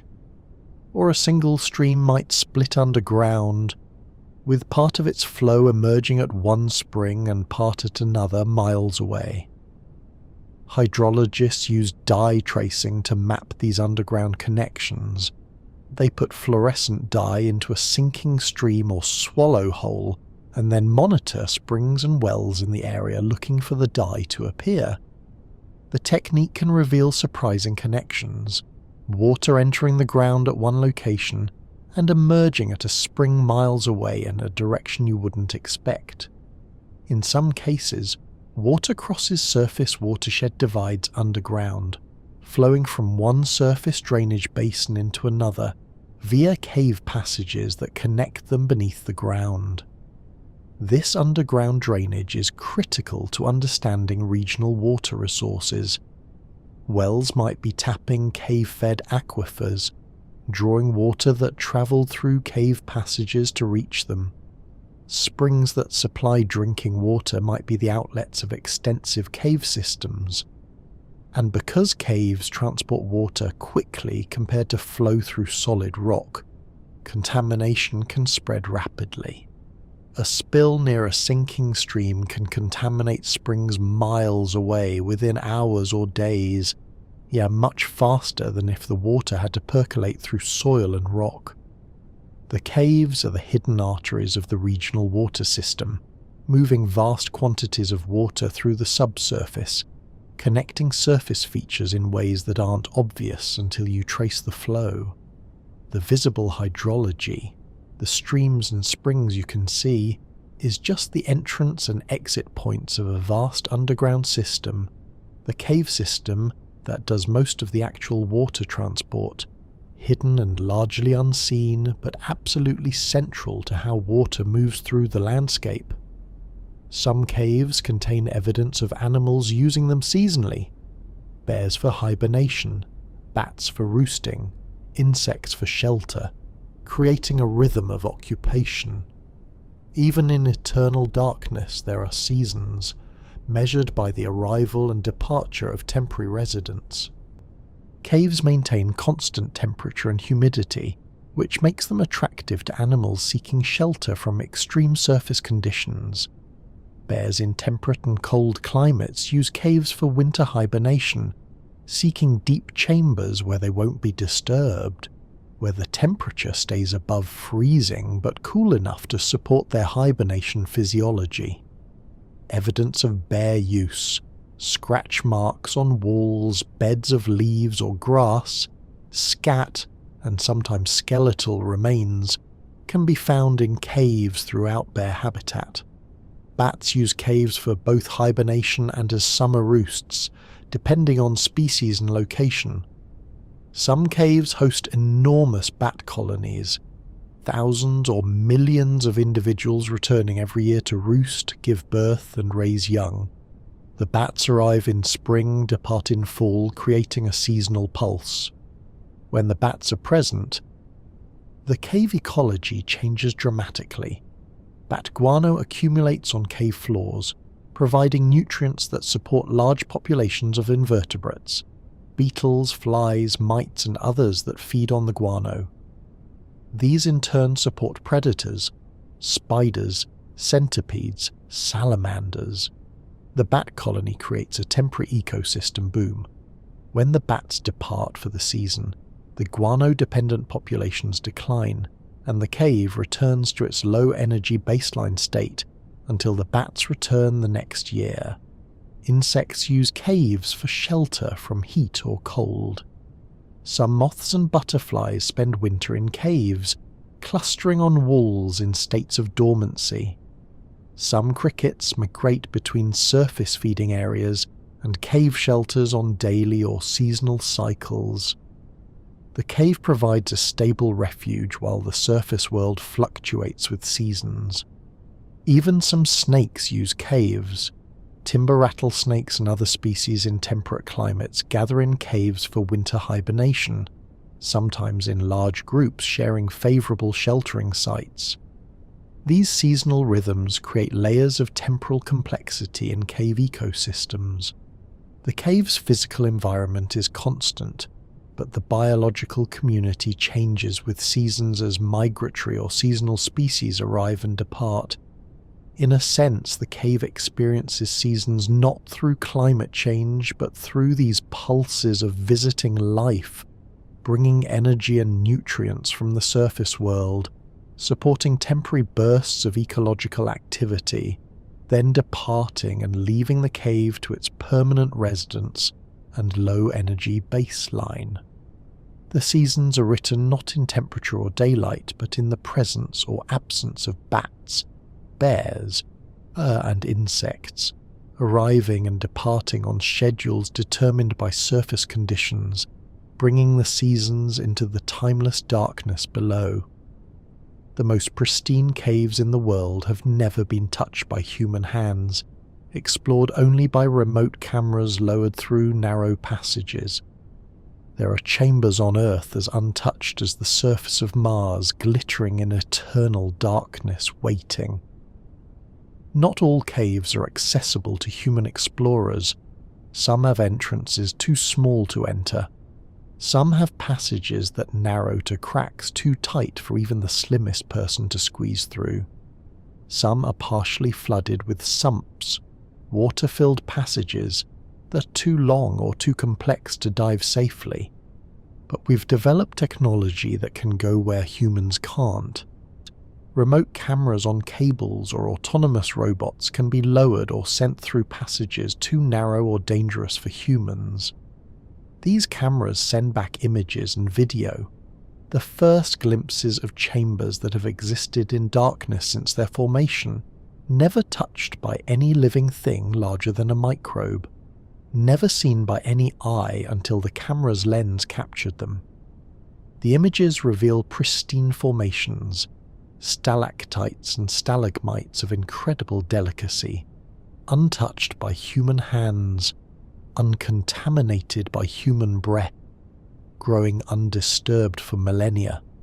Some of these remote explorations have revealed chambers of extraordinary beauty, decorated with formations rarely seen because they're too delicate to survive in accessible caves. The remoteness has protected them perfectly. No one has broken off a souvenir, then no one has touched formations and left oil from their skin. No one has trampled fragile floor deposits or disturbed cave pearls or crushed delicate soda straws. The caves are exactly as they would be if humans had never evolved. Pristine examples of what caves look like when left completely undisturbed by human presence. There's something bittersweet about this. These might be some of the most beautiful caves on Earth, and we'll never walk through them, never experience them directly.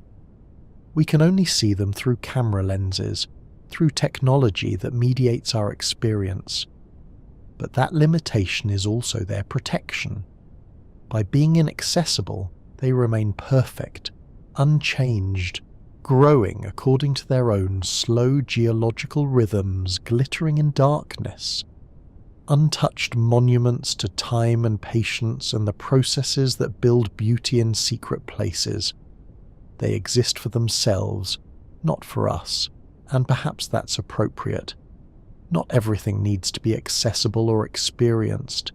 Some things can simply be, existing in their own right, beautiful whether anyone sees them or not, preserved by the accident of their remoteness in states of perfection that accessible caves can never maintain.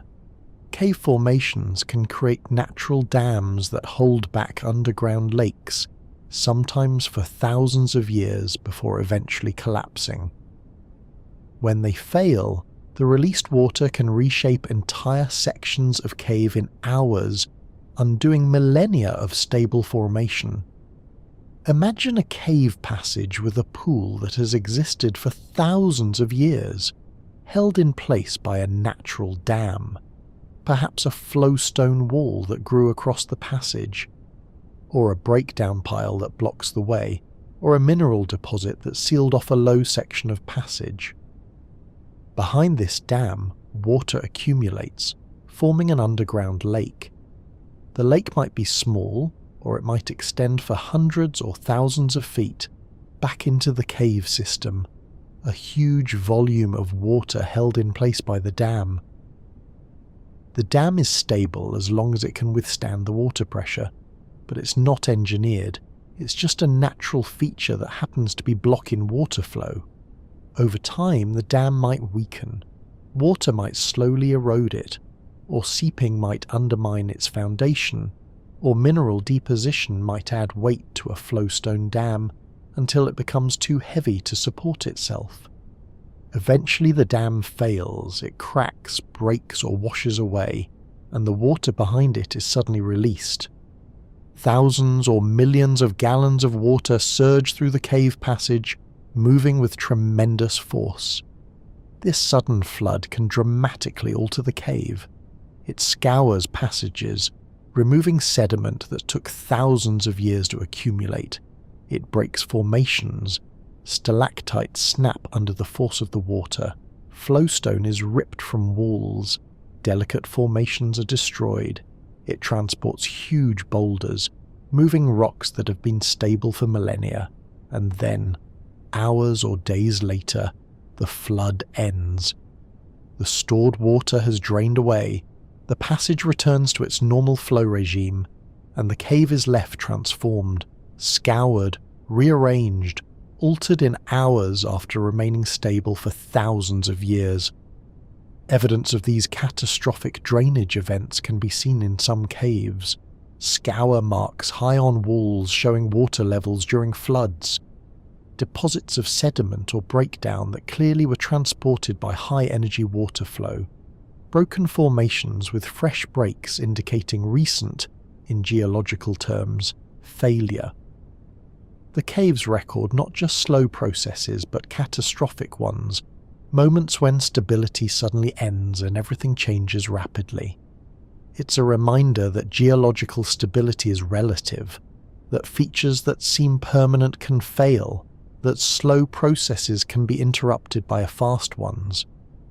The cave exists mostly in a state of slow change, patient accumulation and erosion, but punctuated by moments of rapid transformation when natural dams fail and stored energy is suddenly released, reshaping the underground landscape in a geological instant. The isotopes in cave formations can tell scientists about ancient rainfall patterns, temperature changes, or uneven vegetation cover from hundreds of thousands of years ago. Each layer is a page in the Earth's climate diary, written in stone and chemistry. The technique is called speleothem paleoclimatology, and it's become one of the most important tools for understanding Earth's climate history. Stalagmites and flowstone grow in layers, with each layer deposited from water that was dripping or flowing when that layer formed. The water's chemistry reflects surface conditions at the time, rainfall amount, temperature, vegetation, soil conditions, and that chemistry is recorded in the calcite. Scientists particularly focus on oxygen and carbon isotope ratios. The ratio of oxygen 18 to oxygen 16 in the calcite reflects temperature when the water formed. Warmer temperatures favour one ratio, cooler temperatures another. The carbon isotope ratio reflects vegetation type above the cave. Different plants use different photosynthetic pathways that produce distinctive carbon isotope signatures. By measuring these ratios in successive layers of a stalagmite, scientists can reconstruct temperature and vegetation changes over the time span that the stalagmite was growing. Some stalagmites are continuous climate archives extending back hundreds of thousands of years. Each layer can be dated using uranium-thorium dating, which gives precise ages for when each layer was deposited. The result is a dated climate record. You can say with confidence that 85,000 years ago, this region was experiencing temperatures X degrees cooler than today, with vegetation characteristic of grassland rather than forest. You can identify specific climate events, the onset of ice ages, sudden warming periods, droughts, periods of increased rainfall. The records from cave formations complement ice cores and ocean sediment cores, filling in climate history for regions where ice and ocean cores aren't available. They're particularly valuable for tropical and subtropical regions where ice cores don't exist but stalagmites do. The caves have been quietly recording climate data for hundreds of thousands of years, writing it in calcite layer by layer, storing it in the dark where it can't be eroded or degraded. Each stalagmite is a climate archive, and scientists are learning to read them with increasing sophistication, extracting temperature records, rainfall records, vegetation records, even records of volcanic eruptions and monsoon intensity. The caves remember what the climate was, written in their formations, waiting for us to learn the language of isotopes and read the messages encoded in stone. Some caves contain cave vermiculations, delicate worm-like patterns on walls and ceilings, whose formation mechanism is still debated by scientists. We can explain how planets form but still puzzle over these tiny patterns in mud. Vermiculations are small, sinuous patterns, squiggly lines and worm-like marks that appear on cave walls and ceilings, usually in mud or clay deposits. They're typically a few millimeters wide and a few centimeters long, creating intricate patterns that cover surfaces, looking almost like writing or like fossilized worm trails. But they're not made by worms or any living thing. Their geological features, though exactly how they form remains unclear. Several theories have been proposed. Some researchers think they form from water films flowing over mud surfaces, creating erosion patterns. Others think they're formed by bacteria or other microorganisms that create chemical or physical patterns as they grow. Some think they involve subtle differences in clay composition or moisture that cause differential erosion or deposition. The truth might involve combinations of these factors or mechanisms we haven't yet identified. Despite decades of study, there's no consensus on exactly what creates vermiculations. What's fascinating is that we have good explanations for enormous geological processes, how mountains form, how continents drift, how the solar system assembled from a disk of gas and dust. But these tiny features just millimeters across remain mysterious. It's a reminder that understanding isn't always proportional to scale. Sometimes small things are harder to explain than large ones, because the small-scale processes are more complex, more dependent on subtle interactions, harder to observe and measure. The vermiculations are there on cave walls, clear as day, creating their intricate patterns. We can photograph them, measure them, analyze their composition. But we still aren't entirely sure how nature draws them. There's something humbling about this. We explore caves with sophisticated equipment. We map them with laser scanners. We analyze their formations with mass spectrometers and electron microscopes. But we still have basic questions about features that are right in front of us, that we can reach out and touch. The caves keep their secrets, even small ones. As the vermiculations wind across walls like ancient writing in an unknown language, patterns that nature creates through processes we're still puzzling over, reminding us that mystery exists at every scale, that the Earth still has puzzles to offer, questions to pose, phenomena to explain.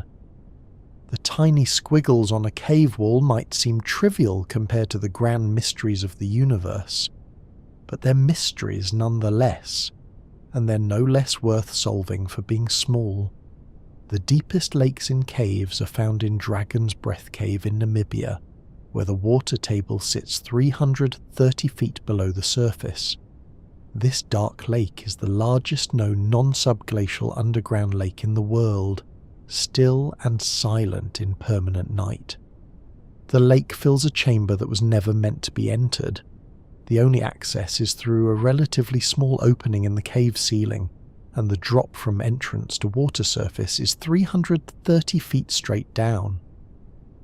The lake itself extends beneath the surrounding rock for a considerable distance, its full extent still not completely mapped, because exploration requires technical diving in an underground lake accessible only by rappelling into the dark. The water in the lake is clear, cold, and incredibly still. Fed by groundwater seeping through the rock, it sits in near-perfect darkness at the bottom of the cave, an underground sea that has existed undisturbed for thousands or millions of years. The lake supports minimal life. The energy available is so limited that only the most efficient organisms can survive. There might be bacteria, perhaps some adapted invertebrates, but nothing like the diversity of a surface lake. The ecosystem, if it can be called that, is minimal, sparse, operating on energy margins that are barely above zero. exploring the lake requires significant technical expertise, rope work to descend to the water, diving equipment and training to explore underwater, all in an environment where rescue would be extremely difficult if anything went wrong. The handful of people who've explored the lake report an eerie experience, floating in dark water at the bottom of a pit, unable to see the ceiling far above, unable to see more than a few feet in any direction with lights, surrounded by cold, dark water and rock. It's one of the most isolated aquatic environments on Earth, a lake that has existed in darkness since its formation, supporting minimal life, changing slowly or perhaps not at all on human timescales. The existence of such deep underground lakes raises questions about what else might be down there, undiscovered. There could be other underground lakes in caves we haven't found, in passages too deep or remote to reach, holding water that hasn't mixed with surface water for geological ages. These hidden waters might contain unique chemistry, unique microbial communities, perhaps even evidence of ancient climate conditions preserved in the water's composition or in sediments at the bottom of the lake. Dragon's Breath Cave shows us that even in a well-explored planet, there are still hidden places, underground seas waiting in darkness, known to few, visited by almost none, existing in silent isolation beneath our feet. Cave maps are three-dimensional puzzles that require special drawing techniques to show passages that cross over and under each other. Representing a maze that exists in 3 dimensions on a 2-dimensional map is an art form as much as a science. On the surface, mapping is relatively straightforward. You measure positions, distances and orientations, and plot them on a 2-dimensional surface. But caves have significant vertical development as well as horizontal extent. Passages stack on top of each other, cross at different levels, spiral upward or downward. Capturing this 3-dimensional complexity on a flat map requires careful technique and conventions. Cave maps typically use multiple views, a plan view showing the cave as if looking straight down, and one or more profile views showing vertical cross-sections through the cave. Passages that cross at different levels are shown with special symbols indicating which passage is upper and which is lower. Survey stations are marked with coordinates that include elevation, allowing the 3-dimensional structure to be reconstructed from the 2-dimensional representations. Some complex caves require dozens of profile views from different angles to fully show their structure. Modern cave mapping increasingly uses 3-dimensional computer models. Laser scanning can capture cave passages as 3D point clouds that can be visualized and explored virtually. But even with 3D models, there's still the challenge of communicating the cave's structure. How do you show a 3-dimensional maze in a way that's understandable and useful? The best cave maps become works of art, are carefully drafted to show not just the bare survey data but the character of the cave. Formation locations, water features, breakdown areas, tight passages versus large chambers, all represented with symbols and shading that convey the experience of being there. Large cave systems can require enormous maps. The map of Mammoth Cave, if printed at standard scale, would be many feet across, showing over 420 miles of passage in complex 3-dimensional relationships. Looking at such a map is almost overwhelming. The sheer complexity of the network, the way passages interweave and cross and connect, defies easy comprehension. You have to study it in sections, build up understanding gradually, learn the major routes and features before you can grasp the overall structure. The map becomes a representation not just of physical space but of human effort. thousands of hours spent underground surveying, measuring, sketching, recording data, then more thousands of hours compiling that data into coherent maps that communicate what exists beneath the surface. Each line on a cave map represents someone walking or crawling through that passage, measuring it, bringing back information from the darkness to be preserved in ink or pixels, making the invisible visible, the unknown known. Some caves are so remote and difficult to access that only a handful of people have ever seen them, making them more exclusive than many mountain summits. There are chambers on Earth, visited by fewer people than have walked on the moon. Mount Everest, despite being one of the most challenging mountains to climb, has been summited by several thousand people. The moon has been walked on by 12, but there are caves, deep, remote, requiring technical expertise and specialized equipment to reach, that have been visited by perhaps 5 people, or 3, or sometimes just 1.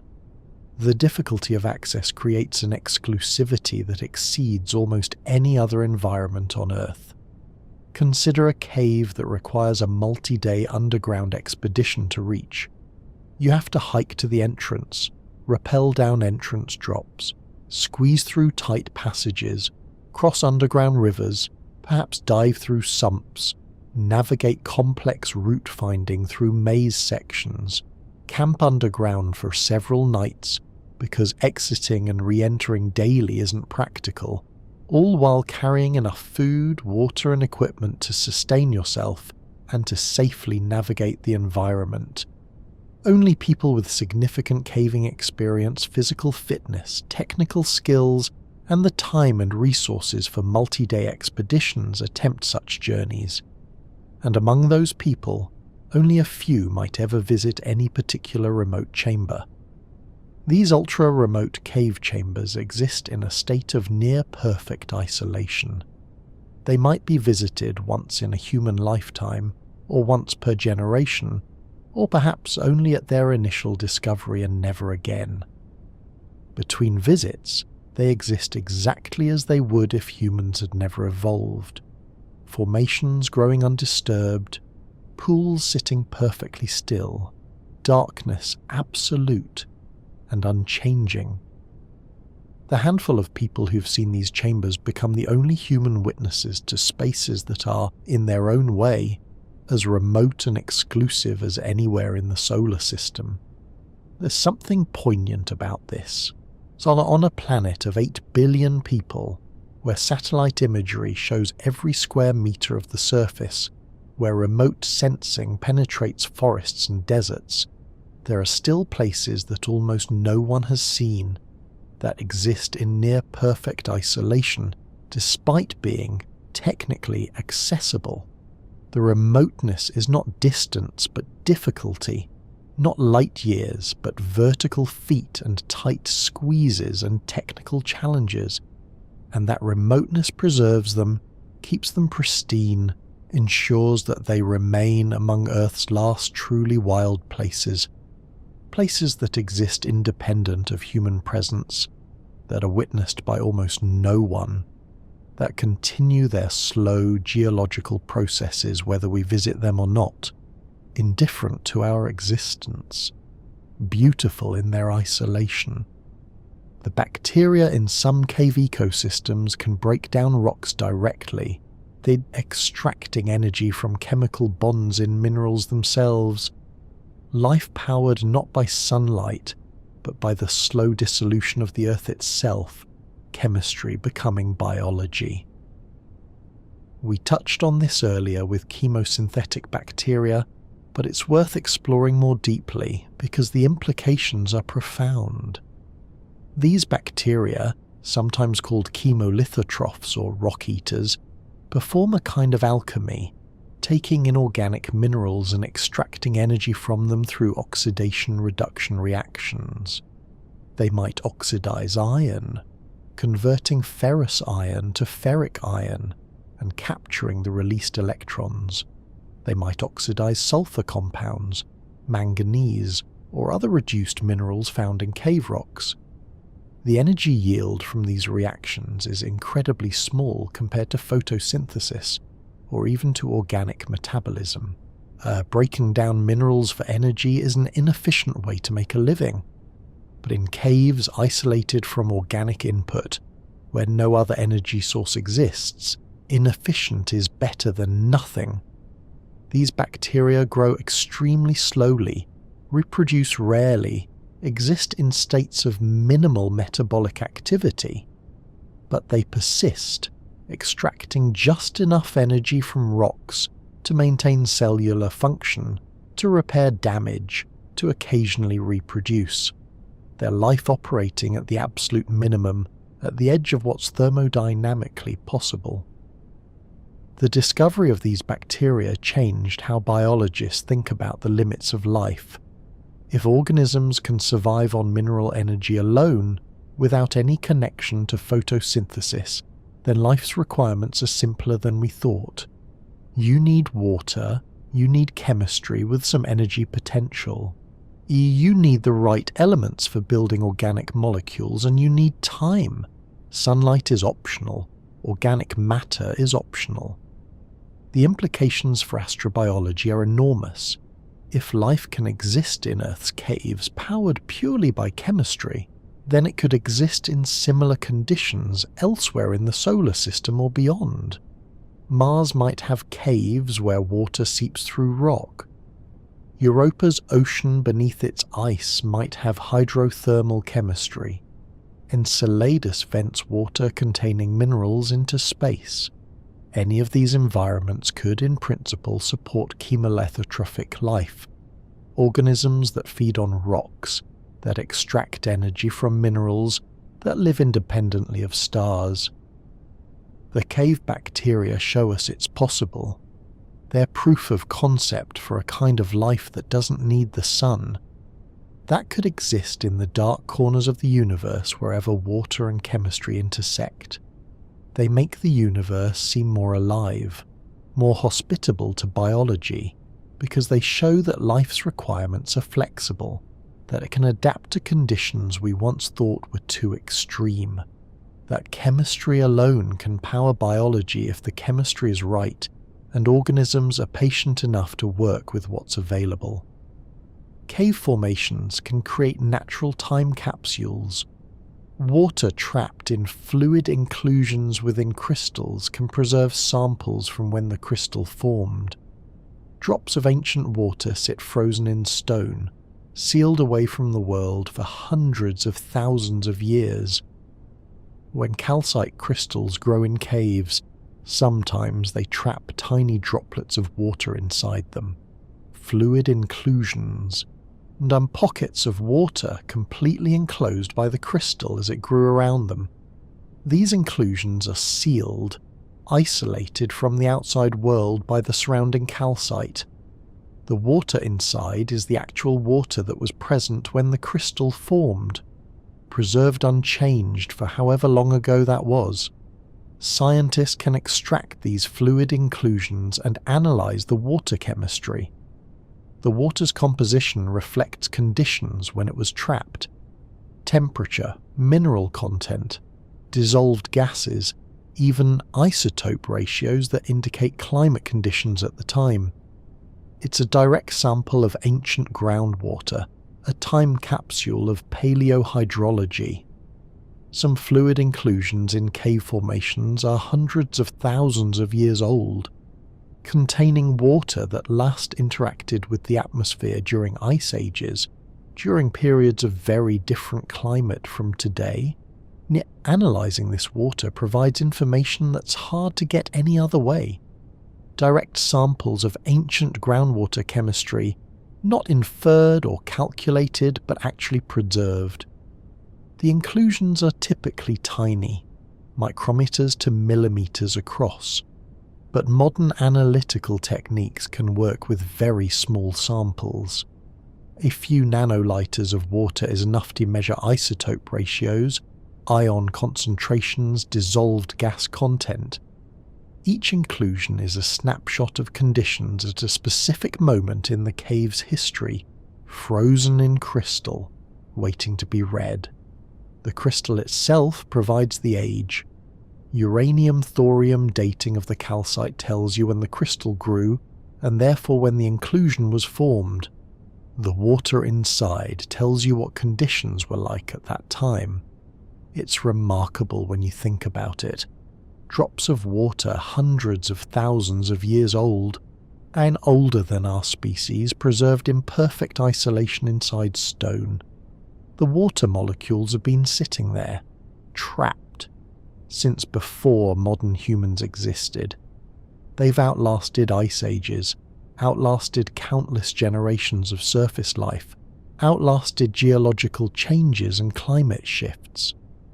They're messages from deep time, tiny samples of the ancient Earth, waiting in darkness for the day when technology would advance enough that we could extract and analyze them, reading the chemical signatures of ancient climates written in drops of water preserved in stone.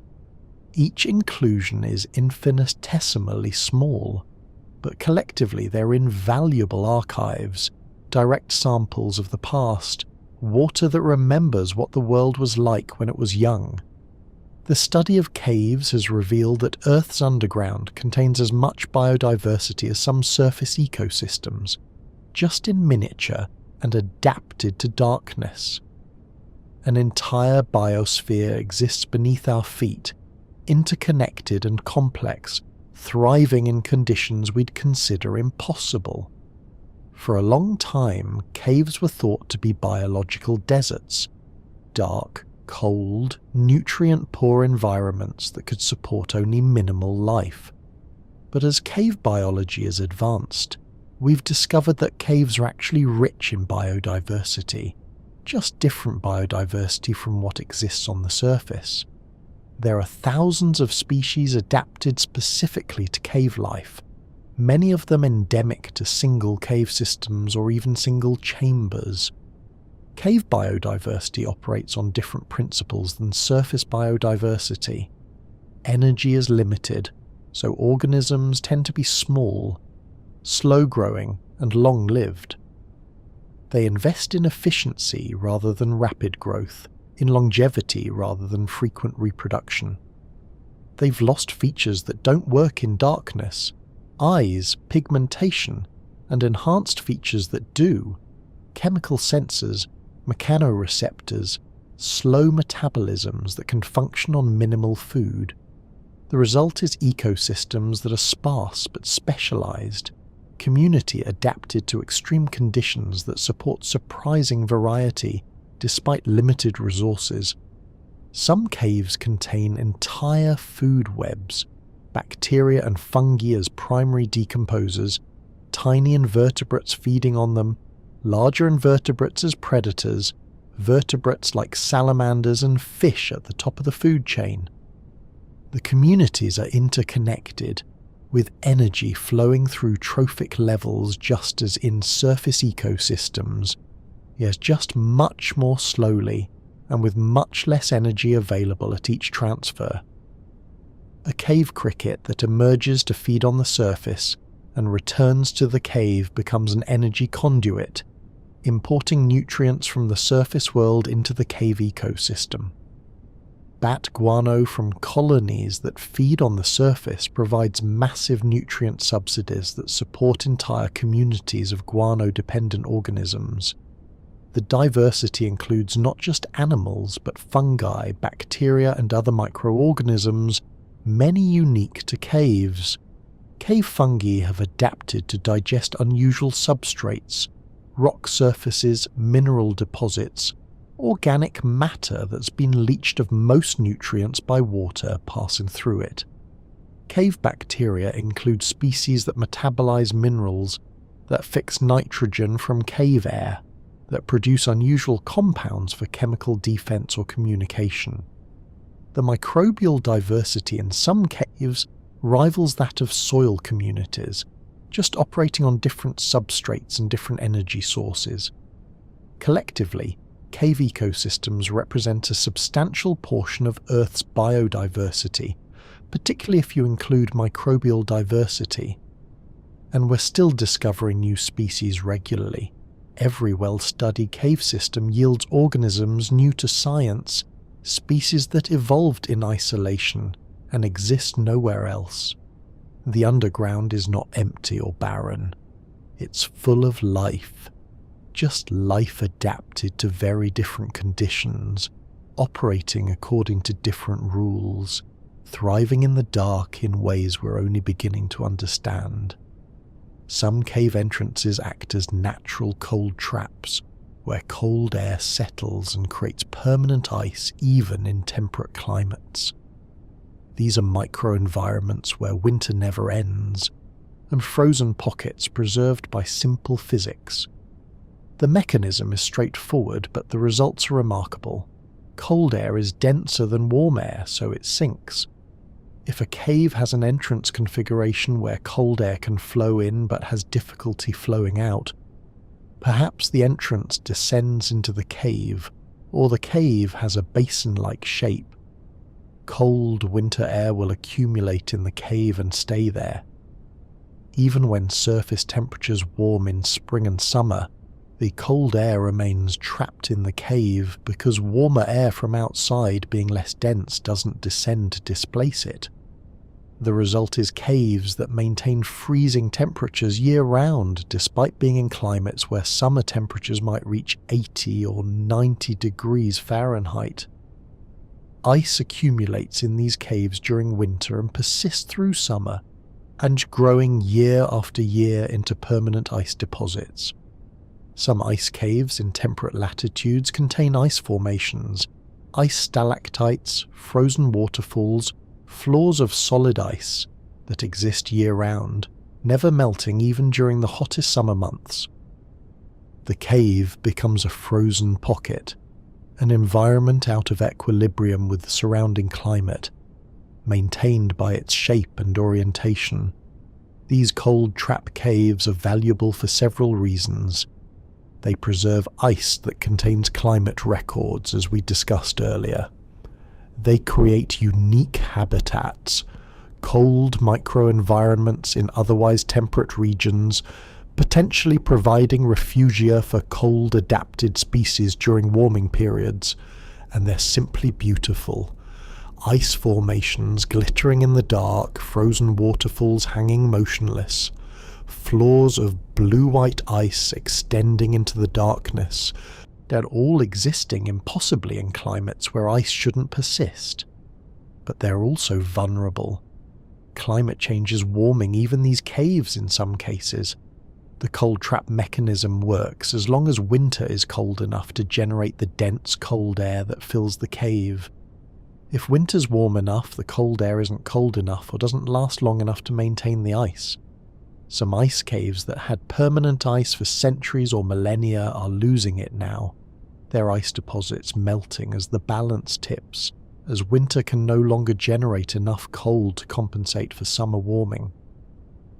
The frozen pockets are thawing. Microenvironments that persisted for geological spans are changing within human lifetimes, the permanent ice proving to be not quite permanent after all in the face of sustained warming. The longest time anyone has spent continuously underground in a cave is 463 days, a French scientist studying circadian rhythms in isolation. In timeless darkness, his body's internal clock eventually drifted to a 48-hour cycle, showing how much we depend on light to mark time. Michel Siffre, a French cave scientist, conducted several experiments in isolation, but his longest was in 1972 when he spent 463 days in a cave in Texas. The purpose was to study how the human body and mind respond to complete isolation from time cues, no clocks, no daylight, no schedules imposed from outside. He lived alone in the cave, sleeping and waking according to his own internal rhythms, with scientists monitoring him from the surface but not communicating time information. What he discovered was that without external time cues, the human circadian rhythm drifts. Initially, he maintained something close to a 24-hour cycle, but over time his sleep-wake cycle lengthened.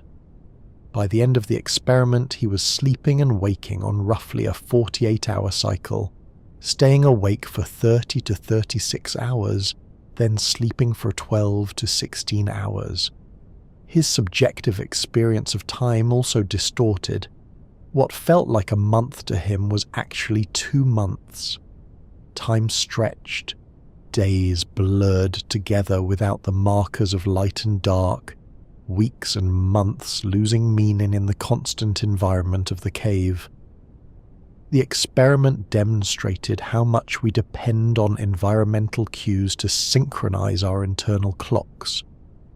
Light is the primary Zeitgeber, time giver, that entrains our circadian rhythms to 24-hour cycles. Without it, we drift, our natural period being slightly longer than 24 hours for most people. Though in Sifa's case, removed from all time cues for long enough, his rhythm drifted to a much longer cycle that would be completely maladaptive in normal life, but represented his body's natural rhythm when freed from external synchronization. The psychological effects were also significant. Extended isolation in unchanging environment, the lack of time structure, the absence of social contact, all took a toll.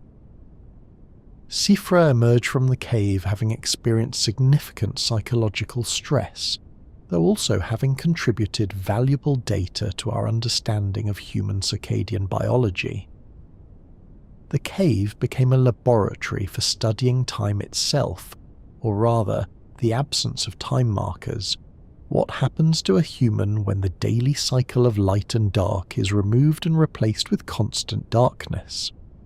The results showed that we're deeply adapted to Earth's day-night cycle, that our biology expects and requires those regular cycles, and that without them we drift into rhythms that don't match the solar day, becoming unsynchronized with the planet we evolved on. Some caves contain cave milk, a liquid suspension of fine calcite particles that looks like milky water and can fill entire pools. It's like a stone smoothie, rock in suspension, waiting to settle into new formations. Cave milk, different from moon milk, which is more paste-like, is a colloidal suspension of microscopic calcite crystals in water. The water becomes supersaturated with dissolved calcium carbonate under certain conditions, and instead of precipitating as solid formations, the calcite forms extremely fine crystals that remain suspended in the water, creating a milky and a cloudy appearance. The consistency is like milk or thin cream, and pools of cave milk can be substantial, filling chambers or passages with this strange liquid stone. The formation mechanism requires specific chemistry, water with just the right saturation level, pH, and temperature that favours formation of fine suspended crystals rather than larger crystals that would precipitate out.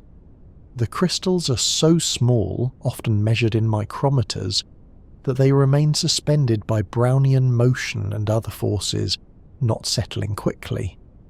The pools of cave milk can persist for extended periods, slowly evolving as the suspended crystals gradually settle or as water chemistry changes. Eventually, the cave milk typically transforms. Crystals settle to form deposits on pool floors, or chemistry changes and the crystals either redissolve or aggregate into larger formations. Walking near a pool of cave milk is surreal. The water looks opaque, glowing milky white or cream-coloured in your lamplight. You can't see through it to determine depth. Disturb it, and the milkiness swirls, creating patterns that fade slowly as the suspension settles back to uniformity. It doesn't look like water. It looks like liquid stone, which in a sense it is. The pool is a transitional state between dissolved minerals and solid formations, stone in liminal form, neither fully liquid nor solid but suspended between states. Cave milk is relatively rare because the chemical conditions for its formation are specific and not often met. Finding it is unexpected, a strange liquid where you expected clear water, a reminder that caves contain phenomena that don't exist on the surface, that the chemistry of cave formation creates states and structures that are unique to these environments. The pools of milky water sit in the darkness, slowly evolving, waiting to settle into solid formations or to dissolve back into clear water, existing temporarily in this strange suspended state where rock becomes liquid, becomes rock again, the cycle of dissolution and precipitation captured in a moment of milky strangeness. The deepest points of some caves are below sea level, meaning explorers can be hundreds of feet underground and still technically underwater in terms of elevation. You can be in a dry chamber surrounded by rock and still be below the ocean floor. This happens in caves that descend to great depths, particularly in coastal or near-coastal regions where the cave system extends well below sea level. The chamber might be dry, filled with air completely above the local water table, but in absolute elevation terms you're below zero. Below means sea level, deeper than the ocean surface even though there's solid rock between you and the actual ocean. It creates a strange sensation if you think about it. You're in a dry space, breathing air standing on solid rock floor. But conceptually you're underwater. If you could somehow remove all the rock between you and the ocean, water would rush in and fill the space. You're in a bubble of air that exists below sea level, maintained by the rock around you keeping water out. The deepest chamber of Verovkina Cave, for instance, is well below sea level despite being dry and accessible to explorers. You're standing in air but below the level of distant oceans, occupying space that by rights should be underwater but isn't because of geology. This also affects cave hydrology in interesting ways. Caves that extend below sea level often have water tables that are influenced by sea level and tides. The water in deep cave passages might rise and fall with tidal cycles, responding to the changing weight and pressure of ocean water miles away. In some coastal caves, you can observe tidal effects in underground lakes and pools, the water level rising and falling on a tidal schedule even though no ocean water is directly reaching the cave. The pressure changes from distant tides transmit through the rock and the connected groundwater system, creating rhythms in the cave that echo the ocean's breathing. There's a conceptual vertigo to being below sea level in a dry cave. The normal reference frame is inverted. On the surface, below sea level means you're in a depression. Death Valley, the Dead Sea shore, below sea level basins, but in a cave, you can descend hundreds of feet below sea level and still be inside a mountain, still have thousands of feet of rock above you. Your elevation is below zero, but your depth is hundreds of feet down. The numbers seem contradictory until you remember that elevation is measured from a conceptual surface, mean sea level, not from wherever you happen to be. The cave extends into space that by ocean standards is deep underwater, but by cave standards is simply deep underground, a reminder that our reference frames are arbitrary. That depth and height and below and above all depend on what baseline you're measuring from. Cave formations are sometimes hollow, containing smaller chambers within themselves like nested dolls of stone. The architecture can be recursive, spaces within spaces, complexity emerging from simple rules of water and mineral. This happens when a formation like a stalactite or column has internal structure. Perhaps it started as a hollow soda straw that later thickened on the outside but maintained the central hollow core. Or perhaps it formed with internal chambers where water chemistry varied in ways that created voids within the otherwise solid calcite. Some columns and stalactites, when they break or are sectioned for study, reveal hollow interiors. Sometimes with their own internal formations, tiny stalactites hanging inside the larger stalactite, miniature flowstone coating the walls of the internal chamber.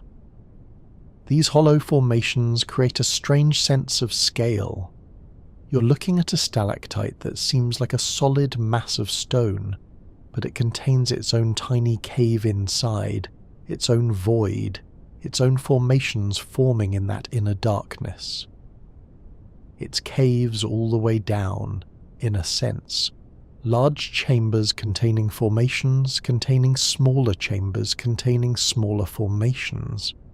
The fractal-like quality of it, the self-similarity at different scales, emerges from the same processes operating at different sizes. Water deposits minerals, creating structure. The structure channels water in particular ways. The water deposits more minerals, creating more structure. The feedback between water flow and formation growth can create complexity at all scales. Some large flowstone masses have been found to contain networks of internal passages, hollow spaces within the flowstone connected to each other, creating miniature cave systems within the larger cave's formations. Water flowed through these internal passages as the flowstone formed, creating architecture within architecture. Breaking into such a formation reveals the hidden complexity, the unsuspected voids and chambers that existed inside what looked like solid stone. It's a reminder that complexity in nature often comes from simple rules, operating recursively, creating structures at multiple scales. The same basic process, water depositing calcite, operates whether it's building a millimeter scale feature or a meter scale formation. And that same process can create structure within structure, pattern within pattern. The caves are complex not because the rules are complex, but because simple rules, operating over long times in varying conditions, generate complexity naturally, creating architecture that includes hidden spaces, chambers within chambers, stone structures that are less solid than they appear, honeycombed with voids and passages and smaller versions of themselves, complexity all the way down to microscopic scales. The study of caves on Earth helps scientists understand how caves might form on other planets and moons, guiding the search for life beyond Earth. Every cave explored here teaches us where to look out there, in the darkness of other worlds. Caves have been discovered or inferred on several other bodies in the solar system, where Mars has what appear to be lava tube entrances, skylights where the roof of an underground tube has collapsed, revealing dark passages extending into the rock. The Moon has similar features. Some asteroids might have internal voids from ancient lava flows or impact processes. Europa and Enceladus might have chambers in their ice shells where meltwater has created voids.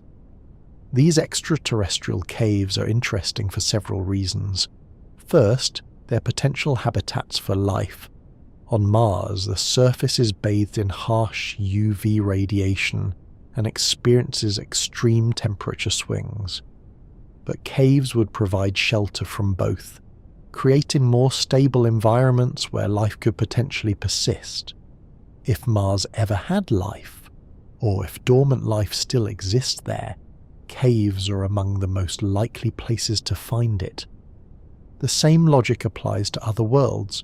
Caves provide shelter from hostile surface conditions, creating micro-environments that might be more hospitable than the surface.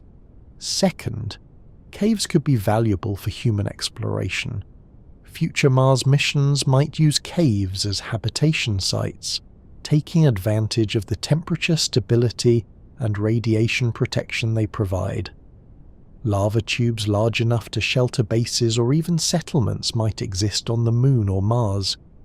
Understanding how caves form and what conditions they provide helps mission planners think about how to find and utilize them.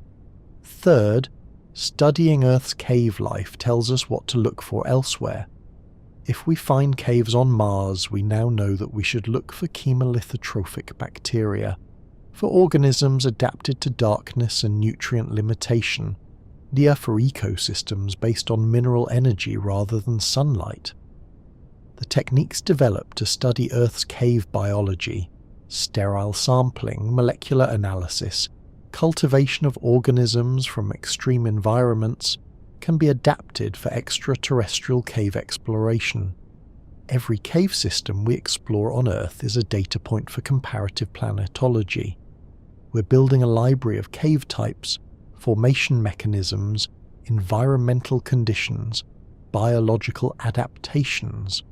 When we find caves on other worlds, we'll compare them to this library, using Earth's caves as analogues to understand what we're seeing. The limestone caves of Earth won't have exact parallels on Mars, which lacks limestone and water-driven dissolution at present, but the principles, how fluids carve rock, how voids persist in planetary crusts, how environments isolated from the surface differ from surface conditions, these principles are universal. The caves on Earth are teaching us how to think about caves in general, about underground voids as a class of planetary features, about what might exist in the hidden subsurfaces of other worlds. The darkness we explore here illuminates the darkness elsewhere, making the invisible visible, the unknown a little less unknown. Despite centuries of exploration, an estimated 80% of the world's caves remain undiscovered, waiting in darkness to be found. Beneath our feet right now are wonders no human eye has seen, chambers and passages that have existed in perfect solitude since before we learned to speak, and they'll be there tomorrow and the day after, patient as stone, waiting for the first light to find them. This is not hyperbole. Most of the world's karst regions, areas where caves form, have been only superficially explored. Even in well-studied regions like the United States or Europe, new caves are discovered every year. In less accessible regions, the jungles of Southeast Asia, the mountains of China, the remote plateaus of South America, the deserts of the Middle East, vast areas of cave-bearing rock have barely been explored. The entrances are hidden, overgrown, located in terrain too remote or difficult for casual exploration, or they're underwater, accessible only by diving, or they're blocked by breakdown, with extensive systems lying beyond obstacles that no one has yet removed or bypassed. The statistics suggest that for every known cave there might be 4 or 5 undiscovered ones. Some regions have barely been surveyed. The potential for discovery remains enormous. Every year brings new finds, sometimes extensions to known caves, sometimes entirely new systems. Some of these discoveries are spectacular, revealing chambers and passages that rank among the world's largest or most beautiful. Others are modest but add to our understanding of cave distribution and formation. All of them expand the map of the underground, revealing more of what exists beneath the surface, and these undiscovered caves, the majority of the world's caves, exist right now in total darkness. They've been there for millennia or millions of years, formations growing in the dark, blind fish swimming in underground rivers, bacteria metabolizing on cave walls, everything happening in perfect solitude, in conditions unchanged from how they were before humans existed. The largest chamber on Earth might still be undiscovered, hidden beneath jungle or desert or ocean. The most spectacular formations might be growing right now in a cave no one has found. The strangest ecosystems might be evolving in isolation in systems we don't know exist. There's something deeply romantic about this. On a planet that's been mapped from orbit, where every mountain has been climbed and every ocean depth has been sounded, there's still the unknown. Not light years away, but right here, beneath our feet, in spaces we could theoretically reach if we only knew where to look.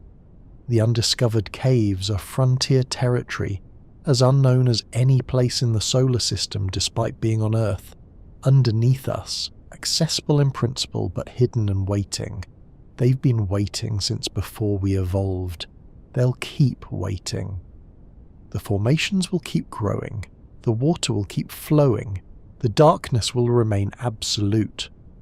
And perhaps tomorrow, or next year, or a decade from now, someone will find an entrance we've never seen before, will descend into darkness with lights and curiosity, and will become the first consciousness to ever witness what the Earth has been patiently creating in secret. The first light to fall on formations millions of years old, the first eyes to see chambers that have existed in darkness since stone first learned to be hollow. They're out there right now beneath mountains and plains and forests and deserts, waiting, growing, existing independent of us, indifferent to our discovery or lack of it, beautiful whether anyone sees them or not. The Earth keeps its secrets well, and most of them are still secret, still hidden, these still waiting in the darkness for the daylight finally finds them. So here we are, after 100 facts about caves, and perhaps you've noticed something. We've travelled from simple definitions to bacterial communities that eat rocks, from the mechanics of stalactite formation to the search for life on other worlds. We've descended from mountain entrances to chambers below sea level. We've encountered darkness so complete your brain invents light to fill it, and we've seen bioluminescent galaxies on cave ceilings. We've explored ice and heat, floods and stillness, life and sterility, the vast and the microscopic. And through it all, caves have revealed themselves to be more than just holes in the ground. They're archives of climate written in stone. They're ecosystems operating on fundamentally different rules than the surface world. They're laboratories where chemistry becomes biology, where physics creates beauty accidentally, where time moves at a different pace. They're the planet's memory, keeping records that surface erosion would have destroyed millennia ago. They're shelters and traps, water storage and water routes, habitats and museums. Perhaps most of all, caves are reminders of what exists beyond our perception. Most of reality happens in darkness, invisible to us, independent of our observation. The formations grow whether we see them or not. The cave fish swim in their dark rivers, unaware that light exists. The bacteria metabolize on cave walls, extracting energy from rocks in a process that doesn't require or acknowledge the sun. The chambers extend into darkness that has never been illuminated and might never be. All of this exists, has always existed, will continue to exist, regardless of whether we know about it or care about it or understand it. There's a certain peace in that, isn't there? A comfort in knowing that the universe is bigger than our experience of it, that there are processes that operate outside our awareness, that beauty exists in places no one will ever see, that patience is measured not in minutes or years, but in millennia and epochs. The caves have been here for millions of years. They'll be here for millions more. They grow at rates so slow that entire human civilizations rise and fall in the time it takes a stalactite to add an inch to its length. They exist in a time frame that makes our urgent concerns seem fleeting, our anxieties temporary, our whole species just a brief moment in the cave's long existence. and yet we explore them. We descend into darkness with our small lights and our curious minds, and we measure and map and try to understand. We're beings that live for decades trying to comprehend structures that have existed for millions of years. We're creatures of light exploring absolute darkness. We're surface dwellers venturing into the Earth's interior, and somehow, despite the mismatch, we learn, we discover, we begin to understand how these places form, how they persist, what they preserve, what they can teach us about the planet and about life and about time itself. The caves are patient with our curiosity. They don't hide exactly, but they don't reveal themselves easily either. They wait in darkness, and when we bring light, they show us what they've been building in secret. They let us see formations growing so slowly they might as well be eternal. They let us encounter life adapted to conditions we'd consider impossible.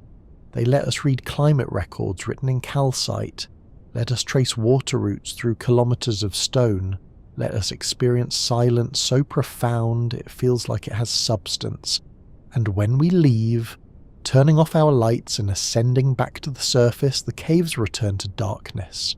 The formations continue growing. The cave fish continue swimming. The bacteria continue metabolizing. This silence returns, perfect and complete. The caves go back to being what they were before we arrived. Ancient, patient, indifferent to our presence or absence, continuing their slow geological processes in darkness, waiting for the next visitor or for no visitor at all, content either way. Maybe that's what makes caves so suitable for sleep. This sense of deep time, of patience, and of processes that continue regardless of our awareness.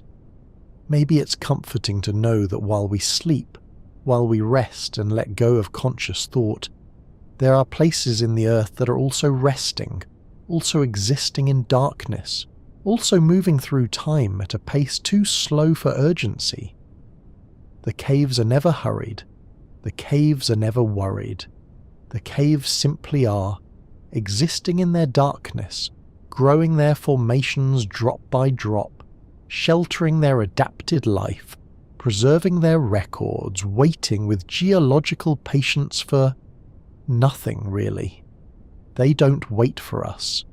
They just wait, which is another way of saying they exist, which is another way of saying they are. And now, as we end this journey through the caves, perhaps you can rest with that thought. Somewhere beneath the ground, right now, in perfect darkness, a drop of water is forming on a cave ceiling. It's heavy with dissolved minerals. It's clinging to the calcite held by surface tension. And soon, in seconds or minutes, it will fall. It will leave behind a microscopic ring of calcite, adding one infinitesimal layer to a formation that's been growing for thousands of years. The drop will fall, and another will form, and another after that. This will continue tonight, tomorrow, next year, next century. The cave doesn't sleep, but its processes are so slow they might as well be dreaming. Drop by drop, layer by layer, the cave builds itself in darkness, patient as stone, quiet as time. Sleep well. The caves will still be there in the morning, still growing in their darkness, still patient, still waiting, still beautiful in their solitude, and all over the world. In caves no one has discovered yet. Formations are growing, life is adapting, water is flowing, darkness is absolute, silence is perfect. Everything continues whether we're watching or not, and that's exactly as it should be. Good night.